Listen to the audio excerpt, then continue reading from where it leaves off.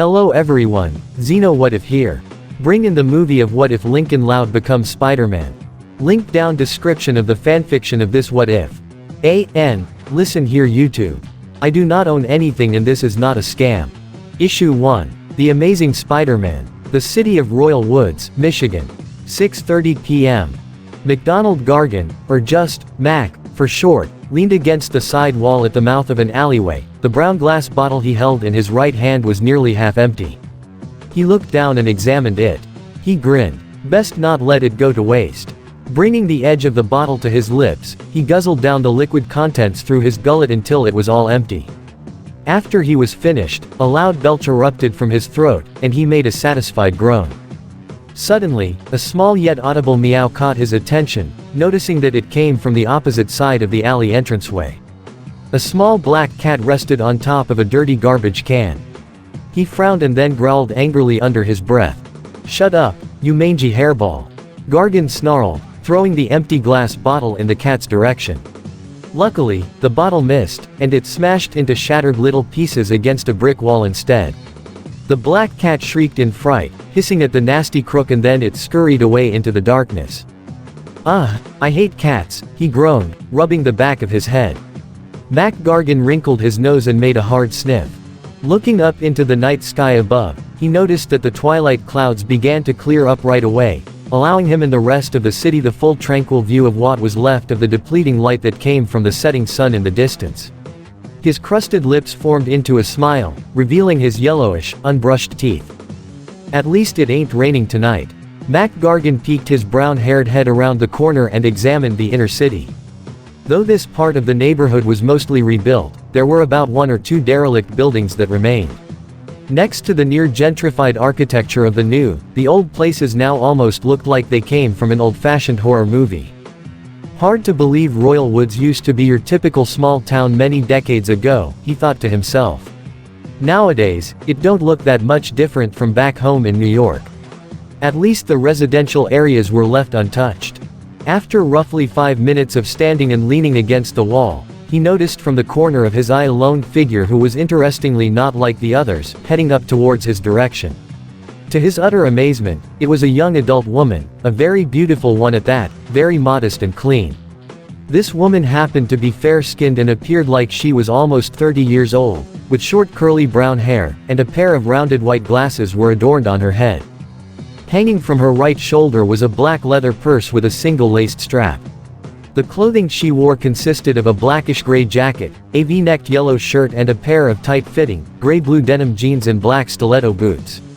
A predatory smile beamed across his face as he stared at her hourglass figure that seemed to hypnotically sway back and forth at each step she took. Why was a sweet-looking cutie like her strutting around in this part of the city close to nightfall? You would have to be insane to do something like that. And yet here she was, in plain view as the scorpion tattoo on Gargan's bare neck. It was almost like she was practically begging him to rob her. Pushing himself off from the side wall of the alley, he began to follow after her, determined to get a hold of her before anyone else could spot them. Luckily for him, there was hardly a living soul to be seen within this vicinity. He never counted on being caught by any upstanding civilian who would dare tread in such a neighborhood like this one. And that was all good enough for him. Once after Gargan reached the young woman until he was now directly behind her, he quickly and roughly grabbed her by the left arm and threw her up against the back of the right side wall of another alley. This one was perfectly away from being close to the sidewalk and out in the open. His hand wriggled with anticipation. Before the woman could comprehend what was happening, Gargan quickly covered her mouth, silencing her quite firmly. "Don't even think about trying to scream, lady," he snarled threateningly at her. The young woman stared at the crook, her stomach turning into liquid, her knees into rubber, and her heart now pounding hard against her heaving chest. She watched helplessly as he pulled out a long cylindrical object from his back pocket. The woman saw the object and she realized much to her horror that it was the wooden handle of a switchblade. He pushed the button, and the blade shot out from inside. He pointed the tip of the blade close at her delicate throat. Beads of sweat formed around her smooth brow. What do you want from me?" she whimpered frightfully. "Are you looking for money?" "I swear, I don't have a lot." A low guttural chuckle escaped from his throat. "Oh, I'm not here for your chump change, sweetness," he chortled, his raspy voice seasoned with a dangerous sense of lust. She looked at him in confusion, that is until she saw the way he was licking his crusted lips. And that was when she realized that he had something far more twisted and sinister in mind. She felt like wanting to cry, a tiny sob escaped from her quivering lips. But then, her attention was taken away. The goon looked at her confusingly. From there, he finally understood that her eyes were no longer fixed on him, but rather, she was gazing up behind him and saw something peculiar emerging from the hovering shadows. The crook turned around and did the same, and what he saw was something he did not think he would ever see. From within the darkness above them, a large human-sized figure was seen nimbly crawling down the brick wall, like he was a giant spider. "Now this is just sad," the figure proclaimed, before leaping down from the wall and landing on the ground to his feet. The figure stood to be approximately more than 5 feet in height and appeared to be male, judging from the physique. His body was quite lean, but some muscles could be seen beneath the spandex-made suit he wore. The mask, gloves, and boots were colored red, as was the design that spread upwards across his midsection and down his outer arms, while the legs and outer torso were a shade of blue. The angulated eyes of the mask were large and white, and a thin black web pattern covered up all the red portions of the suit. And finally, a stylized yet simple black spider emblem the size of a large fist was centered just above his chest. "Didn't your mom and dad teach you that it's wrong to harass a lady?" The figure quipped, folding his arms across his chest, and then tapping his foot. "They must be so proud of you." Gargan's eyes bulged when he realized whom he was now staring at. Sweat the size of bullets began to pour from the crook's face, as the emotions he was feeling were now being replaced with a newfound emotion that he had not felt in quite a long time. The growing sense of fear and dread. The young woman, on the other hand, looked at the colorfully costumed individual with a growing sense of hope and relief within her heart. "No way!" Gargan cried out fearfully. "Why, you're real. You're Spider-Man," the woman whispered, holding her hands to her own chest. "Yep, that's me," the aforementioned hero proclaimed proudly, striking a dramatic pose. "Your friendly neighborhood Spider-Man, saving damsels in distress and looking good while doing it." "Kate, keep away from me, you freak," Mac Gargan exclaimed, holding his switchblade out at the costumed hero. Spider-Man's demeanor instantly changed in a matter of seconds. "Oh my gosh, is that a knife?" Spider-Man cried out fearfully, before cowering down on his knees to the floor, his hands held up defensively. "You found my weakness. It's small knives. Please, mister. Anything but knives." Gargan became a bit confused by this display. Was this guy for real? So, all it took was one look at his knife to make this freak lose himself. Wow, this was surprisingly easier than Gargan had realized. Or so he had thought. Now with confidence, the gullible goon suddenly let out a poor excuse of a battle cry and swung the blade out at him. But the masked vigilante was fast, moving with such lithe, skittering grace that appeared barely human, jumping high up into the air, landing straight over where Gargan had just been. Gargan turned around to face the web slinger, and before he could even have the chance to react, Spider-Man suddenly drew his left hand out in front of him, pressing both his middle and ring finger against his palm, and then a large gossamer ball of silk webbing shot out from his wrist in an instant. The web ball connected to Gargan's blade-wielding hand and pinned it up against the brick wall. The web was surprisingly strong, and also quite sticky to match. The criminal's heart rate started to beat very fast in his heaving chest. "So simple," Spider-Man declared. "Can't believe you actually fell for that. What the heck is this stuff?" Gargan exclaimed. Spider-Man raised an eyebrow underneath his mask. His shoulders slumped. "Seriously, dude," he chided almost annoyedly. "I think you should easily know what a spider's web looks like when you see it." Desperate, Gargan went for plan B. He quickly tried to reach into his other pocket, and he pulled out a large object that glistened from the light of a nearby streetlight, which was revealed to be a silver steel, snub-nosed revolver. "Oh no, you don't." In another fast motion, Spider-Man shot out a single, thick strand of web at the little but deadly firearm, and he yanked it hard right out of Gargan's hand, and the pistol vanished into the growing darkness of the alley. And then, the red and blue costumed web slinger unleashed 2 more web balls directly at Gargan's feet, sticking them to the wall as well. Gargan struggled to break free, but the webs were a lot stronger than they appeared to be, almost as strong as steel cables. "Get me out of here!" the mugger cried out. "Get this stuff off me!" And now for the finishing touch, the web slinger had said. Using both his gloved hands, Spider-Man let out a huge spray of thick web strands that interlinked with each other to create a giant net shaped just like a spider's perfect web within a matter of seconds, covering up the entirety of Gargan's body, leaving only his head completely untouched. The 2-bit hoodlum growled in frustration as he continued to try and struggle against the web but had found next to no success. This stuff truly was strong as steel cables. And that, my friends, is how you put the word zing in amazing, Spider-Man stated.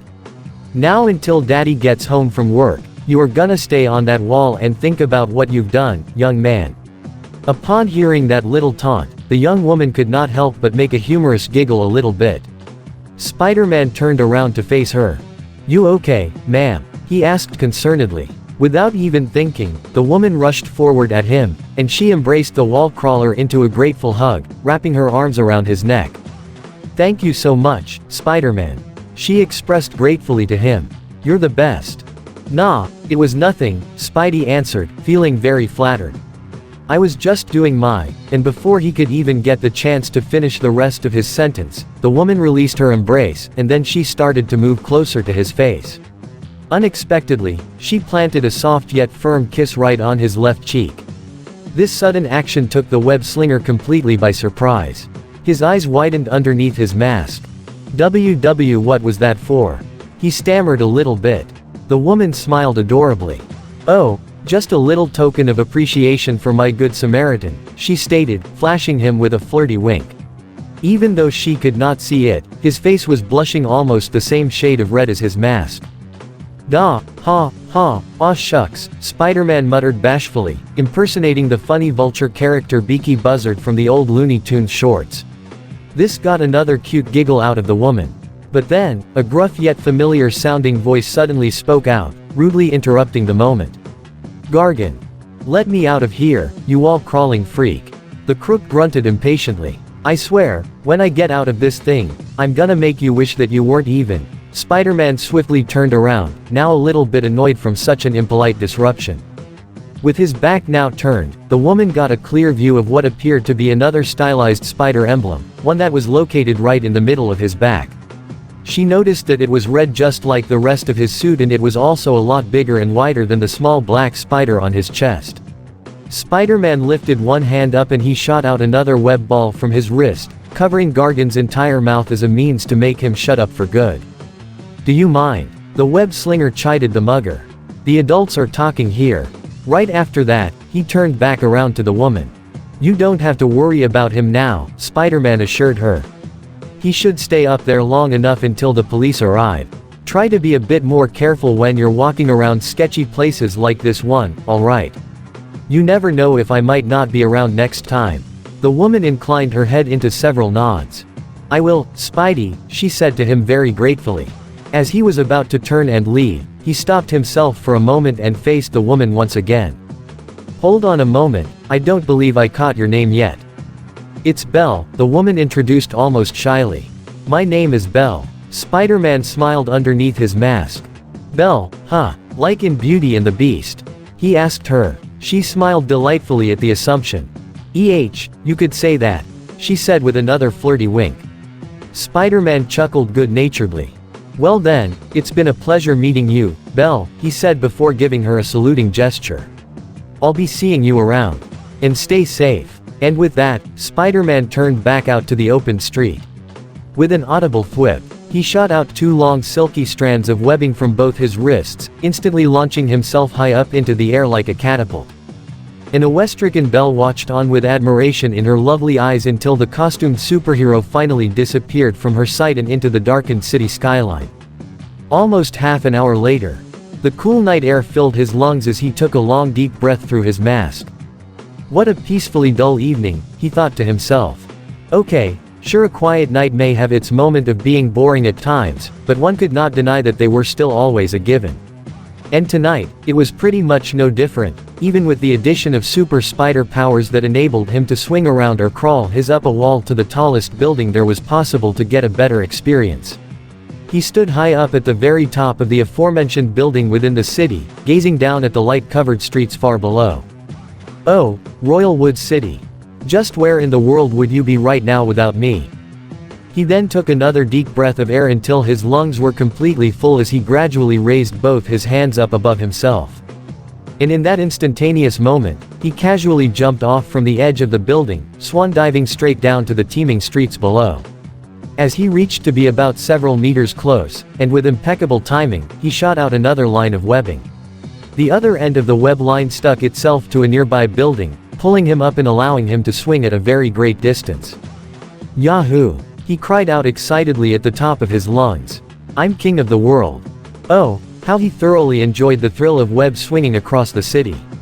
The absolute rush, the feeling of the wind blowing against his face, the heart-pumping adrenaline that flowed through his whole body. It was like he was riding on a roller coaster, but without any need for the tracks. After shooting out another web line, he held onto the end as he started to run across the side of one building that was almost nothing but clear glass. With the strength of his legs, he propelled himself into another direction, covering a lot of ground before web zipping towards a nearby crane that stood closely within the confines of a construction site. The many people walking down the streets watched him with awe, filming him with their cell phones as he swung by with such acrobatic grace and fashion. Hey, look up there. It's the Spider-Man, one civilian shouted, pointing at him. The aforementioned web slinger smirked underneath his mask as he shook his head. It's just Spider-Man, dude. There's no, Hey, looking good, Spidey. You da man. A second citizen cried out to him. Spider-Man showed his gratitude with a simple wave of his free hand and then a tip of the hat gesture at the person. It was always so awesome to hear people cheer his name with such love and admiration. It almost made him feel like he was a celebrity. Well, if superheroes could even be counted as such things.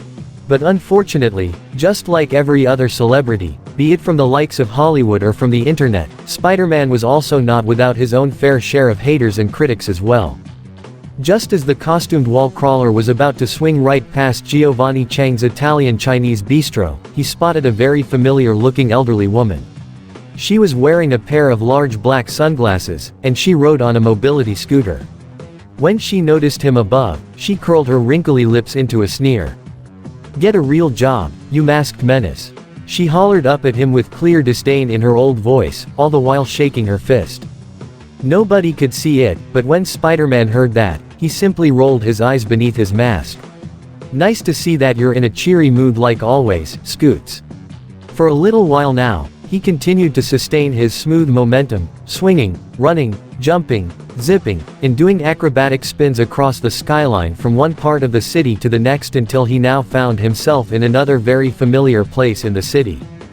After effortlessly dropping down, his feet landing soundlessly on the gray concrete sidewalk, he glanced over at one side and noticed a large property of land with a tall iron fence surrounding it. He tilted his head up to look at what appeared to be a large sign just above him, and his gaze shifted slightly yet uneasily when he realized that he was now standing at the front entrance of the Royalwood Cemetery. He exhaled with a feeling of hesitance, not because of knowing just how ominous a graveyard can always be at around nighttime. In truth, it was something a little more for very personal reasons. I might as well since I'm here anyway. He noticed that a single padlock, which seemed to have greatly aged with time, was hanging on a heavy chain link, keeping the wrought iron gates nice and closed. With great reflexes, he jumped up over the locked gate of the entranceway and landed perfectly on the other side. Slowly, he eased his way down the stone pathway that led deeper and deeper into the graveyard, eyeballing many of the surrounding tombstones that varied in both shape, size, and width. This place was always so still and peaceful at around this hour. Coming to this place many times in the last several months, he knew exactly which path led to what, knew very well where he was going. It was then that he now found himself in a much more familiar part of the cemetery up in the northeast side. And it was also right here where he was able to finally locate the one specific gravestone that he was looking for, the one which he easily recognized, even when it was hiding itself underneath the looming branches of a large oak tree. Spider-Man's heart pounded heavily against his chest. making sure that nobody else was around to see him, and also thanks to the adjacent darkness that helped in concealing his presence, he pulled off his mask, revealing himself to be none other than a young boy in his mid-teens with snow-white hair and blue eyes, along with a chipped tooth. He made a solemn expression as he bent down to one knee to get a better look at the gravestone. He gingerly ran his gloved fingers against the marble surface and over the etched lettering. "Hey there," he muttered aloud at the tombstone, a small but loving smile spreading across his young face. "It's kind of been a short while since my last visit, hasn't it? Sorry to keep you waiting like that. It's just that life has been a little bit complicated as of late. But despite that being the case, I'm still trying my best to do better though." He paused for a moment as he carefully sat down next to the gravestone and onto the cool dry grass. He looked down at his gloved right hand and the costumed wall crawler carefully examined his fingertips, just barely making out the small claw-like spider hairs that easily stuck out through the red spandex of his glove. The next thing he did was slightly pull up the glove to reveal only the lower end of his forearm, noticing the very small yet noticeable web-shaped gland just below his bare wrist. His smile grew bigger, and he deeply exhaled through his nose. A growing sense of nostalgia started to take over every corner of his teenage brain. "I still cannot believe it's only been that long since I got my powers," he said with a small snort, half to himself and half to the marble gravestone.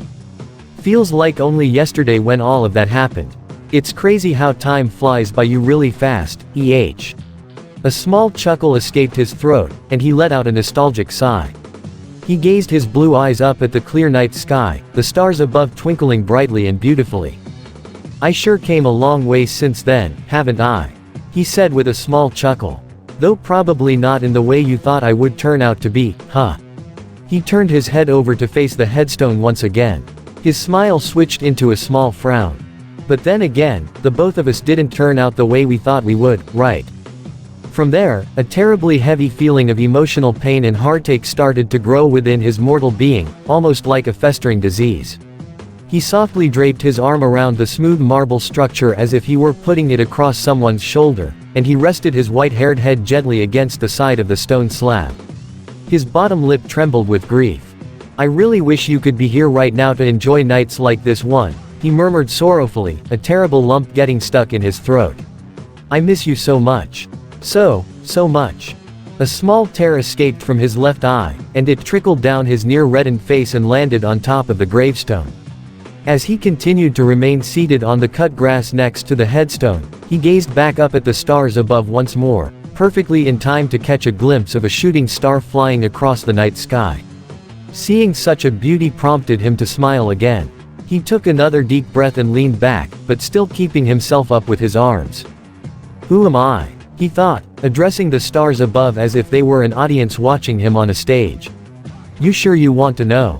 In that case, I must warn you, the story of my life is not for the faint of heart. If somebody said it was a happy little tale, if somebody told you that I was just your average ordinary guy, not a care in the world, Mr. Somebody lied. But let me assure you, this, like any story worth telling, is unlike any other you may have heard before. Mine is a story of discovery and excitement, as well as pain and loss. This is the story of how it all began, of how fate intervened and changed the course of my life forever. Of how one little bite from one little spider had completely transformed a 15-year-old teenage boy into something far greater than what he could ever possibly imagine. Something that no human being has seen before in the past until now. Something spectacular, sensational, amazing. My name is Lincoln Loud, and this is my story. Issue 2. A Day in the Life of a Loud. Several months earlier. Royal Woods High School. 3:01 p.m. Tuesday. Lincoln Loud was not exactly having the best of luck in his life today, and not like the kinds that would involve stepping on a crack or walking underneath a folding ladder or letting a black cat cross his path, if one were to actually believe in such nonsense as those things. No, it was nothing like those things at all. Pretty much the kind of bad luck that was being referred to here would be in relation to having to go through the tumultuous nightmare that was high school. Before that, however, was just as bad. First, there was oversleeping, and then being forced to take a shower in less than 2 minutes, and then having to rush outside the front door and miss breakfast altogether, chasing after the passing school bus, and having forgotten to take an exam for last week's English class, which he was sure that he was going to get an F for. And of course, there was the usual high school routine of having to spend almost the rest of that morning in between classes being shoved inside his own locker by a bully or two, or getting pranked and picked on by Chandler McCann, his arch-rival since elementary. It would not surprise Lincoln at all if McCann got into this school just so he could torment the loud boy even further. And not to mention being slammed in the face with somebody's half-eaten paper plate of ketchup and fries, such as what had happened to him recently at around lunchtime. Lincoln groaned under his breath, massaging the bridge of his nose. He just wanted the rest of the day to be over already, so that he could just go back home, and flop down on the soft mattress of his own bed, face first. Why did the world take such sick enjoyment of making him miserable all the time? It was already hard enough for him having to grow up under one roof, being the middle child of 11 siblings, with the added addition of their mother and father. Lincoln made the mistake of erroneously thinking that everything would have gotten easy for him when he became a little older. But no, things were almost pretty much the same, with barely any kind of difference at all. 4 years older, same old problems. Things, however, became a bit more complicated when he had finally hit puberty, which was an all-new kind of ballgame, which had done very little to change his already somewhat nasally sounding voice. He was so deep in his own thoughts that he did not even notice a paper airplane fly around in the air and softly hit him on the right side of his white-haired head. I would soon rather be at home right now watching Rip Hardcore or reading Ace Savvy comics than go through yet another grueling round of dodgeball again at gym class, he mumbled almost aloud as he walked down past the other surrounding students through the school's second-floor east hallway. His lanky arms hung down from his exhausted shoulders. Yep, today was just not his day at all. What was that, Lincoln? A familiar voice asked him, pulling him out of his thoughts. Lincoln glanced aside to his left and noticed a teenage African-American boy around the same age as him, wearing large, rounded glasses and a short-sleeved, blue and yellow striped t-shirt. This young man was none other than Clyde McBride, Lincoln's childhood best friend and partner in crime, to say the least. Lincoln blinked a few times before registering what Clyde had just asked him. He was so much in his own thoughts that he had forgotten Clyde was still walking closely next to him. "Oh, it's nothing, Clyde," the loud teen said to his friend. Clyde seemed to have a set of very keen eyes, and it wasn't only because of his glasses, for he had noticed that something actually was bothering his old pal. "I don't know, dude," he deterred. "The very obviously miserable look on your face tells me a different story." At this, Lincoln exhaled in defeat, his scrawny shoulders slumping. "I just don't understand it, Clyde," he admitted. "I thought things would have become a lot easier when we got a bit older. You, me, and all of our other friends. But no, pretty much everything feels almost exactly the same. Like nothing has changed at all for us. Not even a little bit." Clyde gave his friend a sympathetic look. "I sure know how that feels, man," he said to his friend, patting him on the shoulder. "But don't let it get to you, okay? Things will turn out better in the future, I promise. You just gotta give it some time and find the right moment." Lincoln shot his childhood friend a deadpan look. "Easier said than actually done, Clyde," he gently argued before readjusting his ketchup-stained orange hoodie. Clyde grimaced a little bit from hearing that. Lincoln let out another tired sigh as the duo further walked amongst half of the entire student body in the east hallway. "You know, it's already bad enough that it feels like not a whole lot has changed in the last 4 years, Lincoln vented to his best friend. "I still have yet to figure out what my own special talents are, other than just being the glue which keeps my family from falling apart and all, and my sisters have long already found their talents and figured out what their own futures will be. I mean, sure, I can maybe draw up a comic and become a comic book artist," Lincoln continued on, "but anybody in the world with a pencil and a clear sheet of paper can do that. Heck, even you already know what you're good at, Clyde. You have an amazing talent for baking, and for all I know, you could grow up and eventually become the next Betty Crocker one day." Clyde felt very flattered by that comment. Sure, he was a pretty good baker, but he felt like he was nowhere near as good as the legendarily known pastry makers from across the world. But then again, only time itself would be able to tell of that one. Eventually, the pair had finally made their way over to their own respective lockers. Lincoln opened his, the one that had the words, "loser," crudely written on the front in red, Chandler's handiwork, no doubt, and pulled out 2 of his textbooks while Clyde opened his own locker and grabbed for 3 of his textbooks. "I don't know what else to say, Lincoln," Clyde said. "Guess all I can say is that in time, you will find that opportune moment and get what you're looking for. Just don't wait too long, or it will slip away right through your fingers, and you will miss it for good. You just gotta keep your eyes peeled for that window." The loud boy smiled at his best friend. "Thanks, Clyde," he said with an appreciative smile. "You always know what to say to cheer me up." Clyde smiled back. "Glad I can be of help in some way, buddy," he answered. Suddenly, a random thought occurred to him. "Oh, wait. I just remembered something. Are you and Lynn still planning on coming for the field trip tomorrow?" "Sure thing," Lincoln confirmed, nodding his head. "Could you remind me what it's about again? I wasn't exactly paying attention to what Mr. Glendovier was saying at the time." "Well, our science class is going on a little field trip over to Royal Woods University's Laboratory of Genetics," Clyde explained to his best friend. "They're showcasing something really cool which I think you might actually like." "Yeah?" Lincoln inquired. "And what might that be?" "Super spiders," Clyde proclaimed dramatically, curling his fingers on both his hands to imitate the moving spindly legs of a spider. Lincoln quirked an eyebrow, having some trouble comprehending the 2 words his best friend had just told him. "Super spiders," he repeated Clyde's words. Now he was very curious. "And what, pray tell, is so super about them exactly?" Clyde's grin grew bigger. 2 words, my man. Genetic modification, the nerdy African-American teenager said. "Basically, what this means is thanks to the powers of science, they were able to take the DNA and other positive traits of different spiders and then bioengineer them to create a brand new species of arachnids. Ones that nobody in the world has ever seen or known about before since the dawn of creation, until now, that is." Lincoln looked at his best friend in bewilderment. He could not believe what his own ears had just heard. Everything Clyde told him, it was all starting to sound like something that came straight out of the pages of a comic book. What would possibly be regarded as fantasy and fiction were now becoming a reality.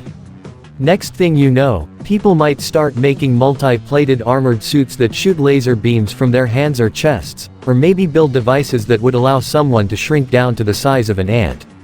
The list of possibilities was endless. "No kidding," the loud teen asked in astonishment. "They can actually do that?" Clyde confirmed this with a confidently inclined nod. "You bet," he stated to Lincoln. "And they will all be on full display, tomorrow at noon." Lincoln rubbed his chin at the thought of the entire idea. "You know, this all sounds like something both Lucy and Lisa might like," he said to Clyde as the 2 of them made it down to the first floor and reached the school exit along with the other surrounding students that spread out into the open. "Oh yeah, I think they most definitely would," Clyde concurred. "You know, you should probably take some pictures for them in case they might be interested." "Good idea," Lincoln concurred. "And is everybody else going on the trip too?" "Yeah, dude. Rusty's going, and so is Liam, Zach, Stella, and Connor." Clyde's smile then turned into a frown. "And of course, even Chandler is coming as well." Lincoln groaned under his breath. Oh great, just what he was looking forward to seeing. Before the duo could continue on, a large weight was abruptly felt around their shoulders. "Hey there, guys." A teenage girl's boisterous voice was heard, loudly ringing next to Lincoln's left ear. He glanced to the side and saw standing in between Clyde and himself was Lincoln's 17-year-old sister, Lynn Loud Jr. 5th oldest and the lover of all things sports-related sister of the Loud family. And not to mention, the new leading captain of the Royal Woods Kangaroos soccer team. Her brown hair was tied into her signature pony's tail, a style that she had managed to attain in the last 4 years, and she was garbed in a red and white jersey shirt and matching red shorts and white soccer shoes. Circling around her head was a red and white striped sweatband. Lincoln groaned under his breath. "Hey, Lynn," he muttered monotonously. Lynn raised an eyebrow at her younger brother. "Nice to see that you're in such high spirits, little bro," she said with playful sarcasm, wrapping her strong arm around her brother's scrawny neck, practically choking him to near death. "Is Chandler giving you a hard time again?"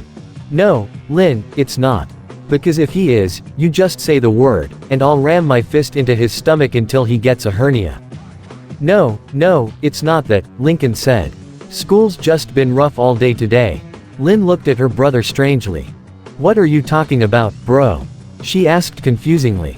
Today wasn't that bad. Lincoln mentally rolled his eyes at his sister. Easy for you to say. You're not the one having to deal with bullies who are pounding you to the floor for your lunch money almost every day. Lynn then turned her gaze over to Clyde. How are things going on with you, Clyde? She asked. The nerdy African-American teen shrugged his shoulders. Can't complain, he stated. I am excited for tomorrow though.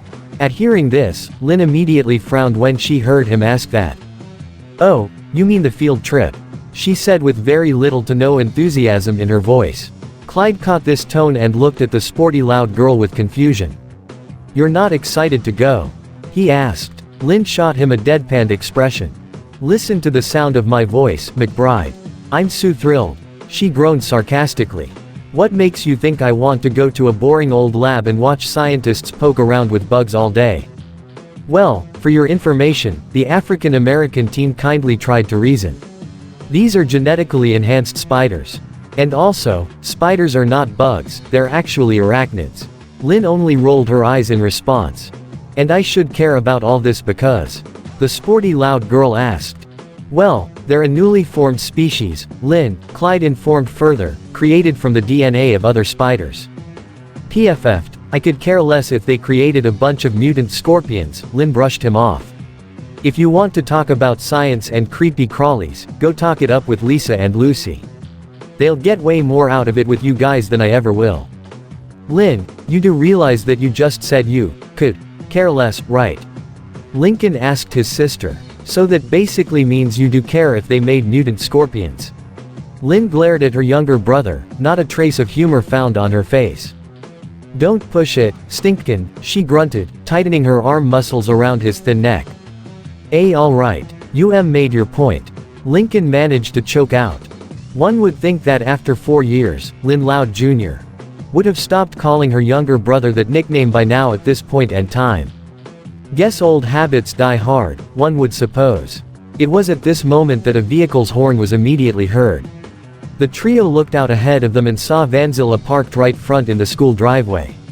Sitting in the driver's seat was Lynn and Lincoln's eldest sister, 21-year-old Lori Loud, along with the rest of their sisters, Lucy, Lana, Lola, Lisa, and Lily, the rest of which were sitting in the back passenger seats behind her. With that, Lincoln and Lynn said their goodbyes to Clyde, and brother and sister hopped inside of the old van, Lynn sitting in the front passenger seat, and Lincoln sitting in the back next to Lily. Thankfully, since their other sisters, Lenny, Luna, and Luann were in college now, this allowed the Loud siblings a bit more ample room within the confines of Vanzilla. During the car ride back home, Lincoln had explained everything to his sisters about the field trip that his science class were going to take part in at the Royal Woods University's genetics lab, about the genetically modified spiders and whatnot. Some of them were quite intrigued by the notion, especially Lisa, Lucy, and Lana. Lola, on the other hand. Why in the world did they have to pick spiders?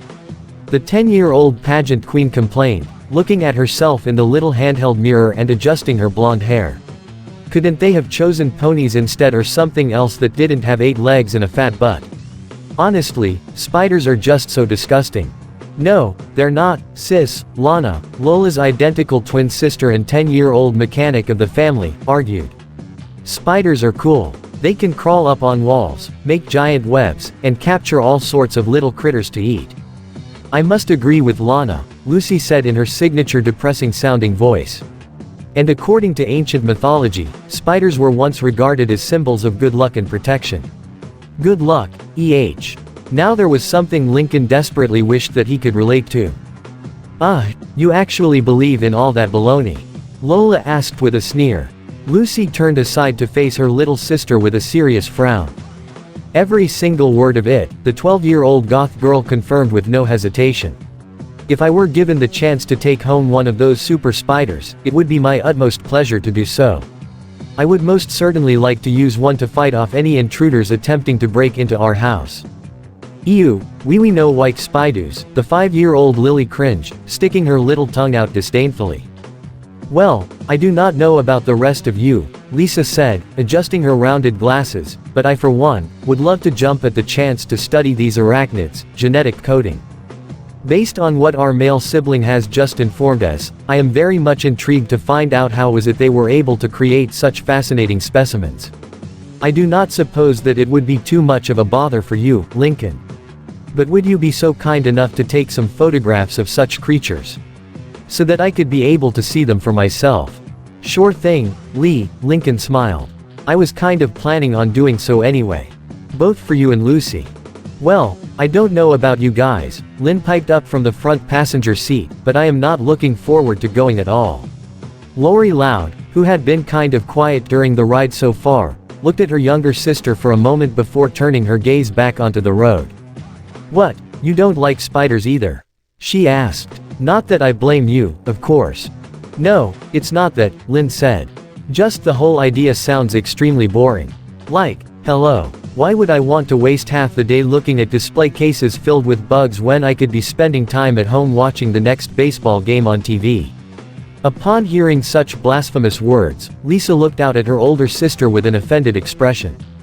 I will have you know, Lynn Loud Jr., Lisa shot back, that science is not, in any way, shape, or form, boring as you proclaim it to be. Science has done a lot to help benefit humankind, to help push the boundaries of our minds and lead us away from the horrors of the Dark Ages. And for the record, spiders are not bugs, they are arachnids. Lynn turned her head and sneered at the 8-year-old genius. Sensing an impending argument that was about to take place, Lori quickly interjected. Now, girls. Calm down, she ordered. We can all talk more about this whole super spider business when we get home, okay? So, for now, let's all just try and relax and enjoy the car ride home quietly. With that, Lisa and Lynn begrudgingly obeyed the commands of their oldest sister, as did the rest of the other siblings, and they all remained quiet throughout the rest of the car ride home from school. As everybody was busy tending to their own business, as Lincoln began playing with Lily as she sat in her car seat, the loud boy had gone into his own thoughts. It was here he started to wonder about what it would be like to be a spider, what it would be like to actually do those things Lisa mentioned. To be able to crawl around on almost any surface, to create long silky threads of webbing and capture insects that were more than 50 times the weight of his own body. But then, his mind veered off to another possible direction. What if they were able to create a human spider? Like, a living human being having the powers and attributes of a spider. To have the ability to crawl up walls and spin webs. Now that was quite a fascinating idea, or perhaps a terrible one. They would probably come out really ugly looking, extremely hairy, and grow 4 sets of arms. Sounded kind of ludicrous now that he thought about it once more. But then again, with these kinds of scientific discoveries, Lincoln could not help but wonder at the possibilities. With the tools and the powerful minds of these scientific geniuses, one could never know for sure. And so, Lincoln continued on to wonder about these ideas, which made him all the more and more excited for the trip tomorrow, as Vanzilla continued to drive down the road, homeward bound. When the children had finally gotten home, Lori parking the van into the driveway and turning the engine off, they all climbed out of the vehicle and headed inside to their house. Lori, as she held Lily in her arms, opened the front door and were all welcomed by the strong smell of something delicious cooking coming from within the kitchen. The smell of cooked beef wafted in the air, along with the scent of Mexican seasoning. It wasn't even close to being 4 o'clock yet, and their parents were already preparing to make dinner. They noticed their mother, Rita Loud, had just finished setting up the dinner table. Lynn Loud Sr., the family patriarch, emerged from the kitchen and out into the living room, with a mixing spoon and a large salad bowl filled with cooked and nicely seasoned ground meat. Hey there, fam, he said jovially. From there, he gleefully announced that they were having Mexican tonight. And boy were the Loud children very happy to hear that. They could definitely use a good meal right now after a hard day at school. The kids then said their hellos, gave their parents some hugs and kisses and told them that they had a good time today. And with that, the other kids went around the house to their own bedrooms to wind down. All except for Lincoln, however. Lincoln, too exhausted to even climb up the stairs to his own bedroom, wasted no time in moving on over to the living room couch. He set his backpack down at the foot of the coffee table, and he flopped his entire body on the large sofa like a freshly cut down tree, right on the soft and comfortable cushions. Lynn Sr. looked at this with a pondering expression, as did Rita. The husband gave loud matriarch the bowl of ground beef and to go on ahead and take it back in the kitchen. Sensing what he was going to do, Rita nodded and sweetly kissed her husband on the cheek. After the mother disappeared back into the kitchen, Lynn Sr. took this opportune moment and walked over to his 15-year-old son, and he sat down the right arm of the sofa, just right above Lincoln's white-haired head. "Hey there, bud," he said softly. "How was school? Did you have a good day?" Lincoln blinked a few times tiredly. "It went about as much as you think, Dad," he groaned. His father smiled down at the teen empathetically. "Didn't go so well, I take it?" he asked. Lincoln glanced his blue eyes up to look over at his father hovering just above him. "I don't know, what does the ketchup stain on the sleeve of my hoodie tell you?" Lincoln answered almost sardonically. From there, the male teen started to explain everything what had happened today. Chasing after the bus, being shoved into his own locker a couple of times between classes, Chandler McCann being a pain in the ever-living butt, like he always was. The family patriarch could not help but make a low snort.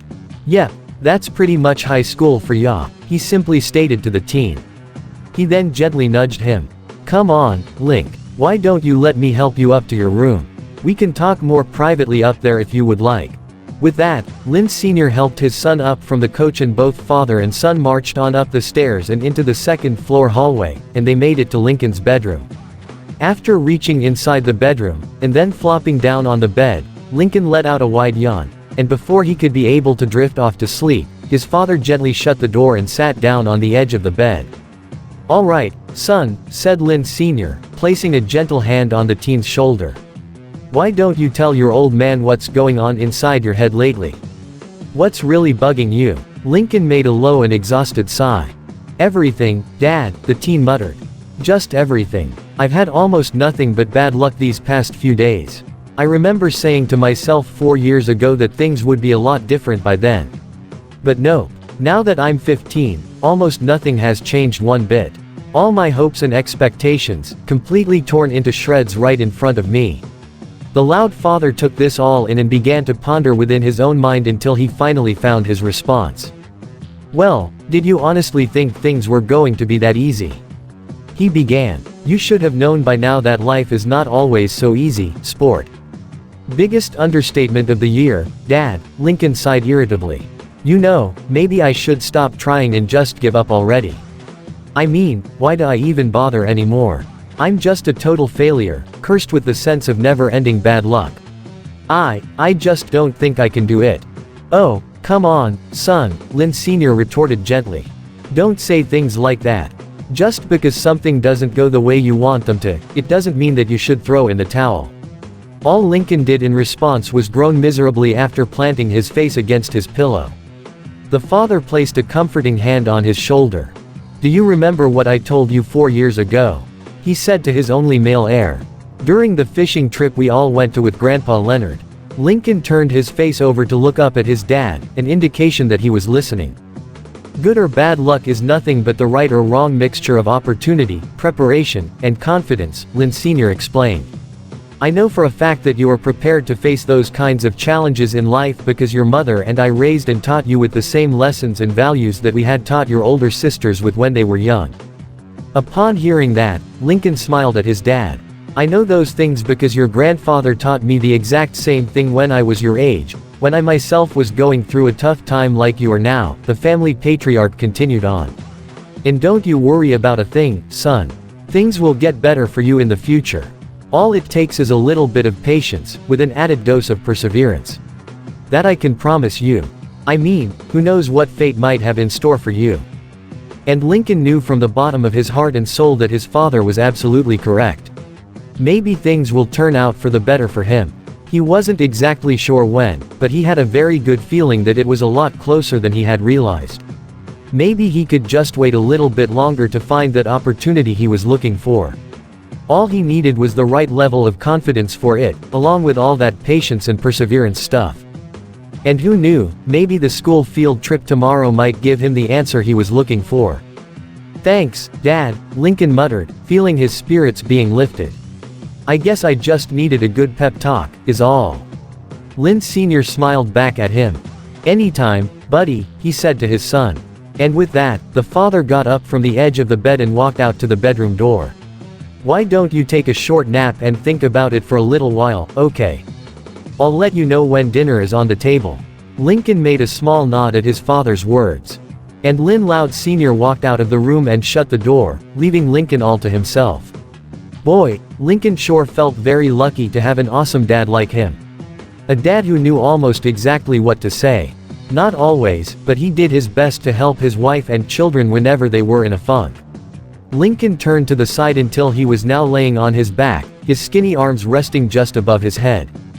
Truly, he could not imagine living in a world without his old man being there by his side and guiding him and his sisters onto the straight and narrow path.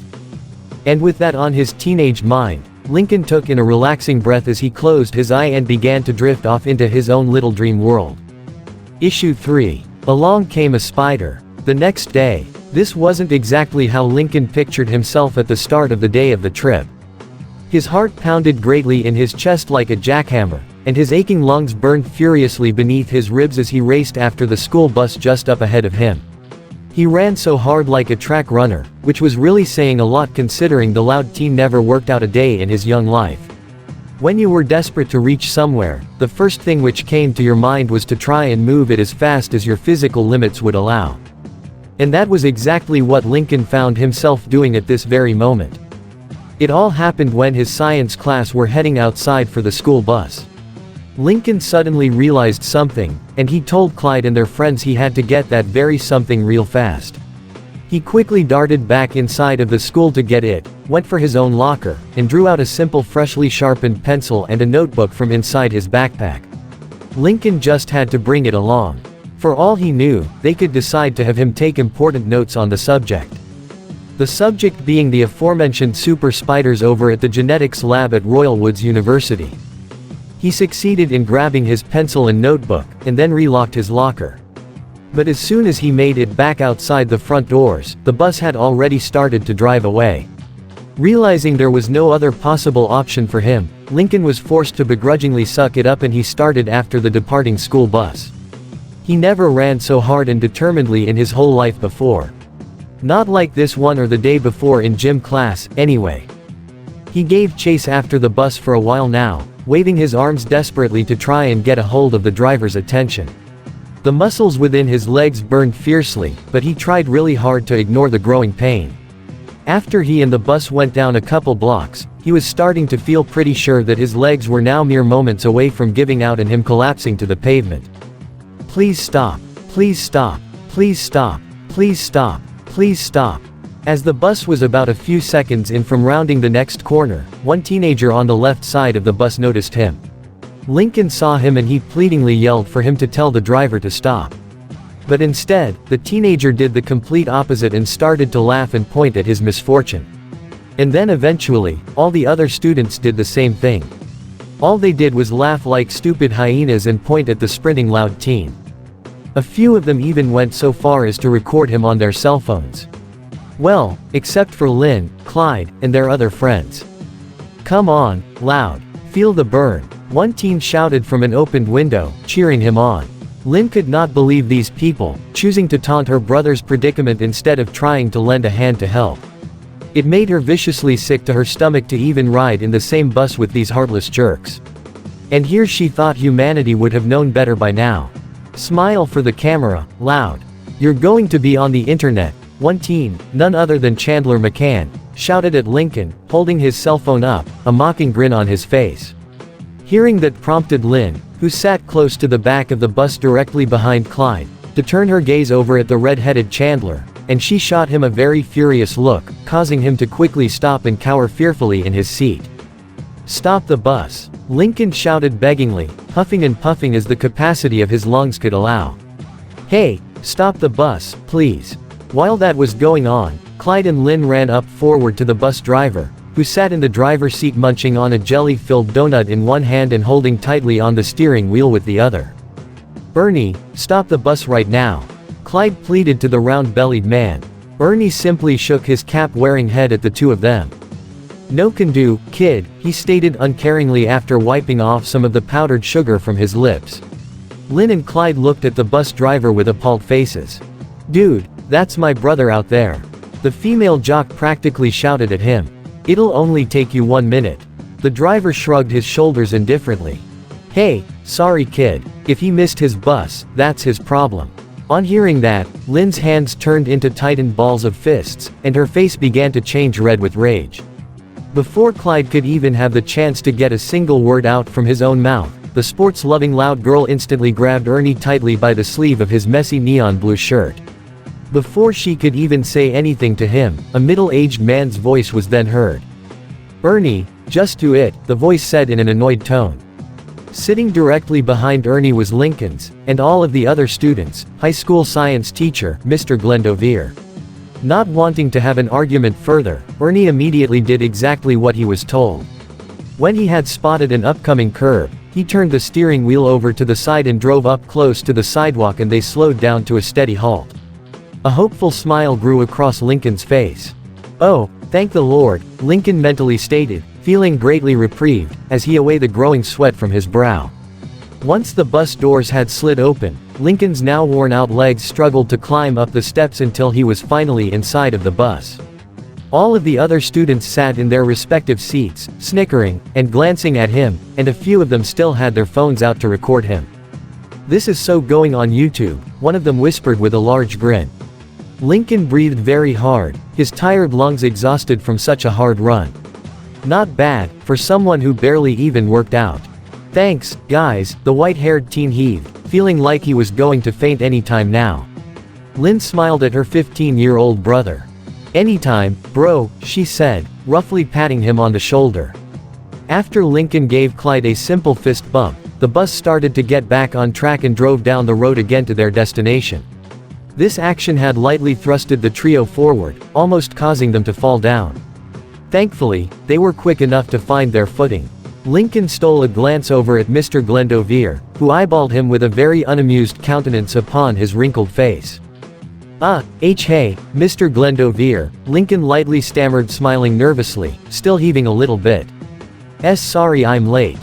"Just take a seat, loud," Mr. Glendovier grunted, turning to look down at his clipboard, and he wrote a large X next to Lincoln's name with an ink pen.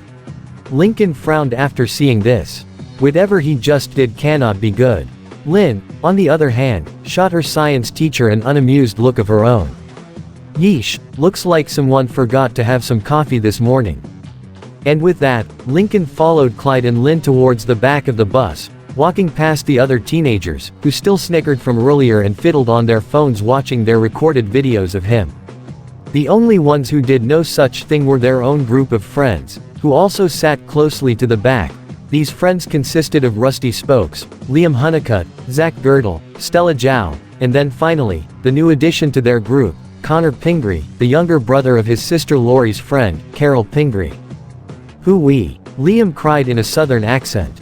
"That was some fine runnin' ya did there, Link.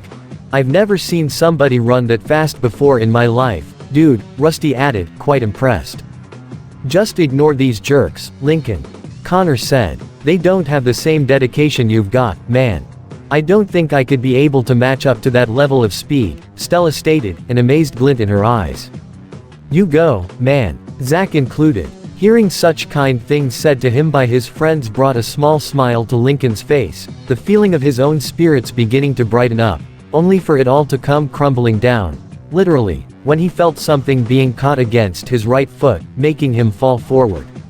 Lynn and Clyde tried to catch him, but it was too late, for Lincoln found himself tumbling to the floor of the bus. This caused another roar of laughter throughout the bus from all the other teenage students. Candy and gum wrappers were scattered all over the place, not to mention Lincoln got a good look at some of the ABC gum that were stuck underneath the seats. Great, now he had to worry about washing his hands. Lincoln swiftly whirled his white-haired head around and saw a single foot sticking out at the end of the seat. And the owner of that foot, Chandler McCann, looked at the teenaged loud boy with a mischievous grin on his face. Lynn noticed this and she glared white-hot daggers at her brother's longtime arch-rival. "I'm gonna make you wish you hadn't done that, McCann," she snarled, grabbing the collar of his green flannel shirt. Not funny, Chandler. Connor chided the redhead with an unhappy frown of his own. Not even a little bit. One would think after 4 years of growing up, Chandler would have fallen out of being an annoying little pill, that he would have become a lot wiser and more mature at this point in time. No. He was still doing the same juvenile nonsense he had been doing since back in elementary. Just how in the world was this kid even considered popular at their school anyway? A big mystery that probably won't ever be solved anytime soon. Yeah, dude, that was not cool, Rusty added. Chandler put his hands up defensively. Whoa, easy there, guys. It was just a joke. He excused nervously. Lynn's glare deepened and her teeth clenched until they ached. Knock it off, the two of you. Mr. Glendovier ordered in a firm tone. Unless you want to spend an entire week's worth of detention, Miss Loud, I would strongly advise you to return to your chosen seat.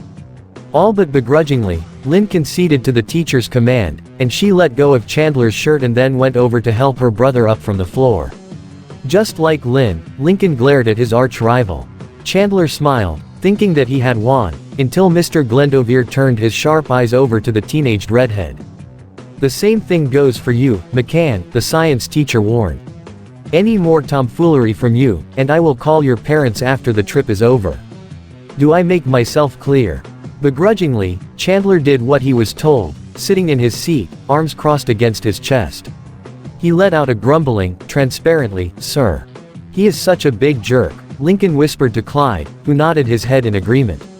Before getting comfortable, Clyde handed him a container of Lysol wipes for Lincoln's hands. Someday, Chandler, the white-haired teen thought scornfully. Someday, you will be sorry. Sorry that you and everyone else laughed at me. And so, Lincoln and the rest of the gang remained silent, sitting closely near the back of the bus as they continued onward to their main destination. Royal Woods University was quite a large building, measuring up to be at least the average length of 120 yards, the exact length of a football stadium, and standing at 3 stories, placing it somewhere between 30 to 35 feet in height. A large dome was seen at the very center of the building, making it appear as if it were a smaller version of the White House over in D.C., but with an Art Deco-like design like the Empire State Building from New York. When Lincoln, Lynn, Clyde, and the rest of the gang boarded from the school bus in a line, they all stared up at this marvelous edifice, completely stricken with awe and wonder at everything they saw out in front of them. In all of their years of living here in Royal Woods, how did they not get the chance to see this place until now? Quickly grabbing his phone, Lincoln made a quick snapshot of the front of the building and the dome itself. Clyde had done the same, having the same idea as Lincoln. Boy, oh boy, Rust Spokes muttered. What a place. I'll say, Zach concurred. Have you guys ever wondered if they might be hiding an alien spacecraft inside that dome? Well, I think I know where I might be going after I graduate, Connor Pingree commented. Lynn could not help but whistle in amazement. As all of the other teens from the bus gathered into a group, Mr. Glendovier was the last to emerge from the vehicle, and he addressed them all with a loud throat-clearing grunt that got all his students' attention. All right, class, he began in a clear and audible voice. Before we begin, let us lay down some ground rules first. Do not wander off, do not mess around, stay together as a group, and proceed directly, knock it off, McCann. Upon being spoken in such a sharp tone, Chandler immediately stopped what he was doing, impersonating the science teacher in a humorous manner, and obediently remained silent. Everybody snickered funnily, as did Lincoln and his friends, until Mr. Glendovier cleared his throat one more time to grab their attention. Once that was over, the science teacher continued from where he left off. As I was saying, he said, proceed directly to the front door entrance in an organized manner. And remember, it's an honor to be here. All of us are guests of Royal Woods University's science department, so be on your best behavior and don't speak during the presentation. And most importantly, don't touch anything or cause any kind of trouble. The last thing we want right now is to repeat what happened at the Royal Woods Planetarium. Is that right, McCann? Mr. Glendovier shot Chandler a very warning glance when he said that last part. The redhead shrugged his shoulders, feigning innocence. Why, I have no idea what you're talking about, sir, he muttered sheepishly. So anyway, let's all stay together, Mr. Glendovier continued, proceed up the steps, and into the building. When we get back, the lot of you will be given a test of what you all learned from this trip." Half of the students groaned from hearing that last part. Boy, Lincoln was very glad he brought his pencil and notebook after all. "Oh, and one last thing," the science teacher went on, "there will be no messing around on your cell phones either. That means no texting, no tweeting, no social media-ing, nothing. The entire point of this field trip is so you all can learn a thing or two about the powers of science and what it can do. Now, does anybody have a question before we begin? Nobody. Okay then, let's get to it." And with that, the science teacher led the way into the building, opening the front doors as wide as they could go, and all of the teenage students walked right inside in a single-filed motion.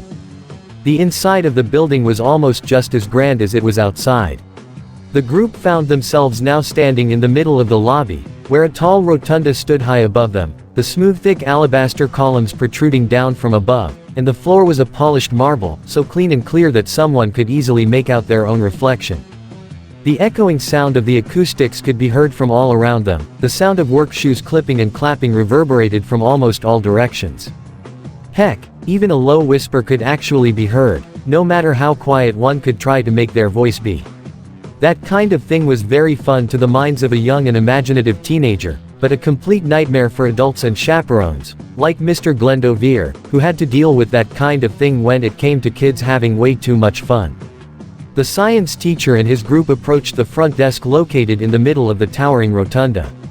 A young, black-haired, 30-year-old woman, the receptionist, within the front desk noticed them approaching to her direction and she smiled at them warmly. "Why, hello there," she said to the group. "You must be the guests for the tour." "Yes, ma'am, that is us," Mr. Glendovier said formally. "I'll be with you in a minute," she said, before moving over to one part of the desk. She pressed down on a button and spoke into the intercom that had stuck out from below the desk. "Attention, Professor Warren," she said, her clear voice ringing throughout the building, paging Professor Warren. "Your guests from Royal Woods High have arrived for the tour." After that, she whirled back around to face Mr. Glendovier and his hodgepodge of science students. "He will be with you in a short moment," she said to him. The science teacher nodded in understanding. After about 5 minutes of waiting, a grown man wearing a white laboratory coat approached the front desk from one direction and then found himself facing the group of science students closely by. He smiled at them and addressed them with an inclined nod of his head. "Nice to meet you all," the man said, introducing himself in a deep-sounding voice. "You must be the tour group. I am Professor Miles Warren, head of Royal Woods University's genetics lab, and it is an honor to meet you all." Professor Miles Warren was a tallish man, appearing to be approximately the same height as Mr. Glendovier. He looked to be at least close to his middle age, with darkish gray hair and green eyes. Just above his lips was a thick bushy mustache that looked like it had been neatly groomed and taken care of, which was a whole lot more than what people could say about how he took care of his hair. "Thank you all so much for coming," Warren continued with a proud smile on his face. "Now, if you will just kindly follow me, we can begin the tour immediately." And so, Professor Warren beckoned the group to follow after him through the main hallway across from the lobby. "Today, you all will be shown something quite extraordinary," he told the science class as he led them all through another room. Something that was thought to have been quite impossible to do so and could only be found in the realm of fantasy, that no living man has seen before since the dawn of time itself, cross-species transmutation. Right after he said this, they approached a pair of double doors to one part of the building, and the doors had words that were largely printed on the front. Lincoln and the gang knew this to be none other than the genetics lab itself. After Professor Warren opened the doors, he led the group inside for everybody to see. What they all saw caused them to stare in awestruck at the size of the room. Even Mr. Glendovier found himself becoming quite impressed. The ceiling reached up to be about the same height as the rotunda back at the lobby. The layout of the laboratory was like a giant perfect circle, completely matching the rotunda in this room. 10 alabaster columns towered above to the ceiling, and there were 2 circular balconies right above them. All around the room, there were other scientists and researchers of different ages and races, examining through microscopes and large monitors, each one showing what appeared to be neon-colored images of spider DNA. There were tables, display cases, steel pushcarts, and laboratory equipment neatly placed around tables and such. And finally, protruding upward in the center of the lab was a giant device that had large computer monitors and keyboards that circled around it. Professor Warren swiftly whirled his gaze around back over to the tour group. It is a known fact that there are 40,000 species of spiders across the world, Professor Warren explained. They all can be found under the word RNA, which is divided into 3 different subgroups: Mesothelea, Orthognatha, and Labidognatha. All spiders are meat eaters, feasting on massive quantities of protein, which are found within the natural juices of their prey. As Warren went on and on with his words, as the group continued to follow after the scientist, Clyde nudged Lincoln and pointed at the towering device with the computer screens. "Look at that, Link," the African-American teen muttered, so low that no one could hear them. "That has to be the most advanced electron microscope I have ever seen. It's so unreal." Lynn heard this and she rolled her eyes. "PFF'd, yeah," the sporty loud girl muttered unenthusiastically, "unrealistically boring." Arachnids, from all 3 groups, Professor Warren continued, possess varying forms of strength which help them in their ever-constant search for food. To give you all an example. The scientist pointed a finger at a large square-shaped container that was all made out of glass, which held inside 2 pieces of wood. Standing on the tip of a thick-looking branch that pointed upward was a single fuzzy dot that was the size and length of a grown fingernail. That was when they all realized that it was a spider.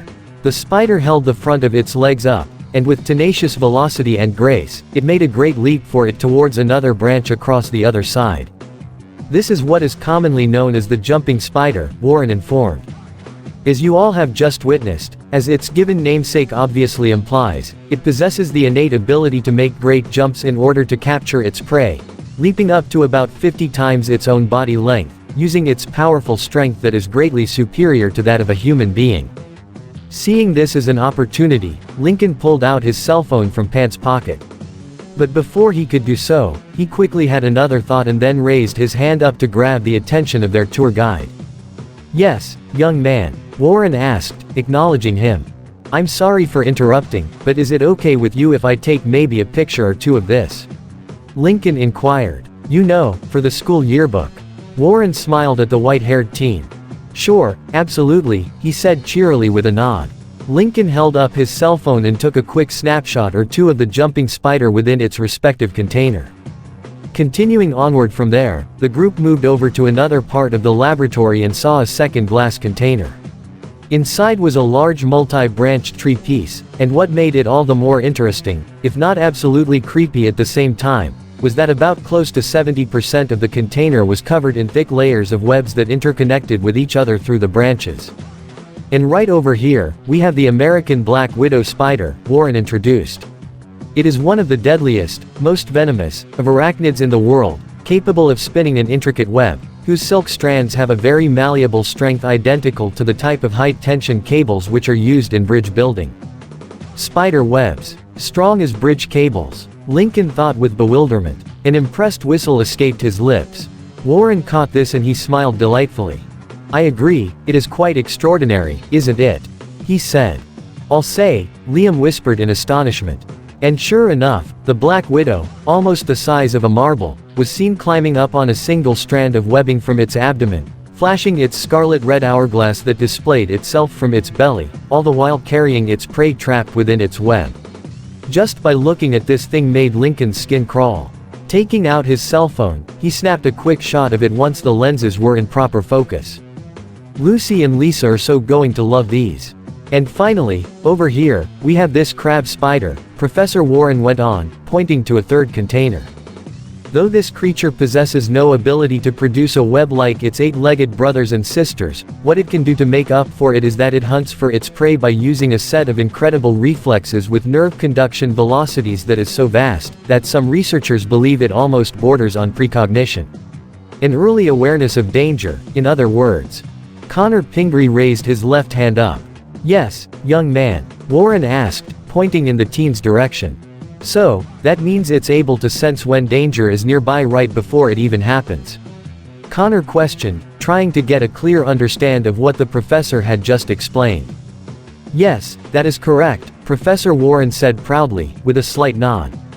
"Basically, it behaves a lot like a radar system, able to pinpoint where the danger is coming from, giving them enough time to react. It behaves very much like that of a sixth sense. Or in this case, spider sense. Spider sense, Lincoln thought with great fascination. Now this alone sounded pretty cool. What I would give to have something like that.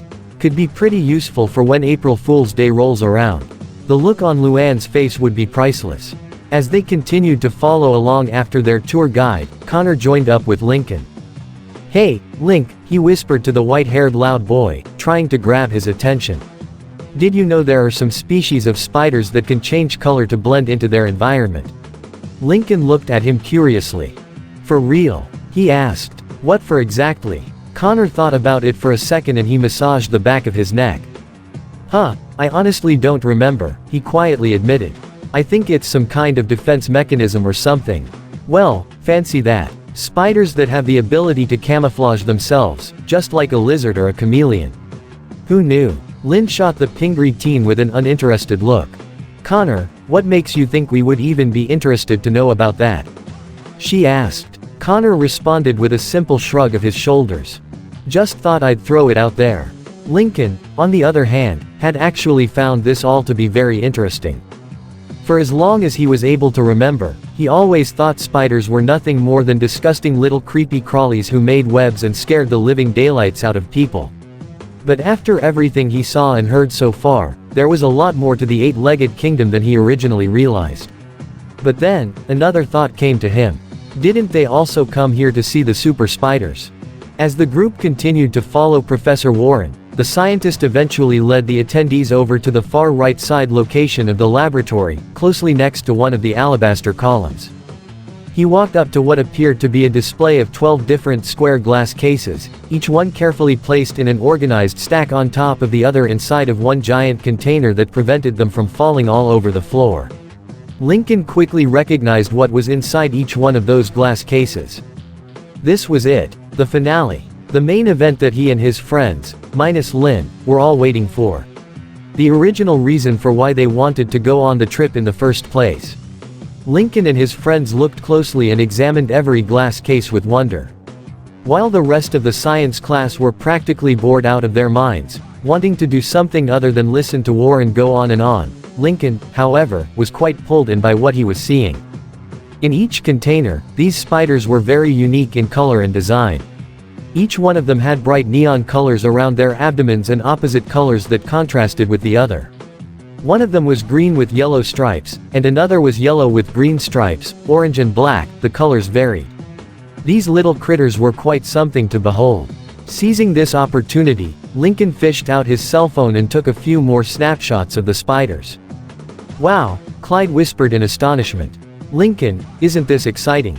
Before the loud boy could even get the chance to open his mouth, another voice spoke up closely next to them. "Lynn. PFF'd, sure, if you like things that can crawl out from under a rock." The female jock quipped with a bored frown, crossing her arms. "Geez, Lynn," Lincoln thought annoyedly. "Can you be an even bigger buzzkill?" Deciding to ignore her, Lincoln and Clyde turned over to Professor Warren, who remained alongside to the left of the display. In the last several years, Professor Warren had informed the guests, this university's most excellent genetic research facility was able to fully map out the genetic coding from each of the three aforementioned spiders, and we were able to use them to create this collection of these new spiders. Armed with these DNA blueprints, Warren continued with his explanation, "We have now only begun what was thought to be impossible. Of course, we cannot do such things to a human being just yet though. So, for now, we are using 12 of these super spiders as a show of our accomplishments." Lincoln and Clyde smiled excitedly when they heard him actually say the word, super, in that sentence. However, their excitement was suddenly cut short, when Lincoln walked up closely to the display cases, and he noticed that something was very out of place. He carefully examined and counted down each one of the containers, making sure that he did not miss anything. 1, 2, 3, 4, 5, 6, 7, 8, 9, 10, 11. Odd, where was super spider number 12? With this newfound knowledge, Lincoln glanced over to the scientist. Professor Warren," he called, raising his hand to catch the man's attention. "I don't know if you've seen this yet, but there are only 11 spiders here." Miles Warren looked at the teen with confused eyebrows. Even Mr. Glendovier started to look concerned. I'm sorry, could you repeat that? The professor asked, unsure if he heard him correctly. There's only 11, sir, Lincoln repeated, before pointing at the empty case. One of them is missing. Warren walked over to Lincoln's location and gazed closely at the glass case. To his surprise, the teen was correct. It was empty, and the only thing found inside was a small web and a long thorny twig. Warren furrowed his brows, now very perturbed by what he was seeing. Clyde, Lynn, and the others felt the same way as well. That's strange. I could have sworn this one was in here about an hour ago, the scientist muttered aloud. Warren pondered on this notion for a moment until he decided to shrug his shoulders. I guess they must have removed it for further study. Oh well, no harm done. As Warren continued on from there with his explanation to the tour group about the possibilities and wonders of genetic manipulation, Lincoln unconsciously rested his scrawny body up against the column that stood close by, crossing his left foot over the other. As he watched while the other students were looking at the display cases and taking some pictures, Lincoln decided to grab his phone again and tried to get a nice group shot. Oh yeah, this is definitely going to look nice for this coming yearbook. As he was busy taking a couple photos or more with his cell phone, making sure that the lens was perfectly in focus, he and everybody else were completely unaware of something that was taking place. In the high arch of the rotunda, situated right at the top base of the column, a large and magnificent spiderweb displayed itself above, hidden where no one could notice it, glistening mildly in the light. Positioned at the center of the web was what appeared to be a small, rounded marble shape that was colored blue with 4 stylized red stripes going along the sides. The spider crawled its way rather steadily towards one corner of its web. It had only recently devoured a fly. But regardless, it was still hungry, and it wanted more. It sensed nearby prey, sensing movement directly below it. A feeling of great hunger instantly took over. It wanted to eat, and it was not going to stop until it gained its fill. Moving even further to the corner of its web, it used its spinnerets below its abdomen to create a strand of pearl-white silk. Gradually descending in a long vertical line that now glistened in the light, it spread out its long twiggy legs as it hovered down its web strand, eagerly anticipating its impending feast. Its small needle-sharp fangs began to salivate with impatient hunger. It was going to savor every last tasty morsel of its unwary prey. And nothing, not even its arachnoid brothers and sisters, was going to get in the way of what it wanted. Still completely oblivious, Lincoln remained where he was, leaning against the column, putting away his cell phone, and watching his group listen to Warren's continued lecture. As the spider inched even closer and closer, the mutant arachnid could already taste the sweet and juicy protein that flowed deliciously within Lincoln's veins. All it wanted was one tiny bite, and that would be it. Just one bite to make it good and happy. It dangled further down until it finally landed on Lincoln's right shoulder. The spider felt its surroundings with its hairy legs and realized that it was not touching bare flesh. There had to be a better food source around here. The spider traversed further down Lincoln's shoulder and past the orange sleeve of his now crossed arm until it finally reached the teen's unclothed left hand resting on his right bicep. At last, it found its sought-after meal. Now nothing else would be able to claim it. With this, the spider wasted no time as it bared its black fangs as wide as it could make them, and it greedily pierced deep into the pink flesh of Lincoln's hand. However, the spider failed to realize that this would truly be the very last meal it would ever eat again. Ow! Lincoln cried out lightly, feeling a small yet terrible prick on his hand. Instinctively, he hastily slapped away whatever the source of that pain came from. The spider fell to the floor, landing very hard on its back. The hard impact caused it great pain, so much that it instantly gave out and the spider's legs started to curl inward towards its belly. A clear sign that the spider had now met its end, all life now gone from its being. Lincoln held his hand closely to himself, wincing a little bit from the small but irritable discomfort. He raised his hand up and saw a very tiny dot of red just a quarter inch below the knuckle of his index finger. Blood. Lincoln looked to the ground, and he squatted down to his knees to try and get a better look at the thing that just bit him. Upon seeing the red and blue abdomen and small hairy legs, he immediately realized what he was looking at. "It's you," he thought. "The missing 12. Just how in the world did you get out? Is there a problem, Mr. Loud?" Mr. Glendovier inquired suspiciously at his direction. Lincoln shot his head up to look at his science teacher. As much as he wanted to tell the truth, there was just something in the back of his brain that forced him to say something else than what he originally wanted to say.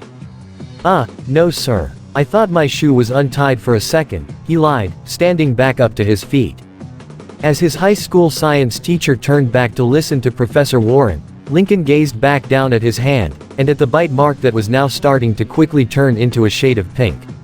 Lincoln furrowed his eyebrows. He then turned his eyes over to the dead spider near his feet. I sure hope you weren't poisonous.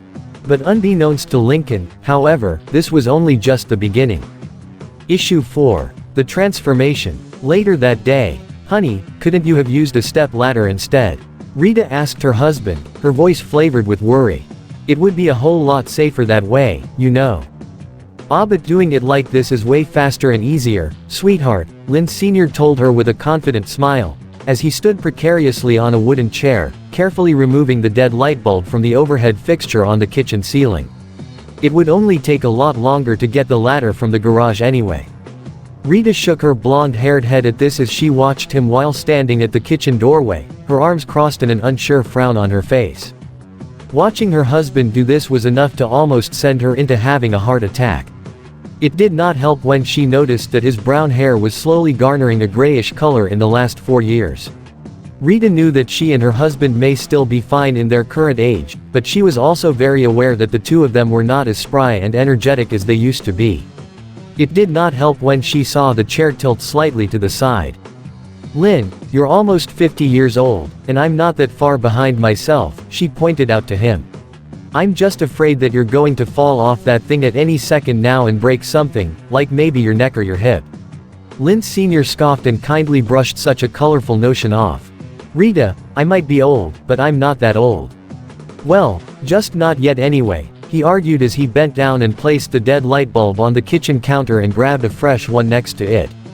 And besides, Tom Cruise is almost 60 and he is still fit as a fiddle. Rita's hands fell on her hips, and she shot her husband a deadpanned expression. Except you're not Tom Cruise, Lynn, she said to him flatly. Lynn Sr. made an audible snort and then he muttered, "Love you too, dear," in a sardonic tone. With that, the family patriarch reached his arms up with the brand new light bulb and he carefully twisted it all the way inside the overhead socket on the ceiling. He looked over at his wife and told her to go ahead and flip the switch. She flipped up the light switch, and sure enough, the light bulb illuminated brightly as if it were the midday sun. Lynn Sr. smiled triumphantly. And there you have it, he intoned proudly. We now have light. 40 soft glowing watts of it. As he started to ease his way down from the chair, Rita stood closely behind him in case he was to fall backwards. Though to be honest, her husband was more worried that he might fall and hurt her in the process just as much as she was worried for him. Thankfully, it never came to that, and he came down perfectly fine and unscathed. Now then, he said, right before throwing the burned-out light bulb in the trash. Let's see what's on the list for dinner tonight. As Lynn Sr. walked over to the front of the fridge, Rita took the chair and placed it back into the dining room with the other chairs around the table. Lynn Sr. peered at his written schedule that was pinned on the door of the refrigerator with a small magnet. When he could not decide what it was that he wanted to make tonight, he vehemently shrugged his shoulders. Guess they were all going to have leftovers tonight. With this in thought, he decidedly walked on over to the living room, plopped down in the middle of the couch, and turned on the television set. And then he was welcomed to quite an interesting-looking commercial. $4,000, people. An announcer in the TV cried out excitedly. That's right. $4,000 will be given to the one contestant lucky enough to win on one of America's highly rated shows on the market, so, you think you've got talent. And it's all going down right here at the Royal Woods Theatre this coming week on Sunday evening at 6 o'clock. Think you have what it takes to show us your best talent and win it big? Lynn Sr. chuckled and then shook his head mildly, flipping to the next channel. Right at the moment of doing so, the front door began to twitch and turn, and then it opened all the way to reveal Lori and the other kids, having been picked up from their respective schools. The loud father stood back up from the couch, and approached his children, asked them if they had a good day and whatnot, the usual thing to say. And then, he took notice of Lincoln, who kept half his face covered by his orange hood. Hey there, sport, he said to his son, hugging him tightly in a warm embrace, not even noticing that Lincoln had let out a pained grunt, and then releasing him. "How did the field trip go? Did you have a good time?" Lincoln only groaned again, struggling to look up at his father in a way which made it appear like he was barely acknowledging his questions. It was great, Dad," he muttered almost hoarsely. Luckily, the family patriarch caught this and furrowed his brows in both confusion and a little bit of worry. "Are you okay there, son?" he asked. "You sound like you're coming down with something." Lincoln rose a trembling hand at his old man in protest. I'm fine, Dad," he said in a shaky tone. "I just need to lie down for a minute." Before the 15-year-old teen could even make it to the first foot of the stairs, Lynn Sr. stopped him for a moment and placed the back of his hand on his forehead. The father was a bit perturbed by how high his temperature was. "Whoa, you're really burning up," he stated before lifting his son's white hair up to get a better look at him. Suffice to say, he was very taken aback by what he saw. "Oh, my goodness," the loud father muttered aloud in surprise. Almost immediately, he called after for his wife. Rita came into the living room from the dining room, and when she got a good view of her son's face, she too was surprised by what she was looking at. "Oh, my word," she said concernedly. "Lincoln, you look sick as a dog." And the loud mother was not at all joking with that description. Lincoln's face seemed to be just as pale as Lucis, and the circles under his mildly bloodshot eyes were dark. Beads of sweat started to permeate around his brow. "I feel sick as a dog," he muttered with a slight stammer. I think I need to go to my room and sleep this off." "Don't you worry, baby," Rita affirmed. "Why don't you let your father help you up to your room? I'll make you some hot chicken noodle soup in a moment." Lincoln slightly nodded at his mother's words. "Tea, thanks, Mom," he conceded. "Tea, that would be nice." "Here, son," the loud father said, putting a hand on his boy's shoulder. "Let me help you up the stairs. You look like you're about to faint at any second now." But as soon as they started up, Lynn Sr. noticed that Lincoln was clearly struggling to lift his own feet up, as if a pair of dumbbells were tied around his trembling ankles. But despite that, both father and son managed to reach the top of the stairs and into the second-floor hallway and then down to Lincoln's bedroom. "You just rest easy now, okay?" Lynn Sr. said to Lincoln. "Your mother will be in here with your soup in a little while."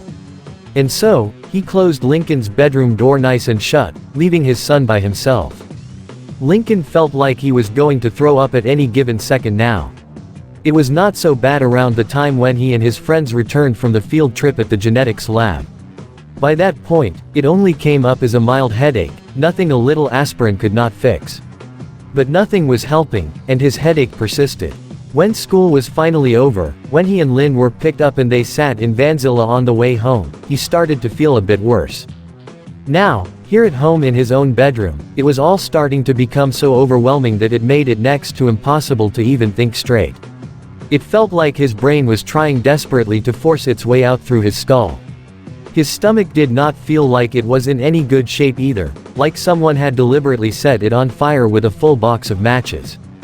He struggled to stand inside his bedroom as he clutched onto his stomach in pain, and his legs were beginning to feel like they were turning into gelatin. The thumping of his heartbeat rang fiercely in his ears. It did not help that his entire room appeared like it was now almost spinning, making him become very nauseous. Lincoln had never felt this terribly sick in his entire life before. The flu, the common cold, they were practically a mild case of dandruff compared to what he was feeling right now. As careful as he could be, he slowly walked over to his bed, all the while taking off his hoodie and t-shirt to expose his scrawny yet now deathly pale frame, not even bothering to attempt to take off his pants next. His left leg suddenly gave out and he fell down almost face first onto the blanket-covered mattress. Lincoln turned to his side and shakily covered himself with his blanket. The pain started to increase, becoming even worse than ever before, prompting the poor kid to curl up into a fetal position. He struggled to peek down at his left hand, gazing at the bite mark where that little spider bit him all the way back from the trip. It was now terribly inflamed, a lot redder than what it originally appeared, not to mention that it was also quite swollen to the size of a marble. Lincoln's eyes bulged in confusion as well as in terror. How could a very small spider bite like that do something like this? What did that spider do to him? Just what in the world was happening? One logical conclusion said to him that the spider had poisoned him. He mentally cursed at himself. How did he not see this coming? Just why did he not go to the nurse's office straight away the minute they returned from the trip? And now, he was lying down on his own bed, more than likely dying from whatever kind of lethal toxin the spider injected him with, all because he chose not to say anything, thinking it was not a big deal. Great, as if things could not be any suckier enough. Might as well add this to the roster of his history with bad luck. He began to shake uncontrollably, chills suddenly going over his entire body. He huddled underneath his blanket as he trembled almost violently, teeth chattering. Dear God, please, he mentally begged, tears starting to build up in his eyes. I'll do anything you want. Anything at all. Just make the pain stop. I'm begging you. I don't want to die. As a last-ditch effort, he tried to let out a scream. But nothing came out except for a very hoarse-sounding grunt. He tried again, but it was a lot harder this time. The only thing he managed to say was a very quiet and meek-sounding, "H help." It was so small that it barely carried over a whisper, not even strong enough to break through the barriers of his bedroom walls. He felt completely paralyzed, totally helpless and vulnerable, trapped with no way out as his body started to change radically. But then, his vision started to blur and darken. Lincoln had realized, too late, that his body had now given out, closing his eyes with a faint, the shock of everything happening all at once becoming too much for him to bear. And he fell into a forced slumber, into the dream world within the confines of his mind. The streets were dark and misty, the night sky an ominous shade of purple and blue. Not a single cloud could be seen at all, not even the moon itself was present. Lincoln's heart rate was almost through the roof as he made a sharp turn towards the mouth of an alleyway. The alley was coated in a thick blanket of darkness, making it so there was nothing in there that could be seen. But then, he heard a very terrible shriek coming from another direction. It was close now. So very close. Not wanting to take any chances, Lincoln darted head-on into the alleyway, running past dumpsters and trash cans and whatnot. Thick strands and layers of spiderwebs were coated almost everywhere. "You cannot escape from me, boy." A hissing, unhuman-sounding voice bellowed from behind him. "I smell your fear." Lincoln could not help but turn his head around, even though he knew he should not, and what he saw made every hair all over his teenage body stand up at all ends. Emerging from the fogged streets and gaining after him at top speed within the confines of the alley was something giant, with long and hairy 8 legs that were thick as spears, and an enormous abdomen colored blue with stylized red stripes going across the sides. Its fangs slavered with a hungry determination. It was almost like he was looking at a long-lost descendant of Shelob from the Lord of the Rings. There has to be a way out of here, Lincoln thought, running frantically in his orange pajamas. There just has to be. Quick as a flash, Lincoln rounded another corner, only to stop dead in his tracks when he saw standing in front of him was nothing but a tall brick wall, completely blocking his path. He desperately eyed around the place but found nothing. A horrible realization came to him. He was trapped like a cornered and defenseless animal. His skin crawled terribly, and his heart thumped even faster in his chest when he heard a familiar hissing sound coming from behind him. He slowly turned around until he was now face to face with the very object, the symbol of this current nightmare. The giant spider gazed down at him, ravenous hunger possessing its 4 soulless black eyes that stared down at him, like they were piercing deep into his heart and soul, green spittle oozing from its sharp and cruel-looking fangs. A low, guttural laugh resounded from its twisted excuse for a mouth. "There's nowhere else to run, boy." The giant spider hissed triumphantly, drawing slowly closer. Lincoln defensively held his right arm up in front of himself, dread continuing to take a hold of him. "Gee, go away," he exclaimed in a shaky voice, all the while fearfully backing away. "Please, just go away." Unbelievable. Here he was, a 15-year-old teenager, and he was just a second away from crying like a little kid.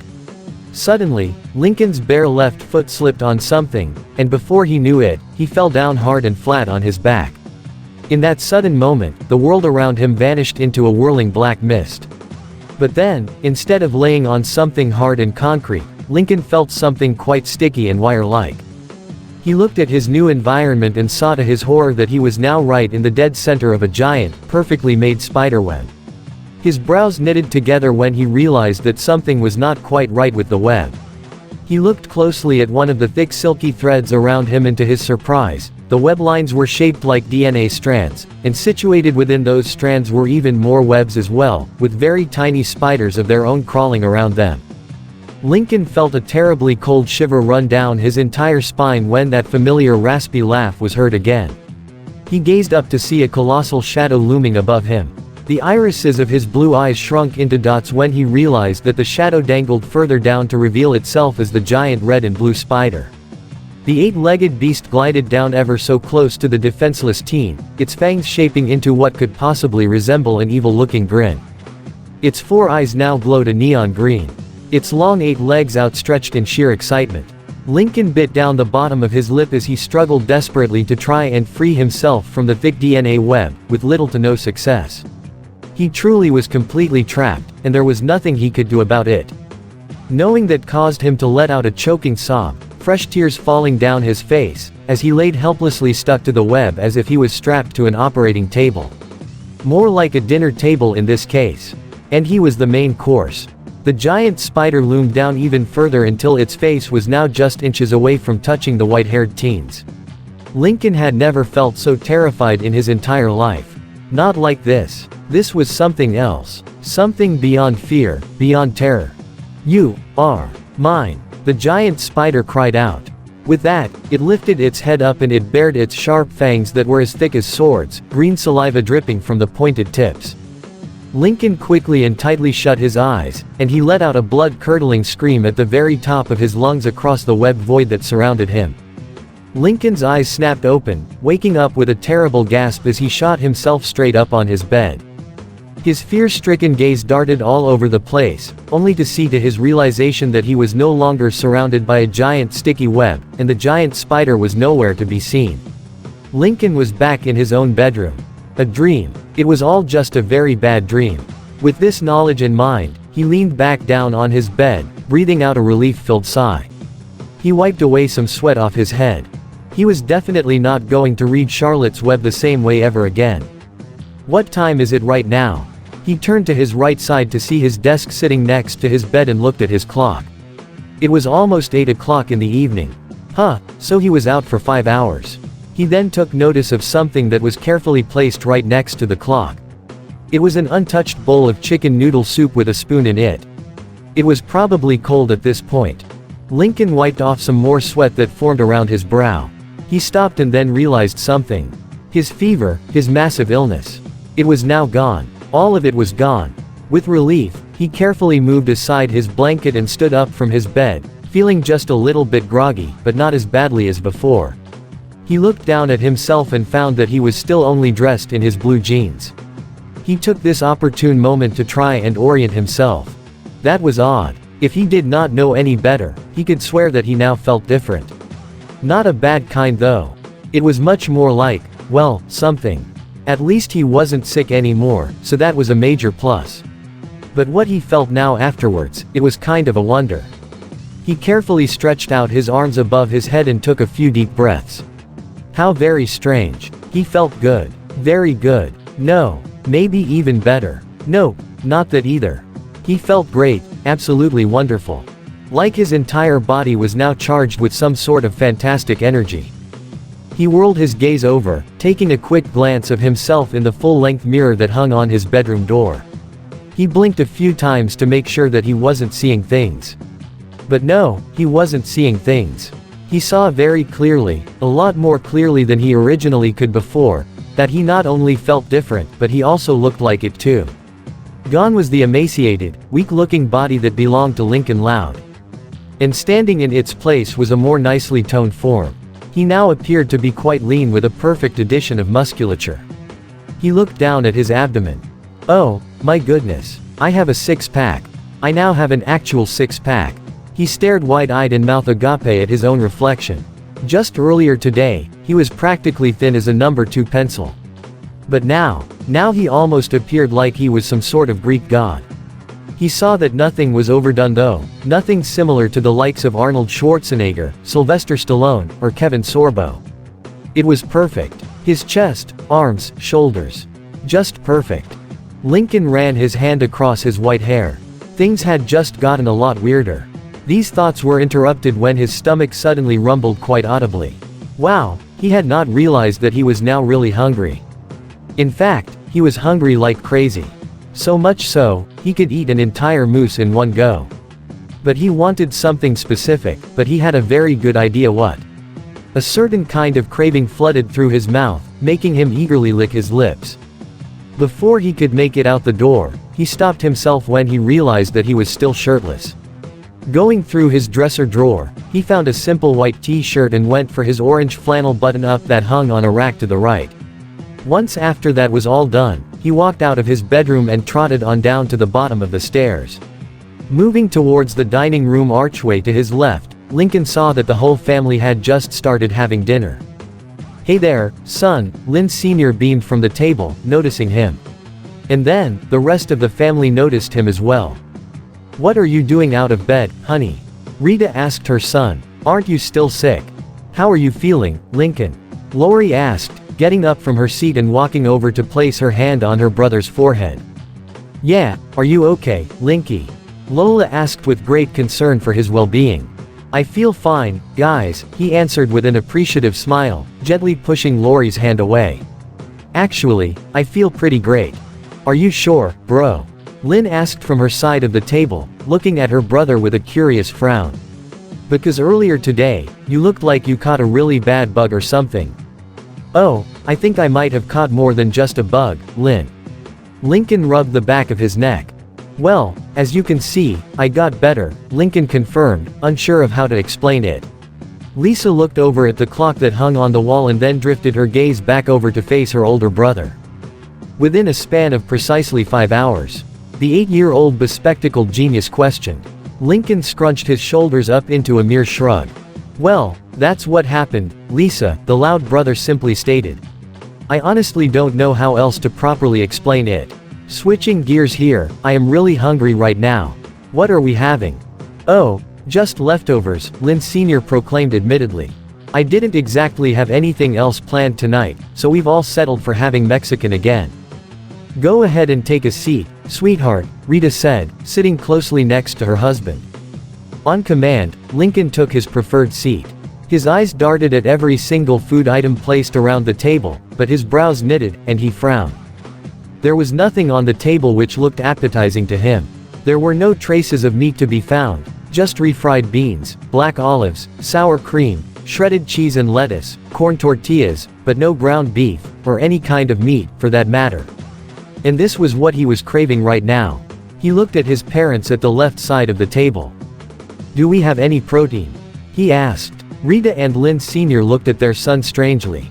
Lynn Sr. blinked a few times. "I'm sorry, what?" the father asked, having some trouble understanding what his son had just said to them. "Protein," Lincoln repeated, almost impatiently now. "Do we have any protein in this house?" The two parents looked at each other in confusion. When the other loud siblings heard this coming from their own brother, they were quite confused upon hearing this as well. Rita and Lynn Sr. looked back at their son, but before they could give an answer, Lincoln was already gone from his seat. They gazed over and saw that he was now within the confines of the kitchen, rummaging through the refrigerator. "Lincoln, what are you doing?" Rita called to her son, following him around the corner and into the kitchen along with her husband. Lincoln lifted his head up from the refrigerator. Both mother and father noticed that he now held in both his hands a large plate of 4 thick slices of leftover meatloaf that Lori had made only 2 days earlier. Without even acknowledging their presence, Lincoln zoomed past his parents and returned to his seat at the dinner table. "Lincoln, we are having Mexican, not Lori's meatloaf," Lucy said in her signature emotionless tone. But Lincoln paid his little sister no mind at all. He licked his lips and rubbed his hands together with impatience and anticipation, hunger completely overtaking his mind. Without even picking up a spoon or a fork, he dove right into the meatloaf with his bare hands, almost ravenously stuffing and chewing everything that made it into his mouth, not even once pausing for a moment to relish the taste of the mixed flavors. Everybody around the table stared at him in silence. Half of them were surprised while the rest were very much weirded out from this sudden change in behavior. Even Lily was just about taken aback. But Lincoln paid them no mind. "The best meatloaf I've ever had in my life," he mumbled to himself, just before taking another mouthful. "Just so good. Something is literally wrong here, Lori whispered to Lynn, without taking her eyes off Lincoln.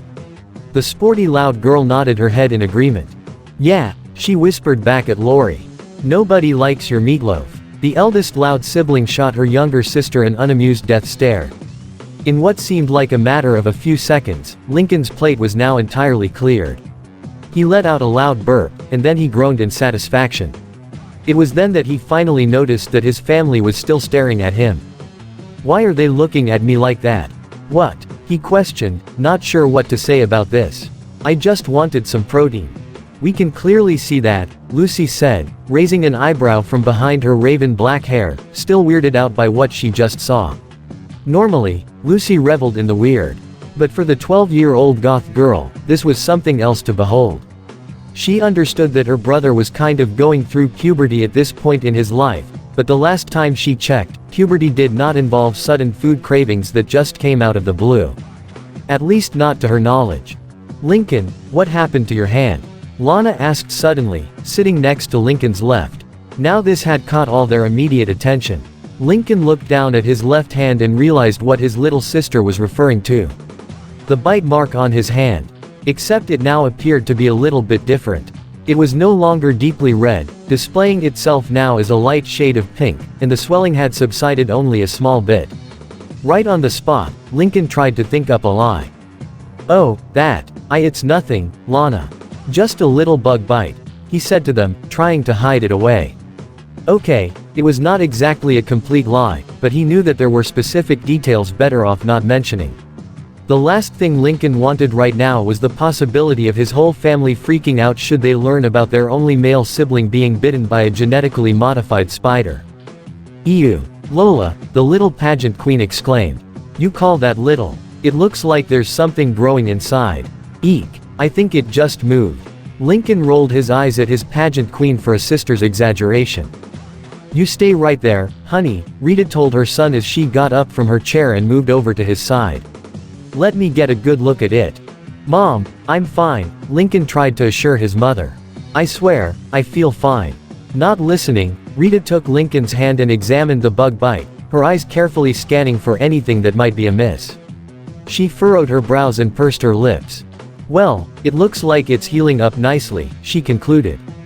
But when did this happen? Lincoln hesitated for a moment before finally giving her the answer. Well, I must have got it on the way back to school from the field trip, he explained. I wasn't exactly paying attention to what it was. All I knew was that I felt something bite me, swatted it away, and then it died. Again, it wasn't a complete lie, but he was still leaving out some very specific and critical details. He really did not want to risk making them all worried. Are you sure you will not be needing any medical assistance? Lisa conjectured, readjusting her rounded glasses. Lincoln shook his head. No, I'm pretty sure, Lisa, he confirmed. You know, I'll bet that was the reason why you were sick earlier. Lynn concluded. Wow, right on the mark, Lynn, Lincoln thought. But then, his ears suddenly perked when a small buzzing sound was heard, and a small black dot flew by in front of Rita. In that instant, senses all over Lincoln's body kicked into overdrive. Watch it. In no less than 28 microseconds, he whipped his hand up in a fast blur out in front of his mother and grabbed the flying dot with just his thumb and finger. Rita nearly yelped in surprise when Lincoln did so, and everybody else around the table virtually jumped out of their seats. When Rita had relaxed a bit, she saw the black dot that was now trapped in between Lincoln's fingers. Then she heard a small buzz, and right from that, she realized that. Lincoln, she muttered, blinking a few times. That's a fly. Lincoln looked at his mother curiously, and then at the small buzzing insect in his hand. True to her word, it was a small housefly, its red bulging eyes and its little legs moving around frantically. Lincoln stared almost wide-eyed when he finally registered what had just happened, what he just did. Oh, he murmured lowly. So, it is. Whoa, Lynn worded impressively, her eyes wide as they could be. Lincoln, that was awesome. When did you learn to do that? I don't know, Lynn, Lincoln stammered lightly, still staring at the fly in unsureness. I don't think I've ever learned to do something like this at all before. No way. There was no possible way any human being in the world could be able to catch a fly like that at such an inhuman level of speed. Well, unless you were a seasonally trained ninja. But Lincoln started to feel like it was more than that, like he was much faster than a ninja. Sensing the growing awkward silence, Lincoln got up from his chair, and approached the front door, and he let the fly go, letting it buzz freely into the world around it. After closing the door, Lincoln returned to the dining room table but did not take his respective seat as he looked around at his family. Man, he had never felt this awkward and uncomfortable in a long while. In another desperate attempt to try and break the silence, Lincoln opened his mouth to speak. "I'm gonna go use the bathroom," he said rather quickly. With no more time to spare, he sped right up the stairs and headed into the bathroom at the left end of the hallway, shutting the door and locking it tightly. Lin Sr. blinked a few times before turning to face the rest of his family. What in the world was that all about? Issue 5. Learn to crawl. Lincoln leaned his back against the bathroom door, his mind left in complete awestruck at what had just happened. He looked down at his hands, closely examining every finger, every line that went around each palm. How did he do that? Just how exactly in this God-created world did he actually do that? He did not even need to see the fly in order for him to catch it. Thinking back on it, he wondered if it was based on some kind of instinct. Like a hunter's instinct.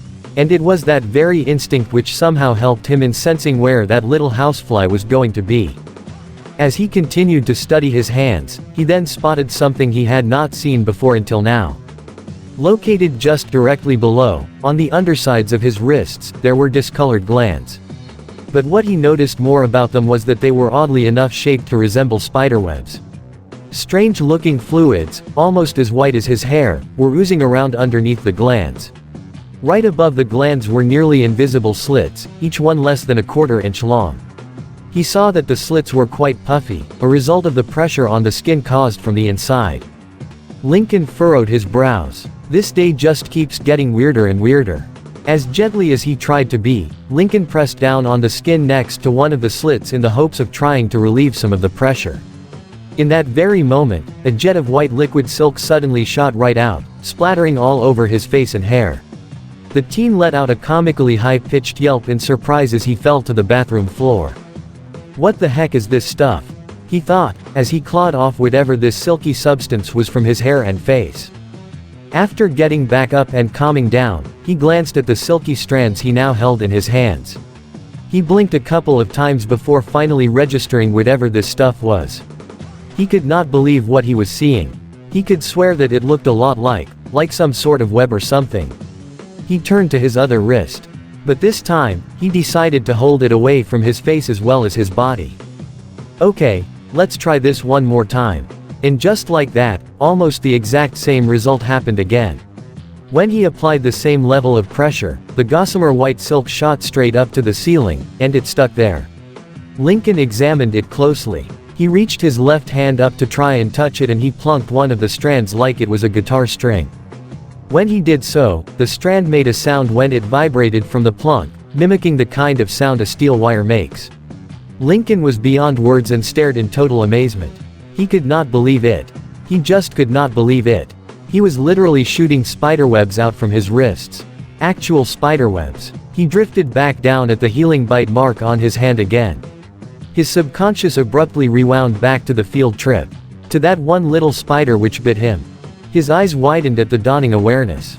No way. Could it even be possible? Everything he just experienced, his sudden growth in muscles, his strange craving for heavy amounts of protein, the absurdly lightning-fast reflexes. And now, shooting actual webs from his wrists. All this did was bring him to one unbelievable yet logical conclusion.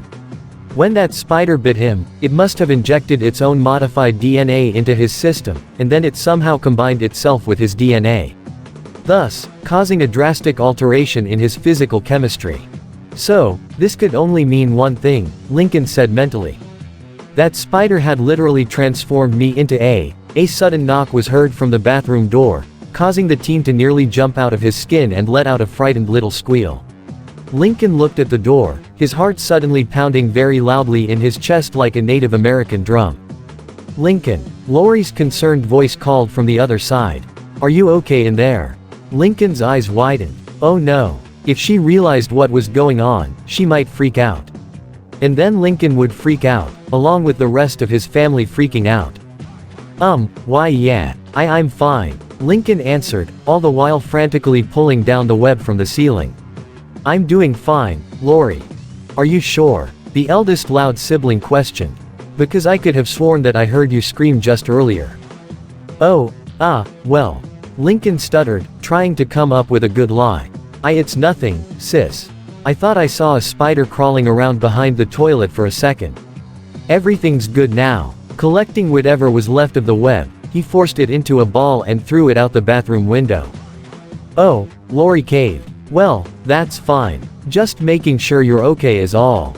Thanks, Lors. Lincoln called appreciatively. Happy for it. He pressed his ear against the door, and the thumping sound of Lori's footsteps became quieter and quieter. Why didn't you guys tell me you didn't like my meatloaf? He heard his sister's voice shouting. Lincoln could have sworn he heard a collected sigh.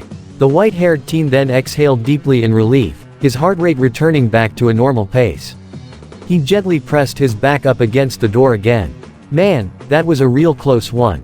As careful as he tried to be, his body slid down until he now sat on the floor, his mind going in all directions at once, trying to make sense of everything.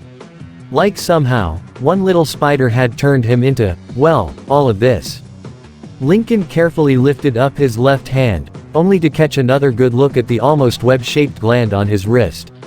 He stared at it for a while now, and then he mildly shook his head before resting it against the surface of the bathroom door, another thought popping into his mind. What am I going to do now? He mumbled to himself. Thursday, 11:05 p.m. Lincoln casually walked down through the sidewalk in the Midtown district of Royalwood City as he eagerly scarfed down a disposable Tupperware bowl filled with scrambled eggs and ground bits of cooked sausage, which he had put together himself for his breakfast early this morning. Of course, his mom and dad had to stop him from overloading on the huge number of portions he whipped up, because he made enough food to feed an armada. So, he ate whatever amount he was allowed have before putting the rest of the other scrambled eggs and ground sausage away for his current lunch for school. Once after he took a final big bite of his breakfast, he tossed the now empty Tupperware into a nearby trash can that stood closely next to the curb. Lincoln took a small breath and gazed up at the peaceful blue sky above, yesterday's events still quite fresh within his teenage subconscious. One part of him wanted so badly to believe that what happened was all just a dream and nothing more. His change in physique, his mad craving for protein, the cat-like reflexes and speed, and there was the whole shooting web silk straight from his bare wrists thing to figure out. It was like they all came straight from the pages of a science fiction comic book. But the other part of him knew that it was not a dream, and that it truly did happen. Early this morning, right after he got out of bed, he took another glance at himself in the mirror. And wouldn't you know it, his new physique was still there. One last time, he looked down at his bitten hand, only to see that the bite mark was now barely even visible. The swelling was gone and so was the inflammation. His hand was back to looking normal again. Lincoln felt very relieved. At least he would not have to look at it anymore. Which entailed another thing for him to worry about. He went to peek at the undersides of his wrists.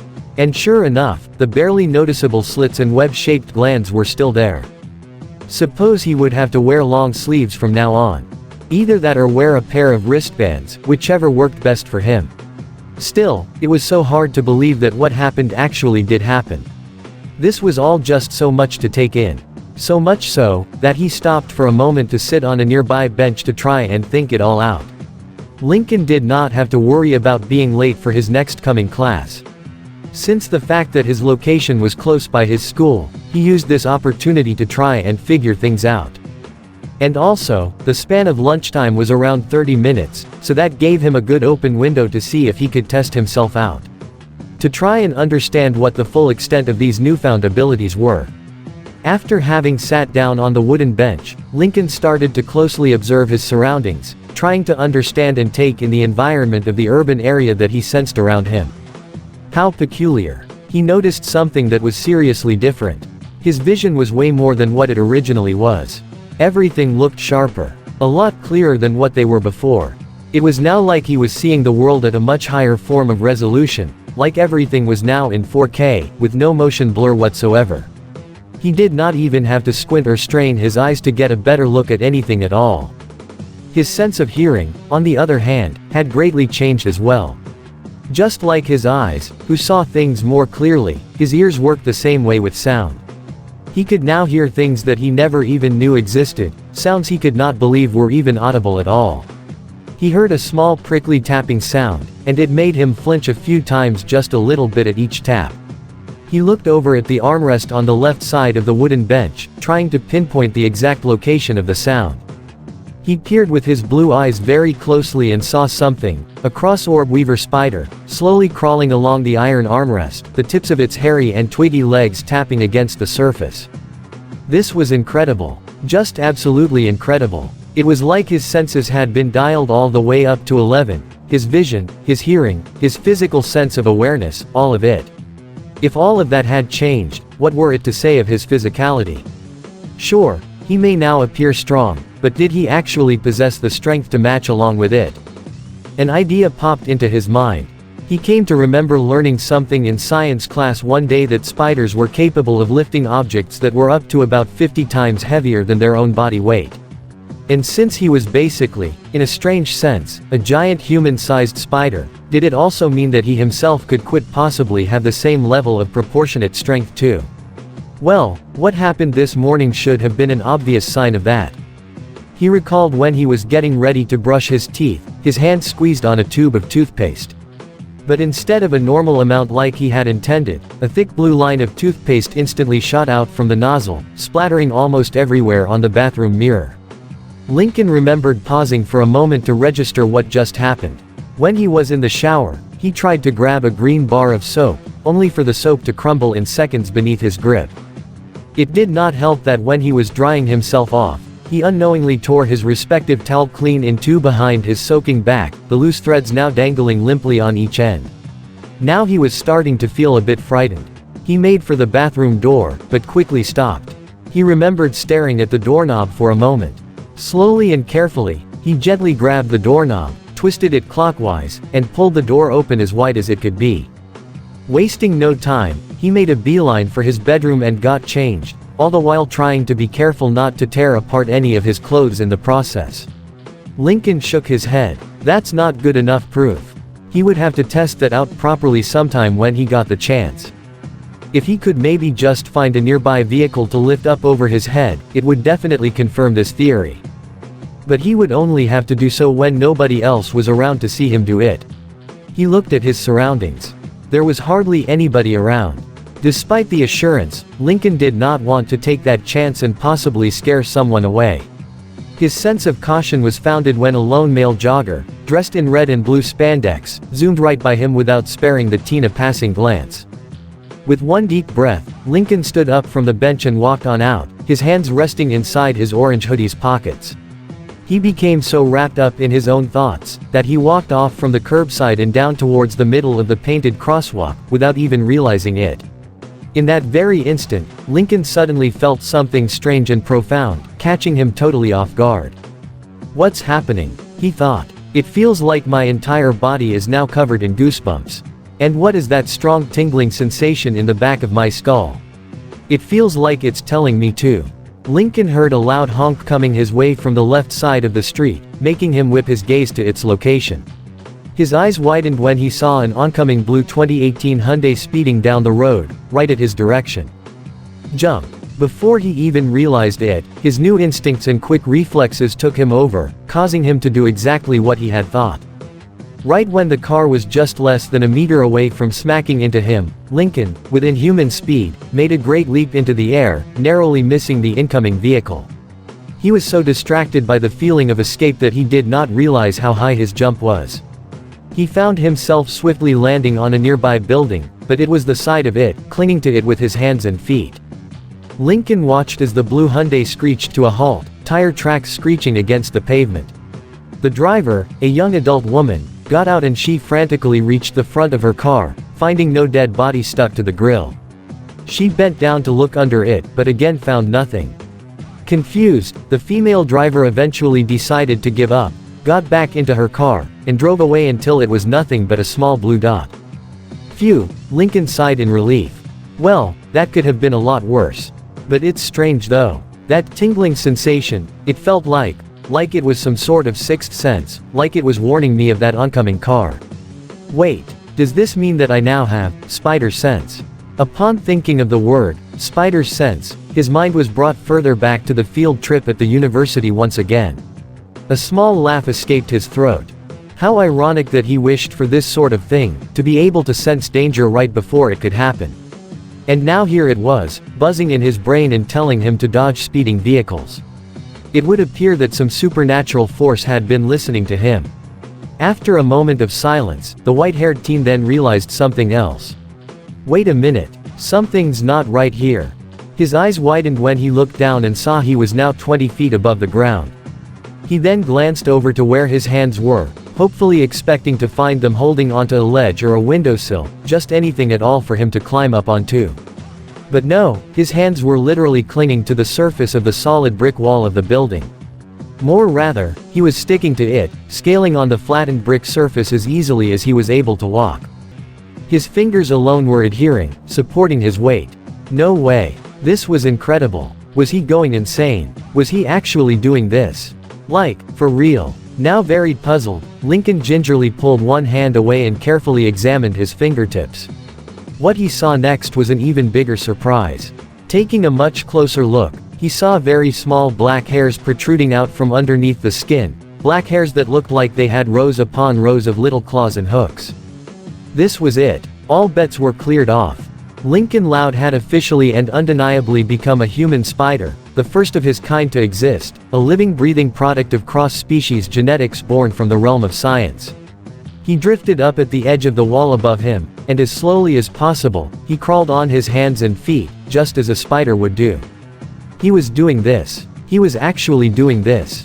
Finally, he reached for the ledge of the building and vaulted his body up and over the side and onto the floor of it.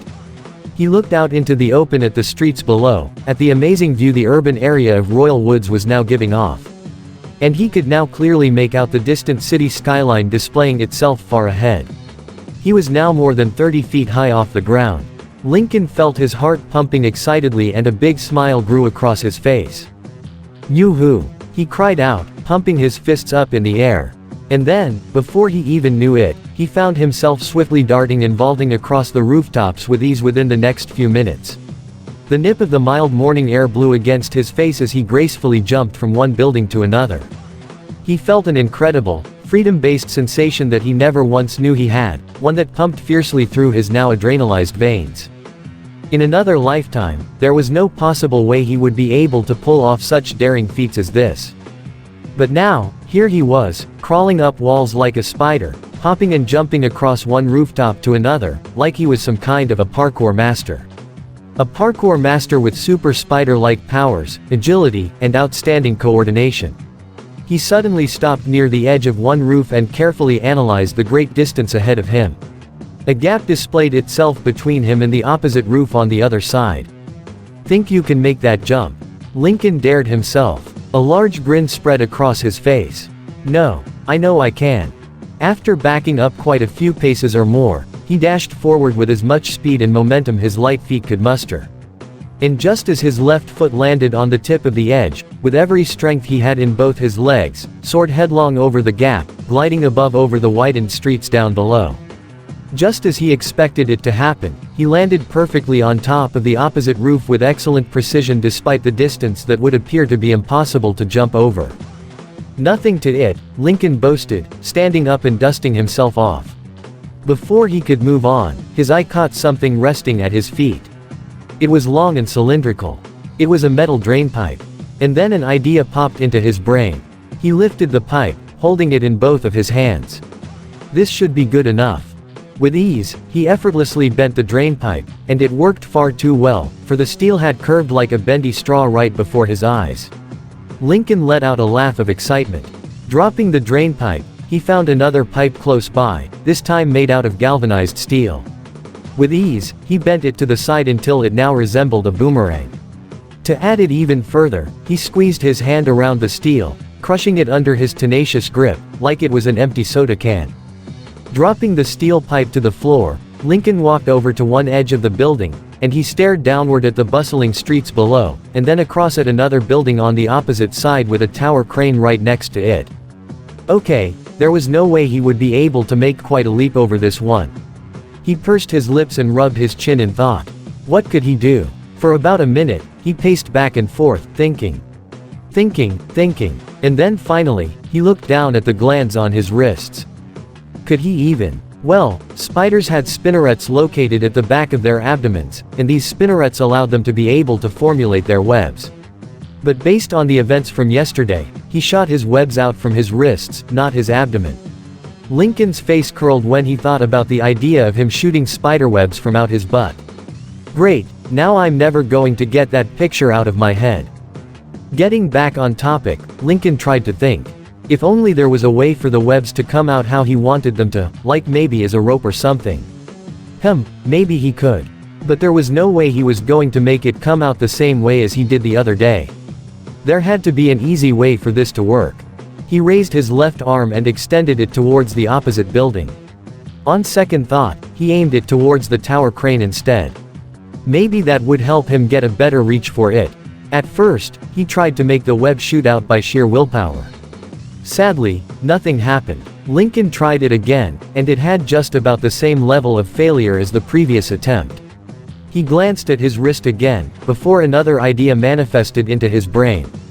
Wait, maybe it responds to certain hand gestures. He directed his arm once more at the crane and curled his open hand into a closed fist. To his disappointment, and growing irritation, nothing came about. He pointed with his index finger. Again, nothing. Lincoln grumbled under his breath. Okay, now this was starting to get increasingly annoying. He thought about maybe extending his middle finger and... No, that is not going to happen. So instead, he rotated his hand so that his palm was facing up. Alright, let's try this one last time. If this does not work, then I'm done for the day. With that, he stretched out all four of his fingers and his thumb and thought carefully about what to do next. After a long pause, he chose his ring and middle finger, pressing them both down together against his palm. And then, whip, a single gossamer strand of webbing immediately shot out from his wrist, and it flew through the air. Lincoln closely observed his hand gesture, the way it appeared. So all he had to do was press both his ring and middle finger against his palm. Fascinating. He looked back at the distant building and at the tower crane that still remained out in front of him. Using his extended index and pinky finger to help him aim, he made the gesture again, and another thick strand shot out from his wrist. The silky web line veered off in an arch to the right, missing its intended target. Lincoln tried one more time, and a third came out, but this time it flew through the air and the other end had adhered itself to the side of the crane. Lincoln smiled with success. He eagerly hopped up onto the ledge and he tugged at the web line as a means to test its strength. He tugged on it harder but stopped himself. Best not pull it too hard. Don't want it to break. But then he remembered something from his science class. The strength of a spider's web came from protein, which the webs themselves were made from. And since he had eaten some scrambled eggs and sausages, both of which carried plenty of protein, then he supposedly had nothing to worry about, right? And also, Professor Miles Warren himself explained that a spider's web was about as strong as steel cables. So, the chances of it snapping in half by his own hands was very small. Just in case though, he wrapped the tail end of the web line around his hands, and he tugged on it one more time. Lincoln took a slow and deep breath, his heart rate beginning to speed up from growing nervousness. Easy does it, Lincoln, he muttered to himself under a shaky breath. It'll be like playing on a tire swing. The only difference is you're about 40 feet above solid ground, about to swing across a very great distance, and with any luck, not about to splat head on against the side of the building out in front of you. Oh yeah, totally like playing on a tire swing. And besides, if Tarzan can do it, then why not you? With one more deep breath, Lincoln lifted his feet up and pulled himself right off the ledge. At that moment, he let out an excitable scream all the while sailing through the air and across the streets below him. To his great relief, the web did not break from the amount of his own weight. He kept his hands firmly tight around the web line, ensuring that he would not fall. Realizing that he was now several meters close to the flat surface of the building, he tried to quickly think of something on the spot. But he had no time to think about it as he came much closer to hitting the brick wall. Closing his eyes tightly, realizing that there were no other options, he let go of the web line, and yet he still found himself heading right into the wall. Using his hands and feet, he swiftly clung to the surface. His breathing was fast, but it eventually evened out, as did his heart rate. He looked down to see that he was now just 10 feet above the ground. He furrowed his brows in mild disappointment. Well, that could have gone better. A lot better. With this in thought, he leapt down to the actual ground on his feet with cat-like grace. After that, he walked out into the street with his hands tucking inside his hoodie's pockets. "I'm sorry, did I say Tarzan? I meant George of the Jungle."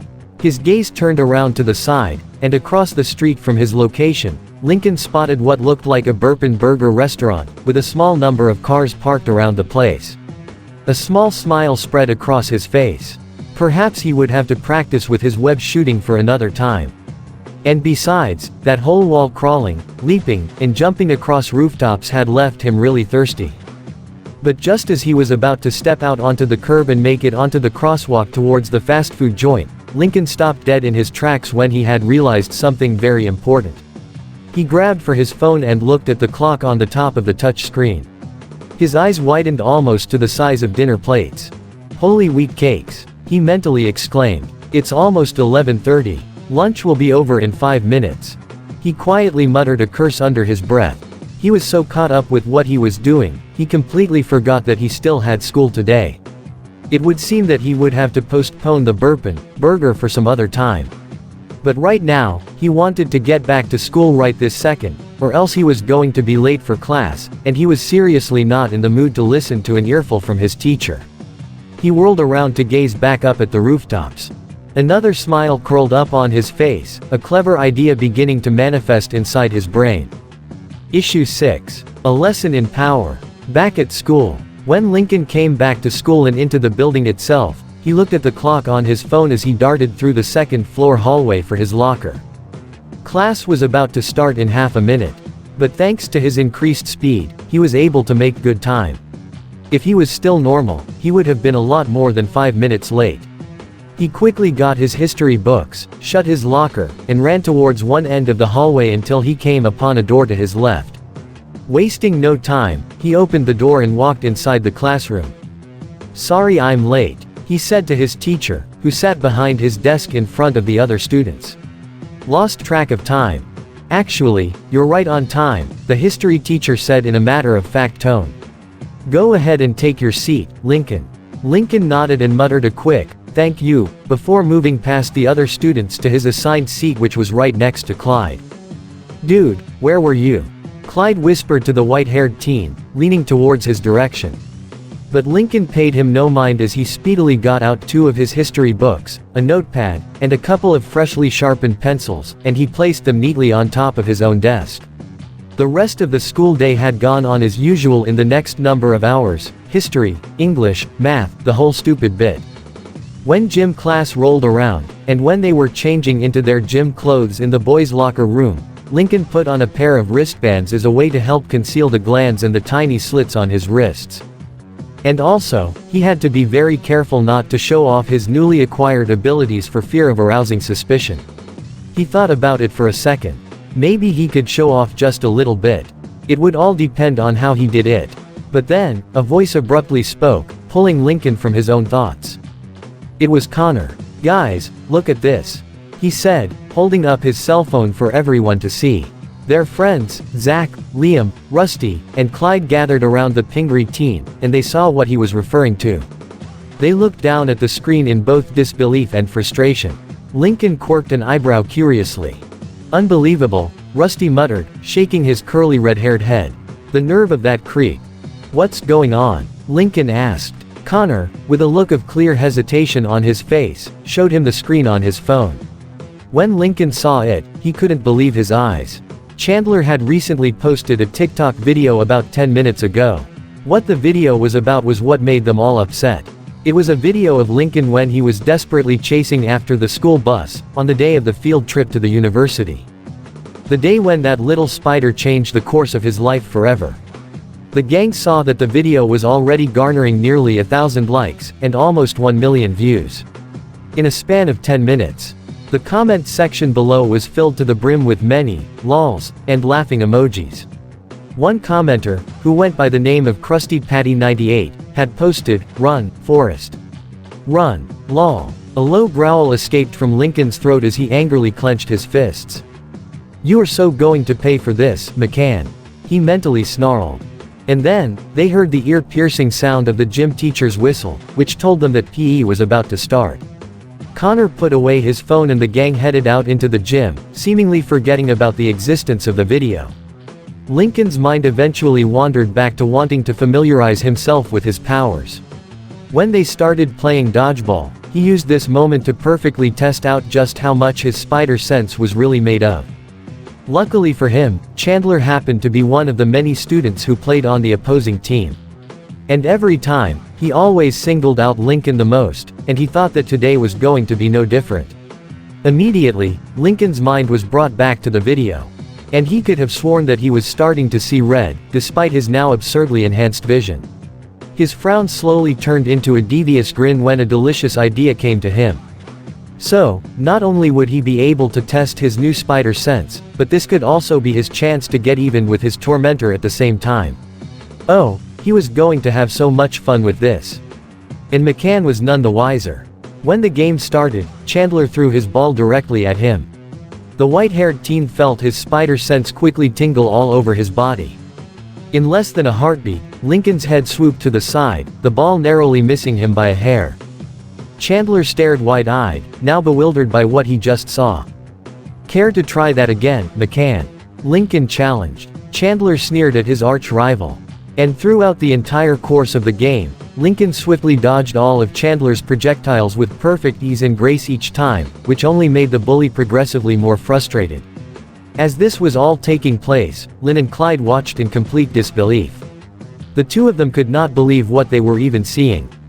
Even Connor, Zach, Rusty, and Stella were left speechless. Last time they checked, Lincoln was no good at dodgeball, and all kinds of physical exercise. Just the other day, before they went on the field trip, Lincoln found himself on the short end of the stick, getting creamed by a heavy torrent of dodgeballs.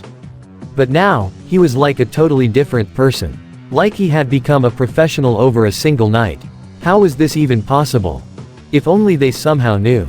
When he looked over at the now flustered Chandler, Lincoln started to frown angrily.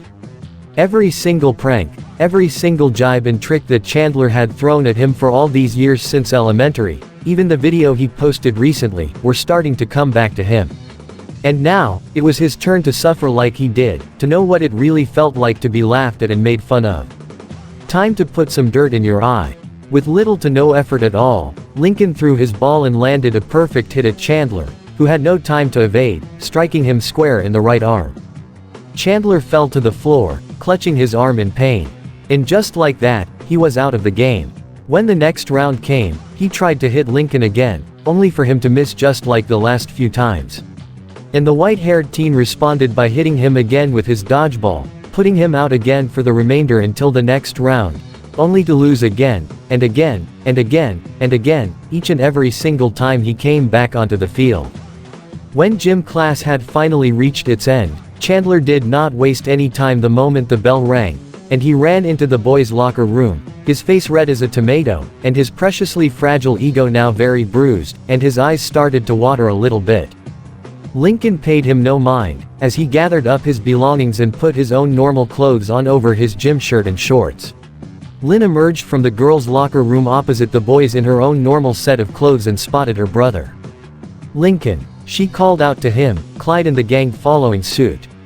"Lincoln, just, wow. Yeah," Connor said. "Lincoln, that was amazing. Yeehaw," Liam exclaimed, giving the white-haired teen a high five.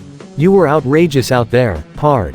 I'll say," Rusty added. "Where did you learn to do that, dude?" Immediately, Lincoln's confidence deflated a little bit like a balloon, now feeling quite unsure of how exactly to explain himself. How did one explain that he got such sensational skills after being bitten by a genetically modified spider that escaped from its respective container back during a certain field trip yesterday at a certain Royal Woods University? Just how did one explain all of that? So, Lincoln blurted out the first thing that came into his mind. Figure skating program, he said. Lin immediately saw a bit of a flaw in his fib. You learned to do this over a single night? She questioned her brother, now looking at him suspiciously. Lincoln smiled nervously. Sure, he said, nodding his head. It was really good. And after that, there was a wave of awkward silence around them, as all eyes were still trained right on him. Wanting to quickly break the ice, Lincoln looked down at a non-existent wristwatch. Oh, will you look at that? He nearly exclaimed. It's almost time for science class. I better get going or I'm gonna be late. As quickly as he could, Lincoln ran out of the gym through the double doors, leaving his friends wondering and confused by his strange behavior. Thankfully, they decided to let it go for now, and bring it up when they were able to find the appropriate time. And so, school continued on as usual, until the school clock finally rang at 3 o'clock. Lincoln extended his legs and arms out in all directions as he let out a big yawn, feeling quite relieved that his class was over, and so was school as a whole for today. It was not that he didn't want to pay attention, unlike some of his classmates. It was mostly because he was far too anxious to go home for the sole purpose of wanting to test out his spider powers and see just how far they could go and take him. He was so deep in thought that he pretty much had trouble listening to the class and whatever it was his English teacher was spouting on about. With school now over for today, and no more than that on the weekends, this gave him the opportunity he needed. He pulled his school supplies back into his backpack and he hastily followed after Clyde and the gang, joining with them into the school's east second-floor hallway. Amongst the plethora of other students roaming around the halls to collect their belongings, Lynn and Connor eventually found their way to the group. They did not look the least bit happy, judging from their scowling faces. What's the matter, guys? Clyde asked curiously. The homework Mrs. Hamilton just made us do contains 2 questions, the sporty loud girl grunted. Rusty looked at her weirdly. Huh, well that doesn't sound so bad, he pointed out ignorantly. Connor shot him a deadpanned expression. Each one of those 2 questions had 26 parts, the Pingree teen corrected, with a frustrated frown. They all cringed when they heard that. Ouch, Zach Girdle said. Now that doesn't sound very fun at all. Gee, Zach, ya think? Lynn cried in exasperation. Stella patted her on the shoulder to ease her up. Well, at least it's over, she proclaimed. Whatever, Lynn groaned, sighing deeply.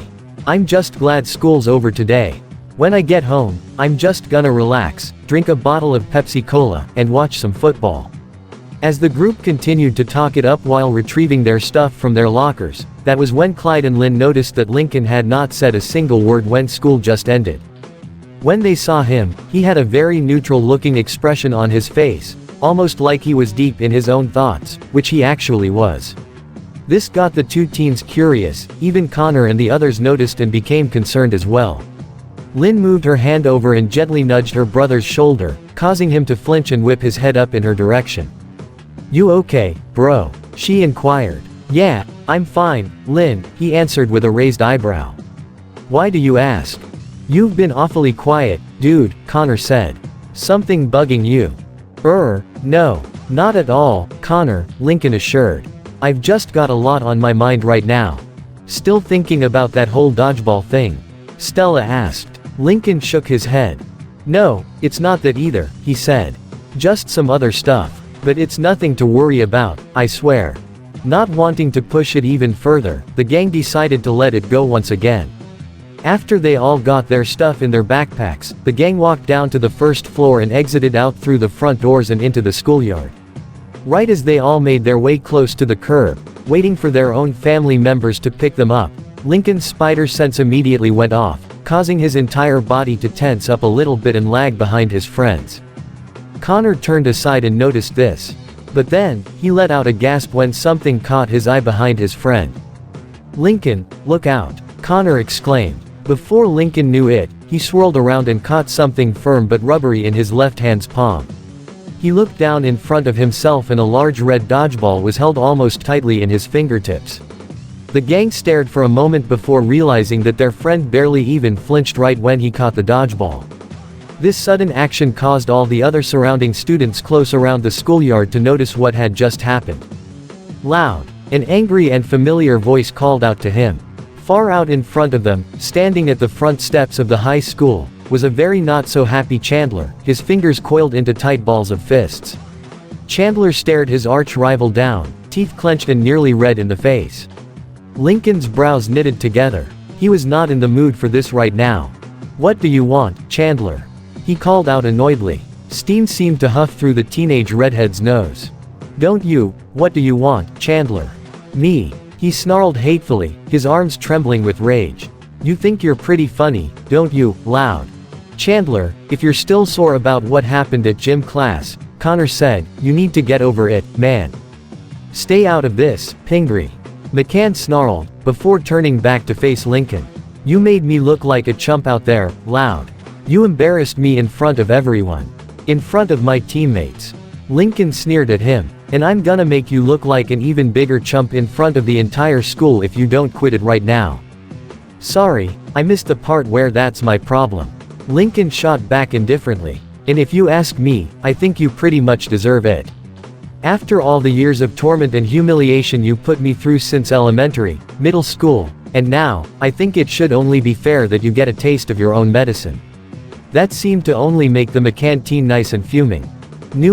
He growled. "It ain't going down like that. No more messing around, loud. Let's do this. Right here, right now." Lincoln blinked a couple of times before realizing what the teen had meant by that. Was he really being serious right now? "Forget it, Chandler," he declined, turning back around to his friends. "I've got better things to do than bother with the likes of you again." "Aw, what's the matter, loud?" Chandler taunted. "Are you two chicken?" Right at that last word, Lincoln's entire body stiffened, and his eyes bulged. All of the surrounding students gasped when they heard that. Lincoln slowly twisted his head around to face the redhead, who flashed him a smug smile. "So, I guess that whole thing in the gym was just for show, huh?" he questioned. "But when it comes to a real fight, you hide behind your friends and your sister like you always do, because everybody knows that you can't back your words up like the little chicken you are." In that moment, a little nerve was struck within Lincoln, and he swiftly turned his whole body over to Chandler. Before he could move forward, Lynn placed her hand on her little brother's shoulder. "Ignore him, Lincoln," she said to him. "He's just sore because he lost." Lincoln only nudged her hand away in response, as he kept his firm gaze on Chandler. "It's all right, Lynn," he said lowly, a sense of self-assurance beginning to take control. "I've got this. I know that I do." This made his sister very confused. Lincoln may be a fighter, but he was not that kind of fighter. The aforementioned brother slowly walked up to the red-headed bully, dodgeball still in his hand, his hardened gaze not even once faltering. A confident yet smug-looking grin spread across Lincoln's face. Feeling no need for the dodgeball, he tossed it behind him, and Lynn caught it in the nick of time before it hit the concrete floor. All the other students crowded around the two rival teenagers, entrapping them inside a small circle to form an arena. Just like that, they all started chanting them on. "Fight! Fight! Fight! Fight! Fight!" Lincoln eyed his surroundings, his confidence growing even further, no longer caring if there were witnesses or if they decided to take out their cell phones and record them. In fact, Lincoln saw it as potentially a good thing. Hopefully, this little schoolyard scuffle will get everyone talking and distracted away from Chandler's stupid bus chase video. He locked his gaze at his arch-rival once more, an idea forming in his head. "Tell you what, Chandler," Lincoln started. "Since I'm in a good mood right now, I'll let you throw the first punch." Lincoln stuck his head out at the red-headed teen, and then pointed a finger directly at his own chin. "Right here," Lincoln instructed, before putting his hands behind his back and his face held out at Chandler. Seeing this made the bully stare at the loud teen, his eyes blinking a few times in confusion. Even Lynn, Clyde, and the others were perturbed by what Lincoln just said. They could not believe what he was doing. Was he actually being serious right now? Chandler immediately shook the confusion away and held his fists out in front of him. "Come on, McCann," Lincoln challenged. "Give me your best shot. Hold nothing back. I want to feel your fist hit my face." Chandler let out a snarl, his teeth clenching against each other. He lunged forward at his rival, sending a single fist straight at him in a forward jab. Lincoln effortlessly circumvented to one side, allowing the incoming fist to hit nothing but air. Chandler quickly pulled back, now very befuddled by his rival's sudden movement. Trying not to let that deter him, He attempted yet again with a right hook this time, but Lincoln easily sidestepped that one as well. Stella's eyes bulged at what she was seeing. There was no way this was even happening. For as long as she knew Lincoln, he was not exactly the fighting type, or the kind who chose to get involved in a fight. Whenever he fought, it was always with his brains, not his fists. What she was seeing before her now was not the Lincoln she remembered. She gave a look over to Lynn's direction, who was just as confused, but at the same time, very impressed with her younger brother. "Help him, Lynn," Stella said to the female jock. "Which one?" Lynn muttered unsurely.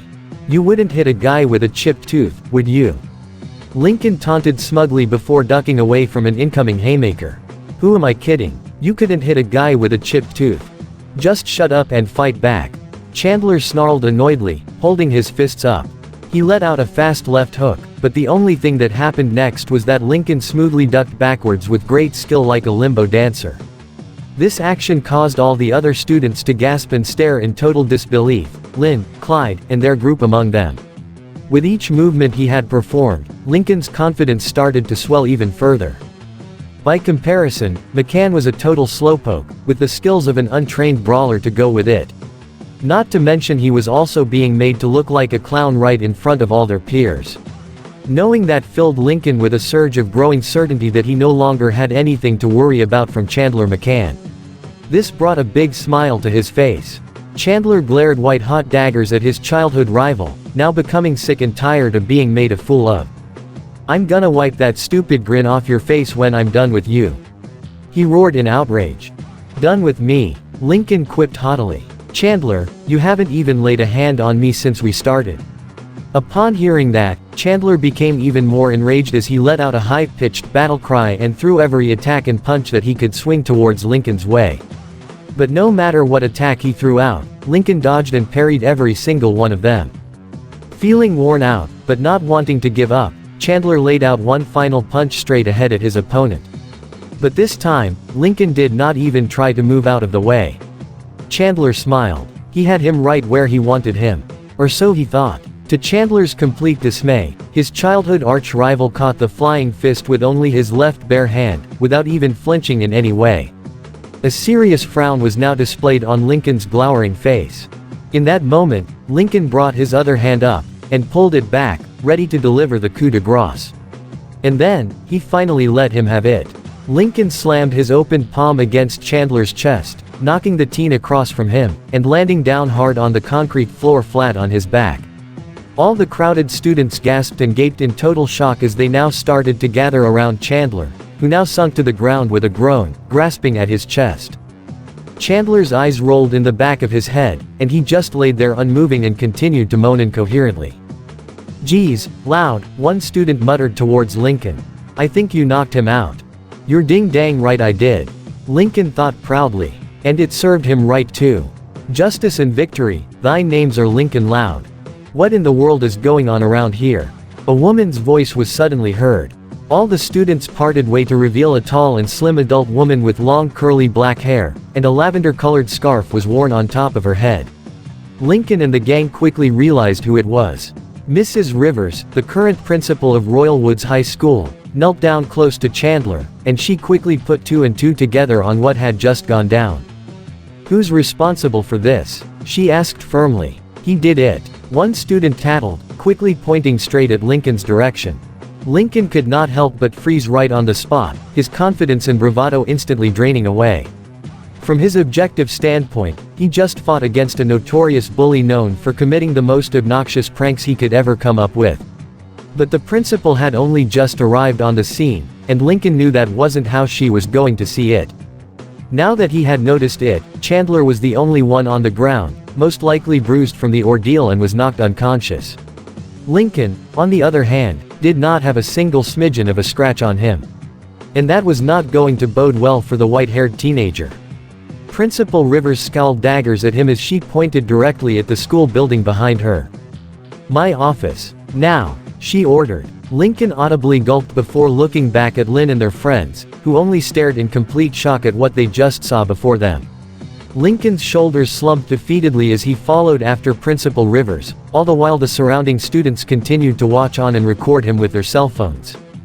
I'm gonna go with him," Lynn told Clyde and the gang, before running off after her younger brother. More than 15 minutes later, the car ride home from school was awkwardly quiet. So very quiet that everybody heard only the sound of Vanzilla's engine revving whenever Lynn Sr. pressed down on the gas pedal. Lincoln sat in the front passenger seat, not even daring to utter a single word, not since after being picked up from Principal Rivers' office. A slow and steady respire came out through his nose. Lynn Sr. took a couple quick glances over at his son. He pursed his lips as he tried to find the exact words he wanted to say to him. Guess he would have to start with the basics. Finally, he opened his mouth to speak. "So, is it true, Lincoln?" he asked. Lincoln turned to look at his father with a creased eyebrow. "What is?" he asked. "What Principal Rivers said in her office," the father explained, without taking his eyes off the road. "Before I can make my final decision, I want to hear your side of the story. I want to hear what really happened. So, did you actually start a fight with Chandler, or did Principal Rivers only tell me what she wanted me to hear?" Lincoln paused for a moment, trying to find the right words to say about the matter. He sighed defeatedly. "Yes and no, Dad," he admitted. "What do you mean by, yes and no?" the loud father asked. Lincoln twiddled with his fingers. "Well, yes, I did get into a fight with Chandler," he explained. "And also, no, I was not the one who started it. Chandler did. I was only defending myself." "I see." Lynn Sr. pondered, not sure if he was getting the full story. "So, what do you think his main reason was for starting it in the first place? Surely, he must have had some kind of motive for doing so. Did he do it to get attention? I mean, that does sound like something he would actually do. But he honestly doesn't strike me as someone who just starts a random fist fight. So, this tells me there's more to this story than what you're letting on, son." Lincoln's shoulders started to sag a little bit, a feeling in his gut telling him exactly where this conversation was leading to. And it was a lot closer than he realized. Well, he hesitated, after recognizing that the jig was up. Truth be told, it might have something to do with what happened at gym class. Now that got the father's full attention. From there, Lincoln began his explanation with little to no choice. "Why, you see, I kind of, well, humiliated him." "Humiliated him?" Lynn Sr. inquired, a little bit surprised to hear such a thing from his own son. "And how exactly did you do that?" Lincoln distinctly swallowed a nervous lump in his throat. He just knew whatever else was going to come out of his mouth was for sure going to land him a full week's worth of being grounded. He just knew it. But he also knew that if he continued to withhold the truth, it was only going to make his situation a lot worse than what it could possibly be right now. Either way, it felt like a lose-lose situation, no matter what. "We were playing dodgeball," Lincoln explained finally, trying carefully to figure out what words to use. "He tried to get a hit on me, like he always does every time we play. But I kept easily dodging him at every turn." "Lincoln's right, Dad," Lynn spoke up from the backseat, sitting right next to Lily. "And man, you should have been there to see it too. He had such awesome skills and reflexes, almost like a ninja. Chandler wasn't able to land a good hit on him. Nobody on the opposite team could either." "Really?" Lynn Sr. said in mild astonishment. Even the other sisters were surprised to hear this. "Yeah," Lincoln added as he started to smile. "And so, in response, I used that opportunity to get a lot of good hits of my own, and he was out for every round of the game, which only made him very angry. At the end of class, he ran out of the gym completely flustered. He even looked like he was on the verge of crying too. And let me tell you something, Dad. It felt absolutely satisfying to finally get back at that punk. So, that's what this whole thing was about," Lynn Sr. concluded, not sharing all of his son's sentiments. "It was about getting revenge, wasn't it? Because you wanted so badly to get even with him. If so, then I guess you must feel very proud of yourself, don't you?" Lincoln frowned when he heard that, and then he nervously massaged his right arm. Well, yeah, he half confessed. And why shouldn't I feel proud of myself? Chandler deserved every bit of what came to him. And besides, he posted a really embarrassing video of me chasing after the school bus on the day of the field trip. Lynn Sr. looked at his son, very much surprised to hear that. "He did?" he asked. Lincoln mildly scoffed. Are you really that surprised, Dad? The teen asked his father. Like I said, he deserved what he got. After all these years of making my life in middle school a living nightmare, I think it's only right and fair that he got a taste of his own medicine. By stooping down to his level, Lynn Sr. retorted. Lincoln blinked a couple of times when his father said that, before furrowing his brows in confusion. You may have been defending yourself in that fight, son, the father continued. But if you think about it for a moment, and in a strange kind of way, it was actually you who started it, because you used your skill, your power, to hurt someone back. And for that, the consequences of your actions came and nipped you in the butt, causing you to get in trouble instead of Chandler. You think that by doing what you did would somehow make you a bigger and better person than him. Come on, Lincoln. Your mother and I raised you better than this. What was I supposed to do, just run away? Lincoln thought defensively. An abrupt thought came to him. Wait, did he just hear his dad say, power? That made Lincoln a bit nervous. How did he find out about his powers, his spider sense? And if so, when? Was it around dinner time the other day, and he had somehow connected the dots in his head? Lincoln's mind was pulled back into reality when he saw that they made it back to their house, and Lynn Sr. parked Vanzilla up and into the driveway in front of the garage, twisting the ignition and turning the van's engine off. You girls can go on inside, the father instructed his other children. I still need to have a word or two with your brother. The 7 loud daughters pulled open the sliding doors of the van and hopped outside and into the house, leaving both father and son alone in the vehicle. Lincoln slumped against his seat and groaned lightly. He really did not want to be here right now. He just wanted to go up into his room and rest, try and forget about today's issue. If he wanted this to end faster, then he was going to have to sit there and take whatever his father was about to say to him. Lincoln, I realize that there is a lot going on inside your mind these days, Lynn Sr. continued, putting a gentle hand on his son's shoulder. And believe me, I know this because I went through the exact same thing at your age. Lincoln stole a glance at his father, and it took a lot of strength for him to suppress a smile.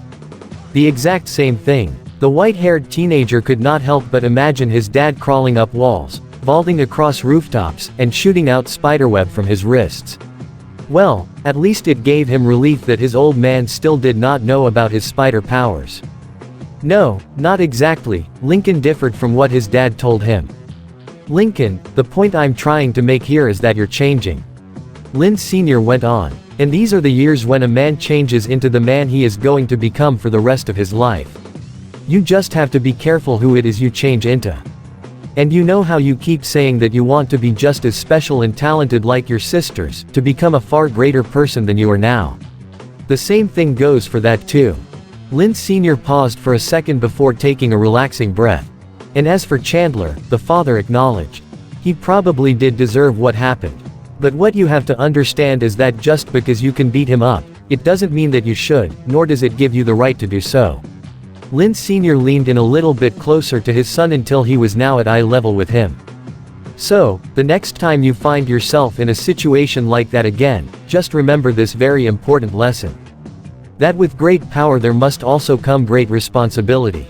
Think you can do that for me, bud? Lincoln paused for a moment to think about it. Guess he did make a good point. And there was just something about what he said. The part about great power and great responsibility. Whatever it was, it made Lincoln feel a little wiser than before. He smiled up at his father and nodded his head in acknowledgement. I'll try to keep that in mind, Dad, he muttered gratefully. And thank you for the talk, Lynn Sr. gently ruffled Lincoln's white hair. Anytime, son, the family patriarch responded. Sue, does this mean I'm not grounded? The teen asked curiously. Lynn Sr. chuckled and lightly shook his head. Don't worry, sport, he confirmed. I'll let you off the hook this one time. Well, that was a relief. And so, both father and son climbed out of the car and walked on inside of their house.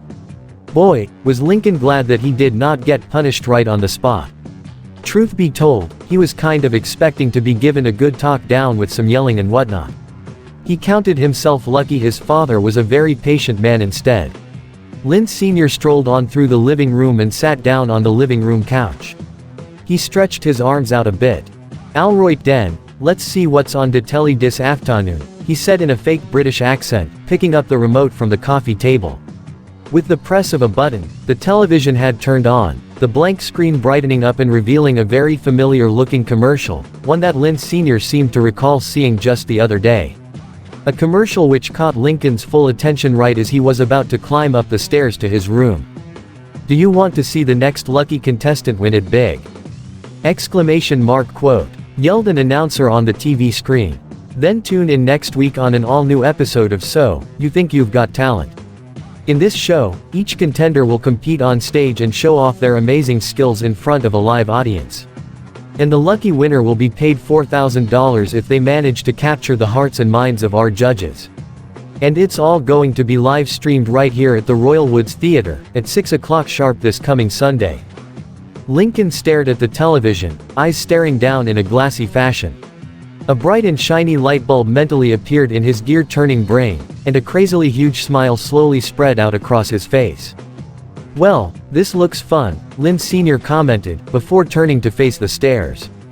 "Hey, Lincoln, how'd you like to," and before the father even knew it, Lincoln was already gone, a tiny passing orange blur just disappearing off to the right side corner of the upstairs hallway. Issue 7. The Learning Curve. Lincoln was filled with a greater sense of excitement that he had not felt in quite a long while, aside from earlier today when he discovered the extent of his spider powers thus far, with the whole wall crawling and jumping across rooftops.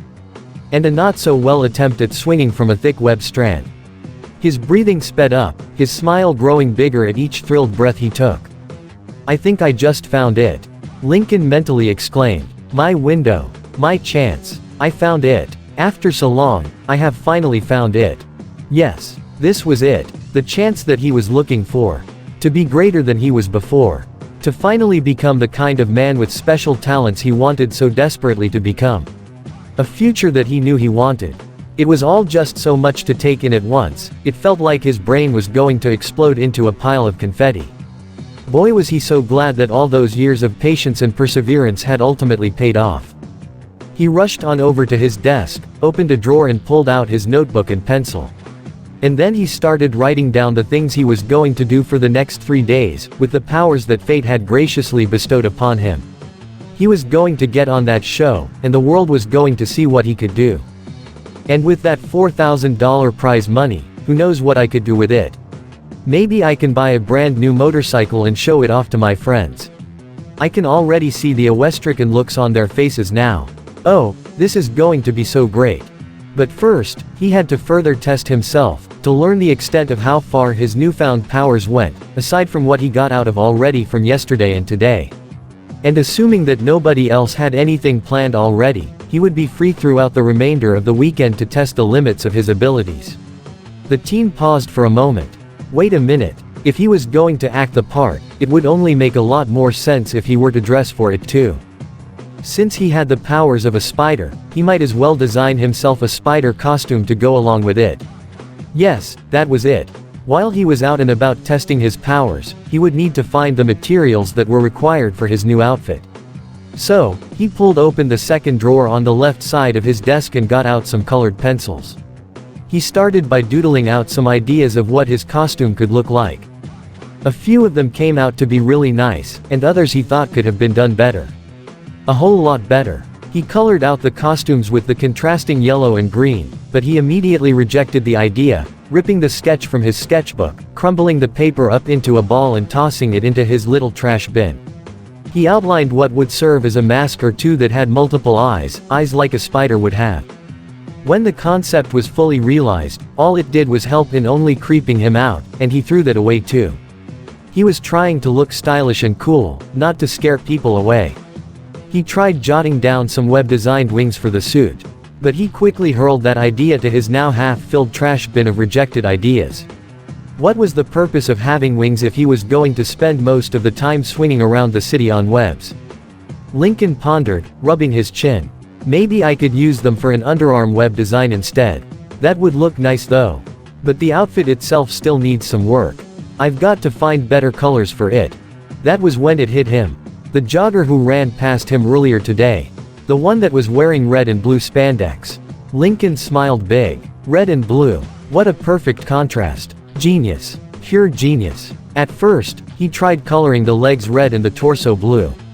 Nah, just did not look right. He tried coloring the mask blue and the body red. Nope, still not good. He groaned audibly in frustration. If only he had the correct design for the mask. He could not just put it over his eyes, not like a domino-style mask. People would immediately know who he was from his white hair alone. No, it needed to cover up his entire head. But then, he remembered a few days ago, when he saw Lin sitting in the living room, reading a magazine on masked wrestling.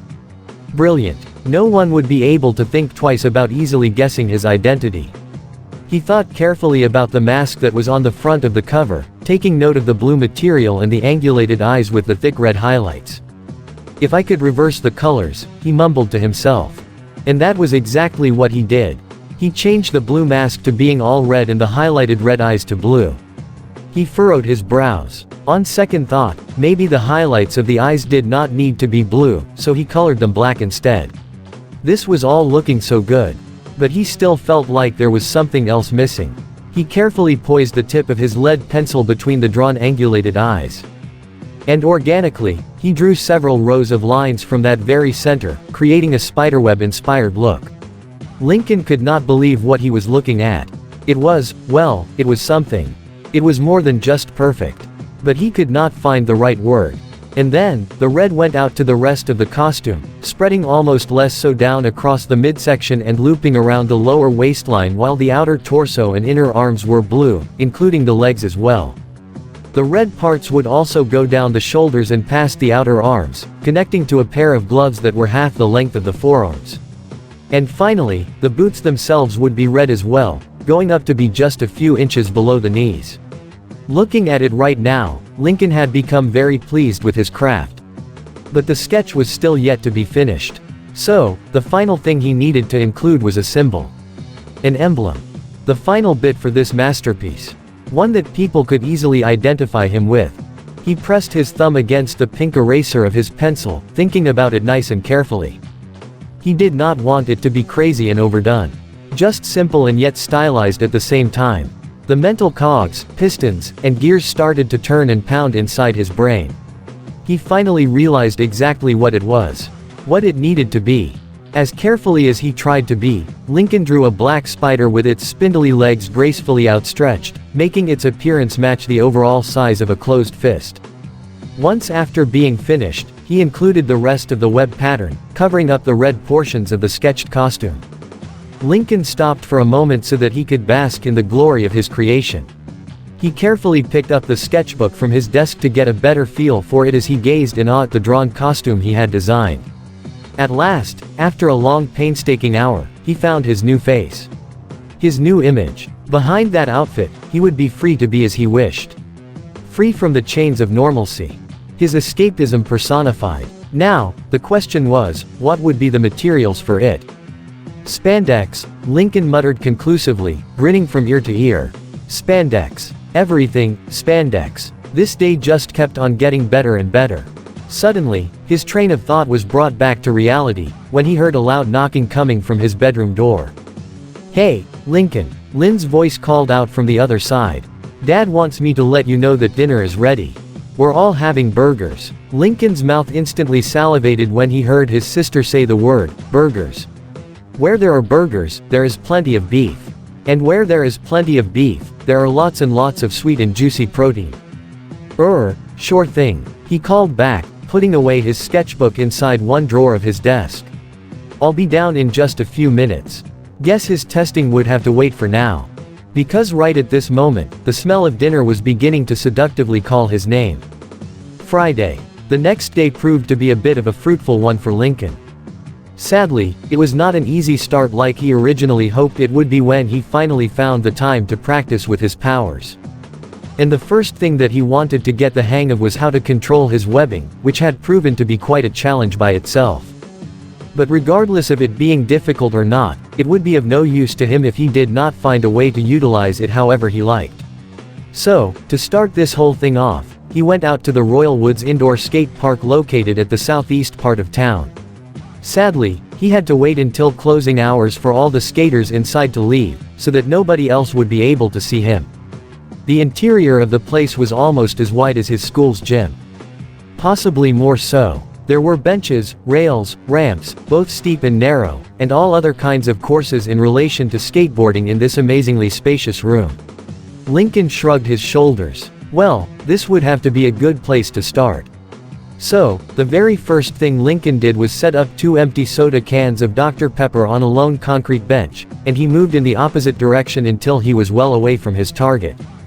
He drew his left arm up and carefully aimed with his hand. Thwip! A single web strand shot out from his wrist. He frowned disappointedly when he saw that he had completely missed both of the cans, zooming past them, and hitting a nearby column instead. He tried one more time, but the result came about the same as the last one. He tried moving much closer to the cans and shot out more webs.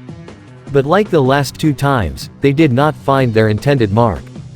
A vein started to throb at the side of Lincoln's temples. Okay, now this is starting to get really annoying. But this did absolutely little to deter him, as he kept on trying, and trying, and trying, shooting out his webs like he was at a carnival shooting gallery, with little to no success each and every time. And finally, in the span of 10 minutes, Lincoln had managed to cover the walls, ramps, and rails, almost the entirety of the skate park, in layers upon layers of thick gossamer webbing, all except for the 2 stupid little soda cans. His nose curled into an irritated sneer. But even so, he still felt determined to finish this course. He was not going to give up until he got it right, no matter what. He was going to learn how to use his webs how he wanted them to, even if it would kill him in the end. And so, after about a short while now of non-stop practicing, he started to actually get the hang of it, and it was only a matter of time until the end result finally bore the desired fruit of his labor, when he shot out one last web strand and it had adhered around both soda cans in one within its sticky grasp. A hopeful smile appeared on Lincoln's face. With swiftness, he yanked on his web strand, pulling the 2 cans in his direction, and he grabbed them in his hand without effort. Sweet hallelujah! He mentally cheered. Oh, how thrilled he was to finally be able to do such an awesome thing. And after that, he found himself practicing a whole lot more than just creating web strands. He somehow managed to manipulate his spinnerets into shooting out web balls, entrapping some empty energy drink cans he found around the skate park, aiming with great precision like he was a skilled gunslinger in a western. The next thing he started doing was actually swinging from his webs all around the skate park.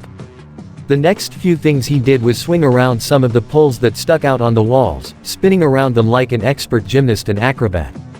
He was doing single handstands closely near the edge of the tallest skating ramp in the room, and he easily crawled around every surface he could find, even high above on the ceiling. The last thing he did was shoot out one strand at the ceiling and he smoothly glided down to the floor just like a spider would do, until he landed gracefully on his feet. His heart pumped fiercely in his chest. At long last, after having devoted such a long painstaking hour of non-stop practice to the operation of his webs, the terrific teenager could now use them in many unique ways, like being able to create a shield, and also parachute or a safety net, and heck, even a barrier. He had successfully captured the full extent of his abilities. This left him with one conclusive thought in his teenage mind. He was ready to show the world what he was truly made of. What the human spider was truly made of. He paused for a second. Okay, so there still needed to be some work done on the name. He would have to postpone that for a short while. Because right now, he needed to find the appropriate materials for his costume. Unfortunately for him, the show was going to air live in just 2 days, and it would take him almost half a week to create his costume. Guess he would have to settle with a makeshift substitute for now. And he had a pretty good idea where exactly to start looking for what he wanted. The Royal Woods Thrift Market. And it was only a couple blocks away from where he was. Not to worry about that. After he quietly snuck out of the skate park without being seen, he thought about swinging his way over to the secondhand store. But he quickly nixed that idea. People would easily notice him if he did so. So, the best option he went for was web zipping. Plus, it would give him enough speed and momentum that he needed to get from one place to another.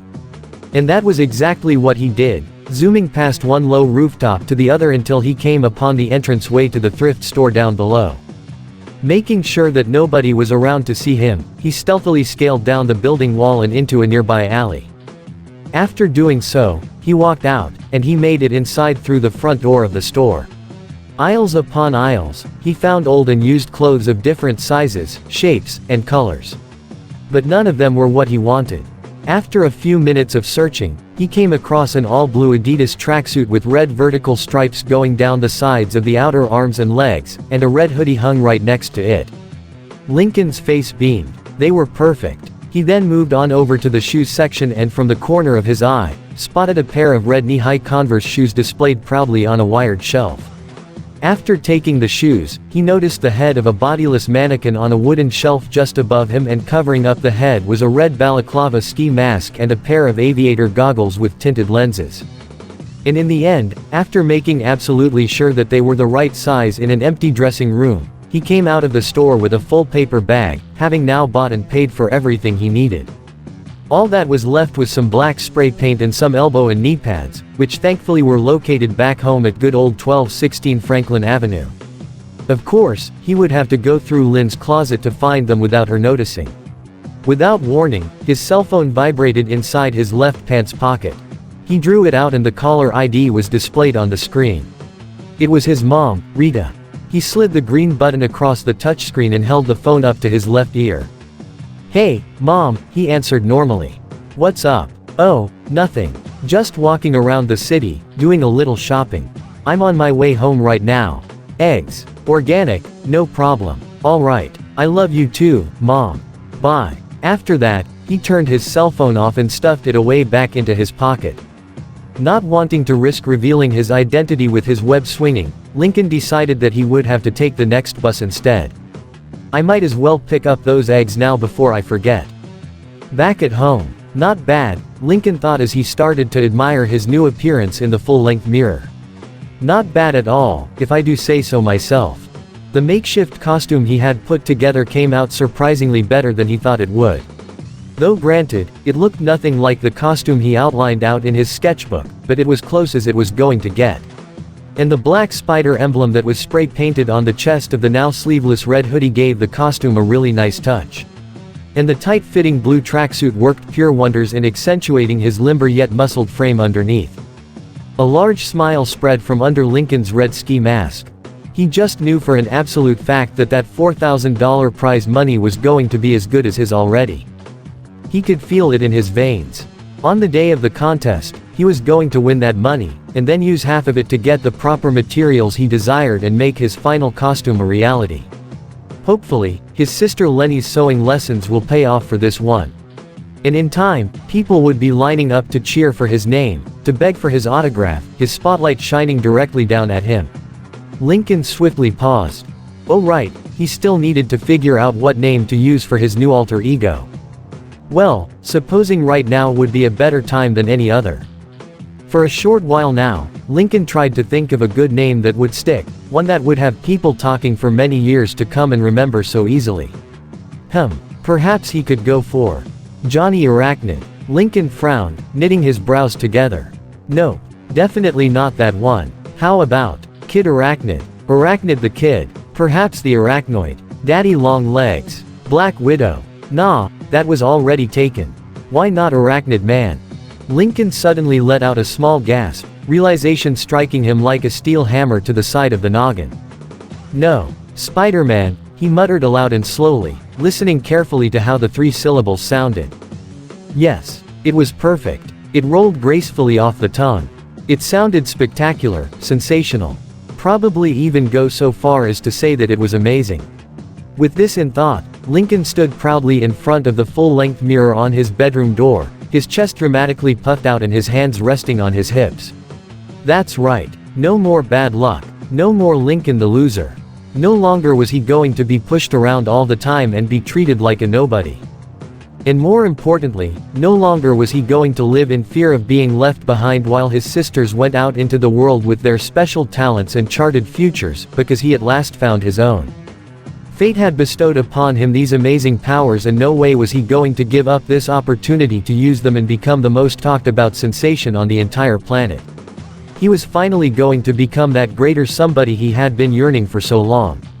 His name would be engraved on the Hollywood Walk of Fame among other famous celebrity legends in history. Lincoln chuckled to himself, believing strongly that his life was going to be smooth sailing from here on out. And even though everybody in the world would mock and ridicule Lincoln Loud, the timid teenager, it would soon marvel at the awesome might of the amazing Spider-Man. Lincoln gandered around behind him. He rubbed his black fingerless gloved hands together in anticipation before maneuvering over to his newly installed bedroom window above his desk. He spread open the green curtains and pulled the window open as wide as it could be, all the while being gentle as to not break it or shatter any glass. Okay, world, he thought excitedly. Better hang onto your hat. Because you are about to meet the original web-swinging wonder. Next stop, the Royal Woods Theater. But before he could even get the chance to plant his right foot onto the windowsill, 3 unexpectedly loud knocks were heard coming directly from the other side of his bedroom door. Lincoln instantly froze right on the spot before instinctively turning his gaze over to face the door as quick as a flash. "Who is it?" the loud teenager asked cautiously. "Hey, Lincoln," Lynn's voice called out. "Have you seen my elbow and knee pads anywhere?"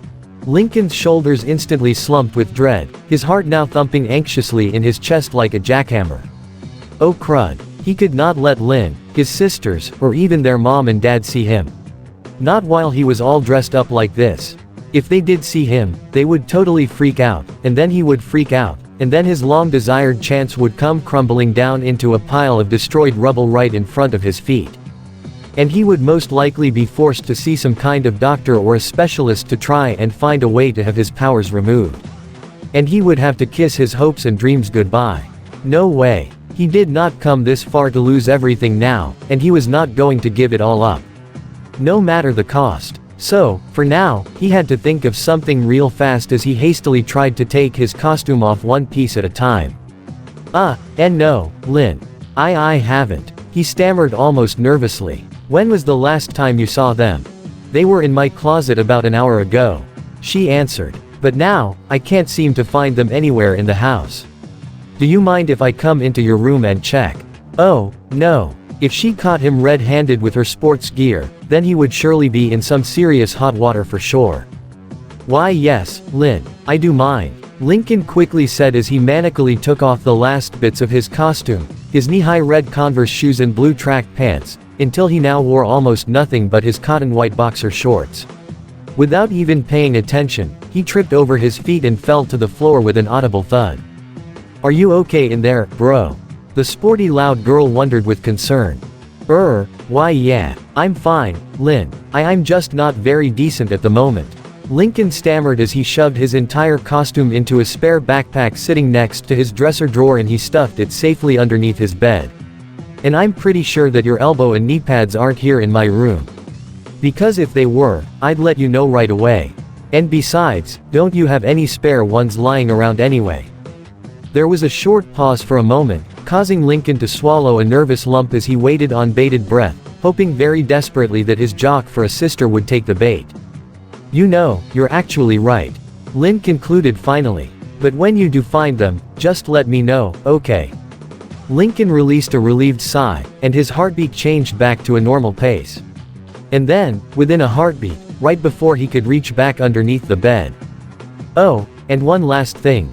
Lynn spoke again without warning. Dad said for me to also tell you that Lenny, Luna, and Luann are coming over from college to visit this weekend. They'll be here in about a few minutes.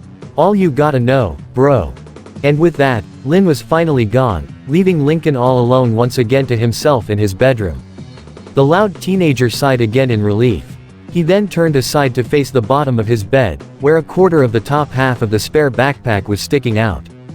He started to really contemplate what he should do right now at this point, as he gently massaged the back of his neck. Come to think of it, he had not seen 3 of his sisters in a while now since they left for college. Supposing that it would not kill him to say hi again while they were here. He took one final glance down at the spare backpack that contained his makeshift costume, and then he shook his head with a smile. Guess the amazing Spider-Man is going to have to wait for just a little while longer, he muttered aloud to himself. And so, he quickly got into his normal clothes and walked out of his bedroom, not before making sure that his door was nice and closed. Issue 8. The Great Debut. Saturday, 5:56 p.m. The late afternoon sun loomed high above in the cloudless blue sky. Lincoln scrunched his shoulders around as a means to try and loosen up the muscles underneath his skin.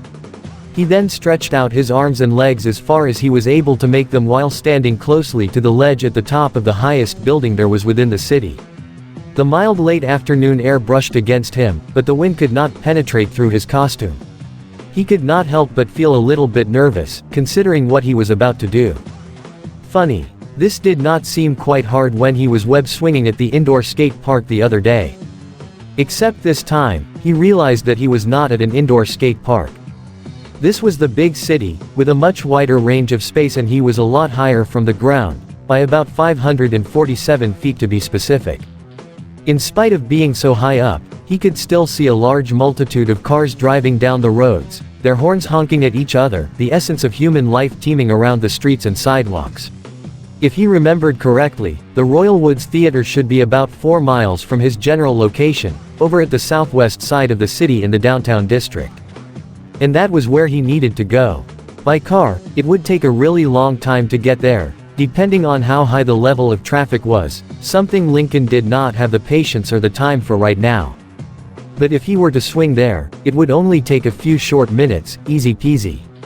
With this in his mind, Lincoln took in a slow and very deep breath as he pointed his arms and hands straight up into the air, like he was about to jump straight down into a swimming pool from a diving board. The only major difference was that there was no chlorinated water to swan dive into, only the bustling streets of Royal Woods City far below. He nervously gulped down a lump in his throat. Well, here goes everything, he muttered to himself. Tally-ho. And so, Lincoln made a little hop off the building's ledge, and he dove straight down, the pavement of the streets getting a lot closer and closer, until he timely threw up his left hand and a silky gossamer white strand of webbing swiftly shot forth from his wrist. The sticky end of the web stuck perfectly to one close building, and Lincoln found himself swinging at a great distance, covering a lot of ground than he had originally anticipated. He zoomed past the surrounding cars and street lamps that were just a few feet below him. With the helping hand of his spider sense, which acted as a perfect guide and giving him a much greater scope of his surroundings, he was now able to coordinatingly pinpoint exactly where he wanted to go, where to shoot his webs, and not have to worry anymore about theoretically crashing head-on into the flat surface of a building wall again. A large number of the Royal Woods City pedestrians turned to his direction, staring up and having a sense of trouble believing the remarkable sight of what their own widened eyes were showing them. Some of them had shouted out, "Whoa! What the heck was that?" And another one said, "Is anyone seeing this right now?" As well as, "That cannot be real. Is that an actual person up there?" A large smile spread underneath Lincoln's red balaclava ski mask. "Oh, these people have not seen anything yet." And then, the growingly excited need to show off swelled inside him as he swung up even higher into the air, and started to fall horizontally down again, all the while performing some aerial backflips and 360 spins, clockwise and counterclockwise. With excellent precision, he shot out another thick line of web, catching a nearby streetlight, and he immediate web zipped in the middle of the air, landing on top of it. The second he did so, he shot 2 more web lines, and he pulled them real tight, allowing them to catapult him upward like a slingshot. This is just so awesome. Lincoln thought enthusiastically, adrenaline speedily pumping through his mutated veins. As he swung down through the city even further, he found himself snatching onto a neighboring flagpole and spun around it to generate enough momentum to fly back up into the air again.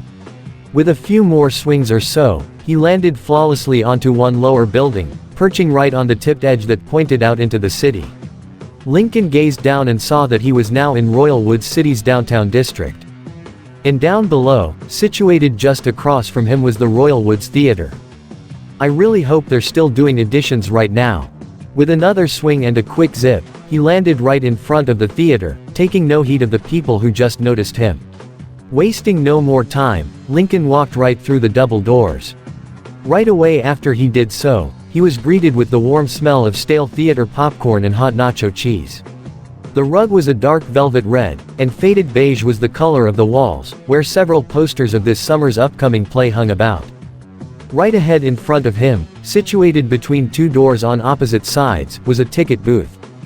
A grown man, close to his 40s with short black hair garbed in a red velvet waistcoat, stood inside of the booth. He looked rather bored out of his mind as he jotted down whatever he was writing on a clipboard. Most likely the names of the auditioning contestants for the show. Or maybe he was just doodling to help pass the time. As gently as he could, Lincoln knocked his gloved knuckles against the glass, grabbing the man's attention. The man's eyes looked at him weirdly, a little bit put off by Lincoln's makeshift costume. "I'm assuming you're here for the audition?" he asked the costumed teen.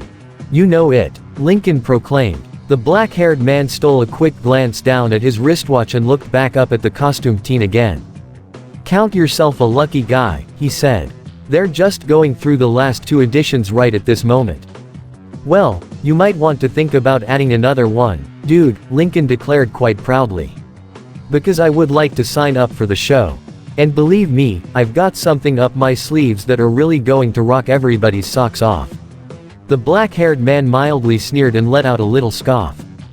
"Oh, really?" He spoke rather incredulously.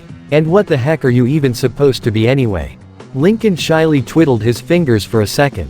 "Well, it's part of my act. The costume, that is. Believe me, if I had discovered this show a lot sooner, I would have gotten some time to make something a lot more impressive."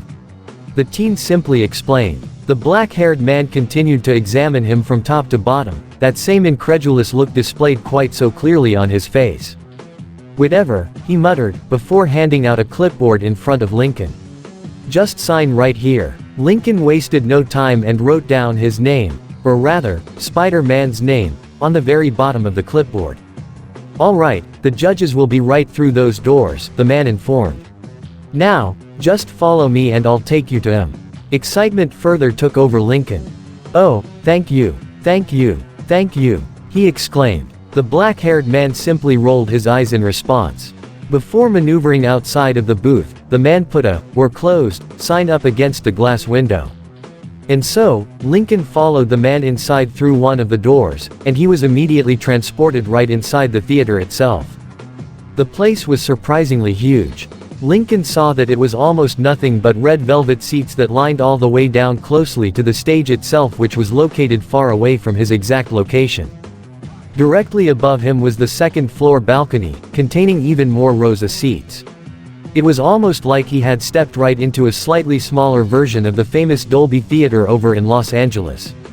The stage itself was rather large as well, expanding to be roughly 110 feet in width. "Thanks for coming," a man's slightly bored voice was heard saying. "We'll be sure to give you a call." Lincoln noticed down below at the front row near the stage were 3 people, each one dressed in black-colored shirts. One was a young woman with long brown hair tied into a bun, the other was a clean-shaven man nearing his 40s with wavy blonde hair, and a third was bald-headed and wearing black sunglasses. They must be the 3 judges. Right on the stage was a young woman, who bowed her head and walked off to the side and disappeared into the back room. Most likely one of the contestants.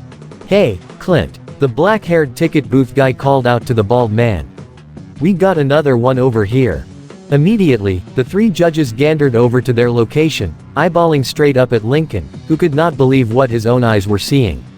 The bald man. Dear goodness. It was him. It was actually him. The one and only Clinton King himself, former talk show host and now famed television personality.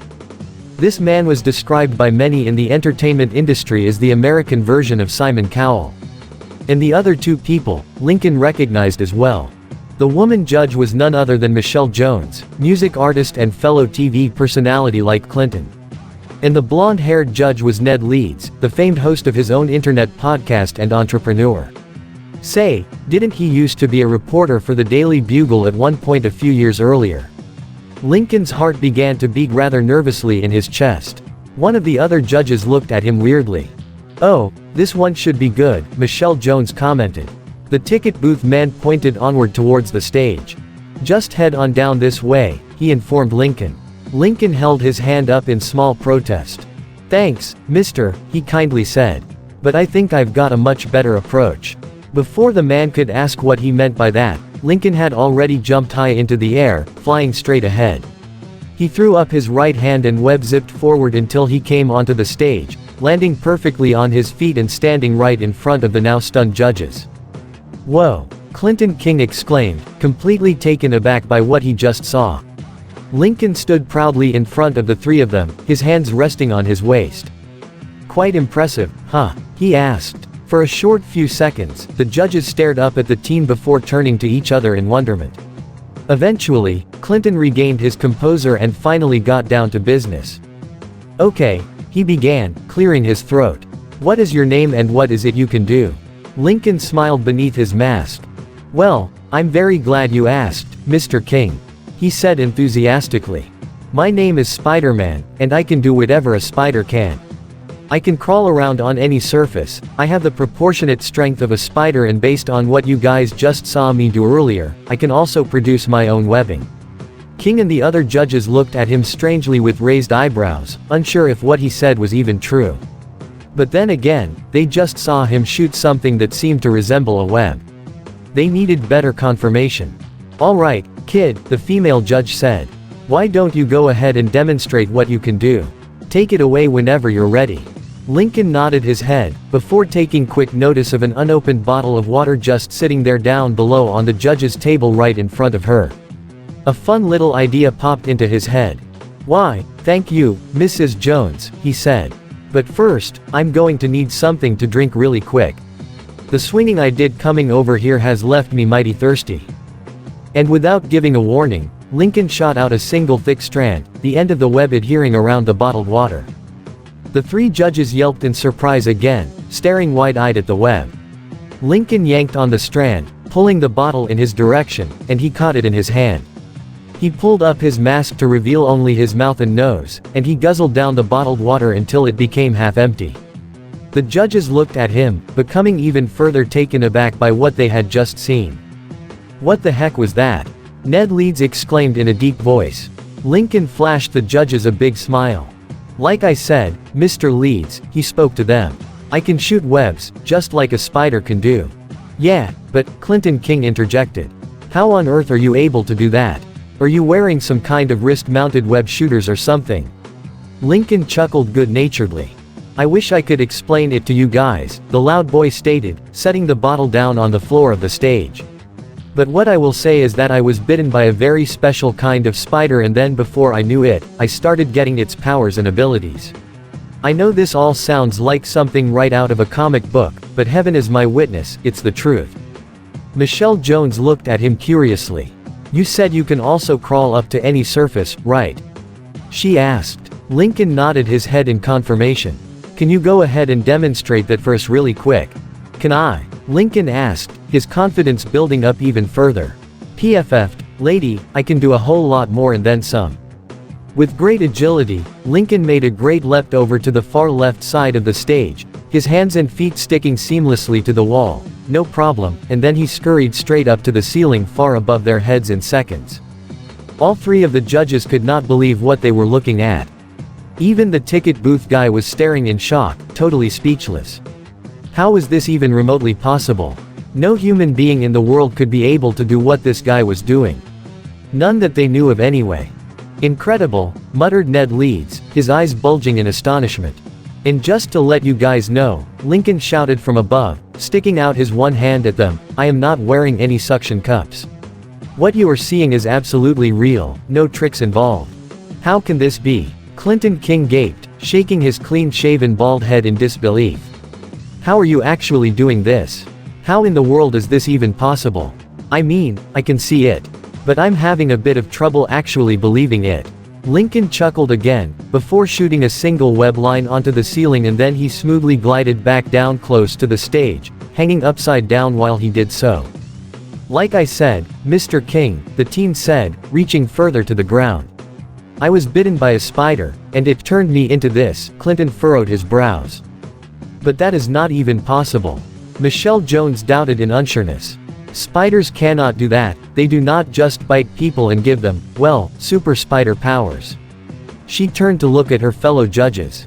Could they? Lincoln shrugged his shoulders before nimbly landing back onto his feet.